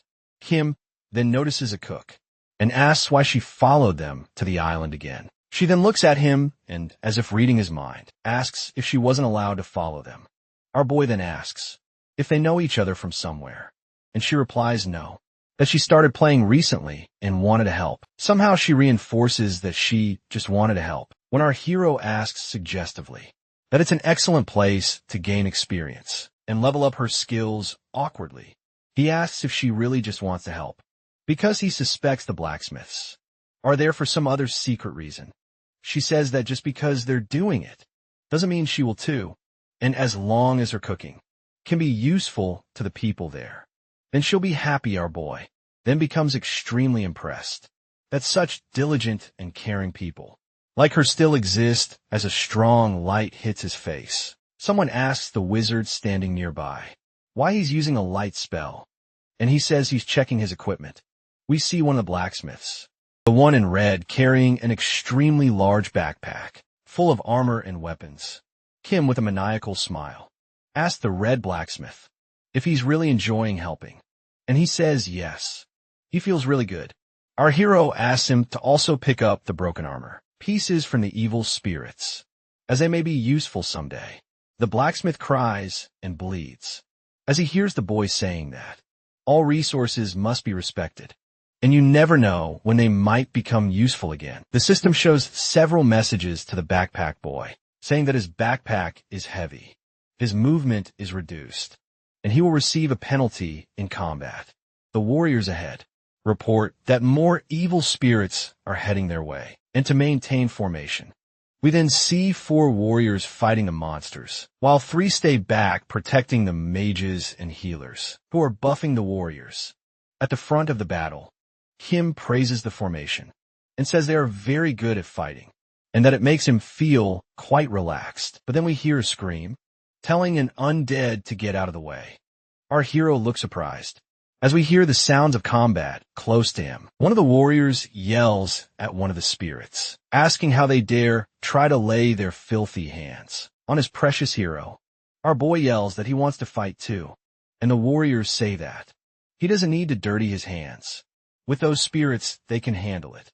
The group then arrives at the destroyed entrance gate of the temple. In the depths, the girl says she's going to cook something and asks him if he wants to cook with her. She then shares a bit of her story while they cook, saying that her occupation is chef, but her class is soup specialist chef, and that she used to cook in the city. Kim asks if her class is a good class, and says he only got into this cooking thing because he thought it would be fun, and the NPC was really kind to him. He then continues by saying that for him, only a bad class ends up being fun, and the girl says she didn't choose that class because it was bad. He asked the girl if she's saying that doing quests on this island is cool, while she says she can't complain, that it's actually been really fun. Kim compliments her, saying she's really good at cooking, and she thanks him, saying she's a cook outside the game, and only cooks there too, because she genuinely loves it. The girl announces to everyone that the food is ready, and system windows show that the food will give an additional bonus due to the chef's mastery. Our hero starts filling the warriors' plates, saying it's thanks to them that they made it that far, and that they should eat as much as they want. Some system windows pop up, showing that our boy's approval has increased in the Navy, that the soldiers perform better when he commands, and so on. Other system windows appear, showing that he can designate someone as his disciple, and master, gaining some bonuses for doing so. Lastly, he sees the message, showing that he can now designate someone as his disciple. Kim then asks the girl if she wants to become his apprentice. She ponders for a few seconds and asks if it's okay with him. The boy looks at her mischievously with a smirk. He thinks that because she's honest, she won't stab him in the back, and will keep leveling up her cooking, which have been a bit low recently. Girl notices and questions him about his name, being Kim Taehyun and not Kim Tae-san. Our boy explains that it's a fake name, and she asks why he does that, and he says it's because people would bug him all the time. Otherwise, the girl says she understands, but it's a shame, because he ended up becoming very famous, and people who stream fight hard every day to get that. He then says he has no plans to become an influencer anytime soon, so he doesn't care much about his popularity, and that what matters in the end is willpower and skills. She gets excited and says that it was thanks to him that they ended up there and gain a lot of experience, and that he fought pirates and evil spirits alone for them. System messages show that he can teach his new disciple 2 skills: how to create poisons and how to identify ingredients. The girl asks him if poisons are really necessary when cooking, and he uses the example of the puffer fish, which is poisonous but still used in dishes. Another system message appears, talking about lucky cooking, where the chef mixes any ingredients and still manages to create something amazing. The chef asks if the luck attribute is really useful, because everyone says it's useless and doesn't do anything, while our hero, nervous as maybe it is. The 2 blacksmiths then come to confront Kim, because he had promised to teach them everything he knew first and accepted her as a student. Kim then tells one of them to grab that ladle and stir, but he gets the message and says he wants to learn blacksmithing skills, not cooking. The blacksmiths get upset when our hero says he doesn't have any blacksmithing skills they don't already have, and that he has nothing to teach them. The red-clad player says that from where he's standing, it seems like Kim just doesn't feel like teaching them anything. Our hero glares at him with hatred in his eyes and orders that he be taken back, and if he keeps talking nonsense. On the boat, that they throw him in the water. 2 guards carry the red player away, while he complains and screams that it was just a joke. Kim Min says that now it's really nice and quiet after he got dragged out. After the break, the group resumes exploring the temple. When they arrive in the room with the pyramid, they come face to face with the giant evil spirit. Seeing our hero, it says he has finally returned, and that it was waiting for him. Our boy thinks that because of the Navy soldiers, he hasn't been able to use his sword even once. Until now, the spirit laughs and says it seems his subordinates put up a good fight, and that at least he wants to congratulate them for making it that far. Chef then steps up next to Kim and asks if there's any reason he's letting the spirit talk like that. She goes on to say that while he's distracted talking, the mages and priests could all attack it together. Everyone then looks at her, kind of stunned for not having thought of that before. Kim is overjoyed, thinking that the girl's way of thinking is exactly like his, and that she's totally cold-blooded. The girl looks awkwardly, as if she can read our hero's thoughts, and thinks to herself that that wasn't even her intention. We see the island from above the clouds, as the spirit's voice says for the descendant to watch closely and pay attention to its power. We approach the island, as the spirit continues saying that from now on, no one else will be able to enter or leave those waters. Then we enter the underground temple, hearing that the island now completely belongs to his domain. As he starts saying that, he won't need to lift a finger anymore. The priests begin to use their holy explosion skill. The mages join them, using their bouncing fireballs and manifolds, attacking the spirit all at once. The spirit calls him a coward for bringing others into their fight, while Kim asks why he keeps calling him a descendant, after saying he had no right, regardless of being the descendant or not. That was still cowardice, and our boy says Cordis was sending a bunch of underlings to fight them. The Great Spirit says that's not Cordis, but him showing his power, getting irritated. He then launches an attack at our hero, saying he will die there. Then several shadowy tentacles begin attacking everyone, and we see warriors being thrown away. And we see the chef defending herself with a frying pan. Kim attacks the spirit, landing critical hits and damage. Our boy is surprised when he sees the spirit's health bar, as the spirit chuckles. He says that Kim hit him hard and did a lot of damage, but only took off 1% of his health, while asking if Kim is scared now. Draggy then comes out from inside our boy's coat, calling for him while Kim tells him to hide, because it's dangerous out here. Then our hero says he's busy and to call him later, and the dragon gets offended, asking how he dares speak to Draggy like that. He then says he talks to him that way because he shrunk after using his breath. Attack in that stupid way.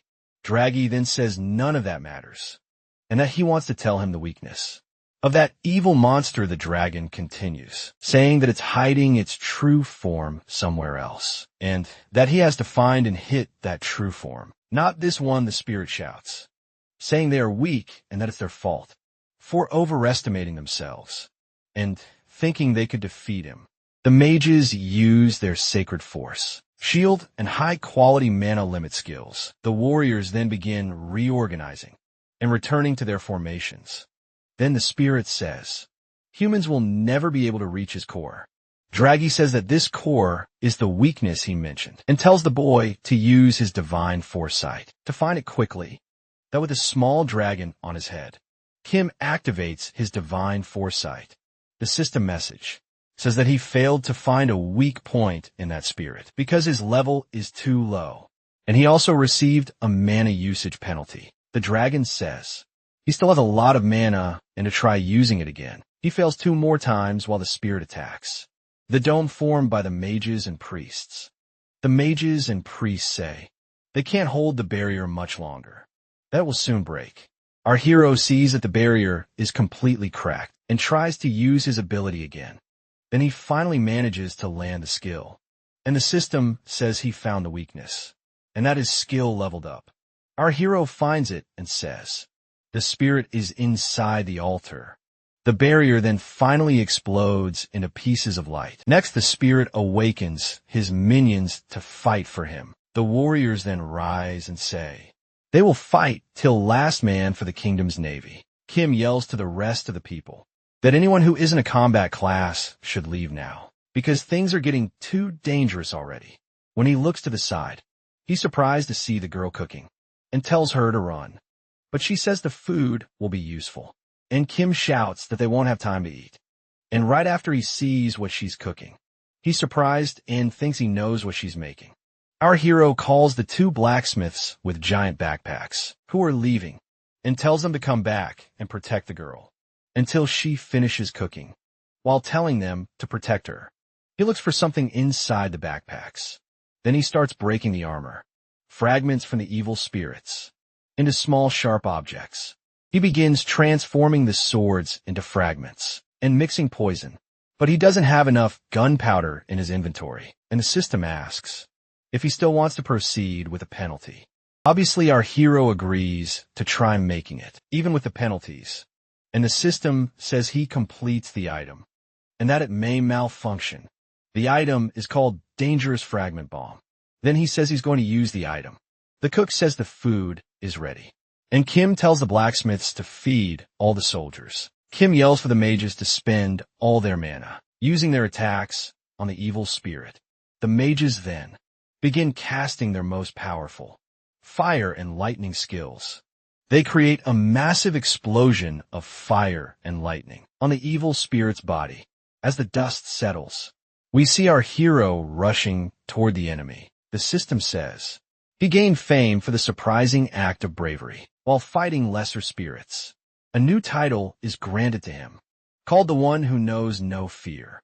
He starts running toward the spirit as it says, "You damn worm, how dare you run at me like this?" The great evil spirit begins spinning its body and hits our hero straight in the face. He then yells for the descendant to die, while the cook calls out Kim's name. We see our hero flying. After taking a direct hit from the evil spirit, Kim thinks it wasn't a curse, but a physical attack, and even so, he couldn't dodge it. He turns and falls to the ground in a heroic manner. He looks at his status window. He sees that his health is below half, and that if he gets hit again, he will die. Then he runs back, dodging another attack from the enemy. Kim says that from now on, if he doesn't dodge, he dies. And he remembers how it used to be. Back in Fantasy Online 1, attacks keep coming and he keeps blocking all of them. Then he thinks that, whether he's the incarnate of luck or not, the percentage is exactly the same 50%. Grabbing his hammer, he uses his lucky strike skill, but he uses it on the 20th try and throws it at the enemy from a distance. The spirit says, "That's just how it is," and tells him to keep trying. He goes on to say that the more he tries, the sweeter his fall will be. The enemy tries to block the hammer with its tentacles, but the hammer goes through all of them and keeps heading toward its face. It then uses more tentacles to try to stop it, and again, they are all destroyed. The spirit wonders what the hammer was used for. Thinking further, he summons one of his warriors and puts him in front to take the hammer. Hit for him, the hammer then falls to the ground, and the spirit says to look at the sacrifice his loyal subordinates make for him. Running, our hero curses at the spirit and says he's cheating, and thinks about grabbing his hammer back. The spirit says he won't be able to get it. Our boy dodges the spirit's attack skillfully, taking advantage of being in the air. He starts summoning shadows from his feet. Then he uses the shadow leap skill. Ends up landing on top of the artifact he found, with divine foresight. Kim then gives a sadistic smile and looks at the spirit. Our protagonist reveals that the reason he dropped the hammer was so the spirit would move its fat.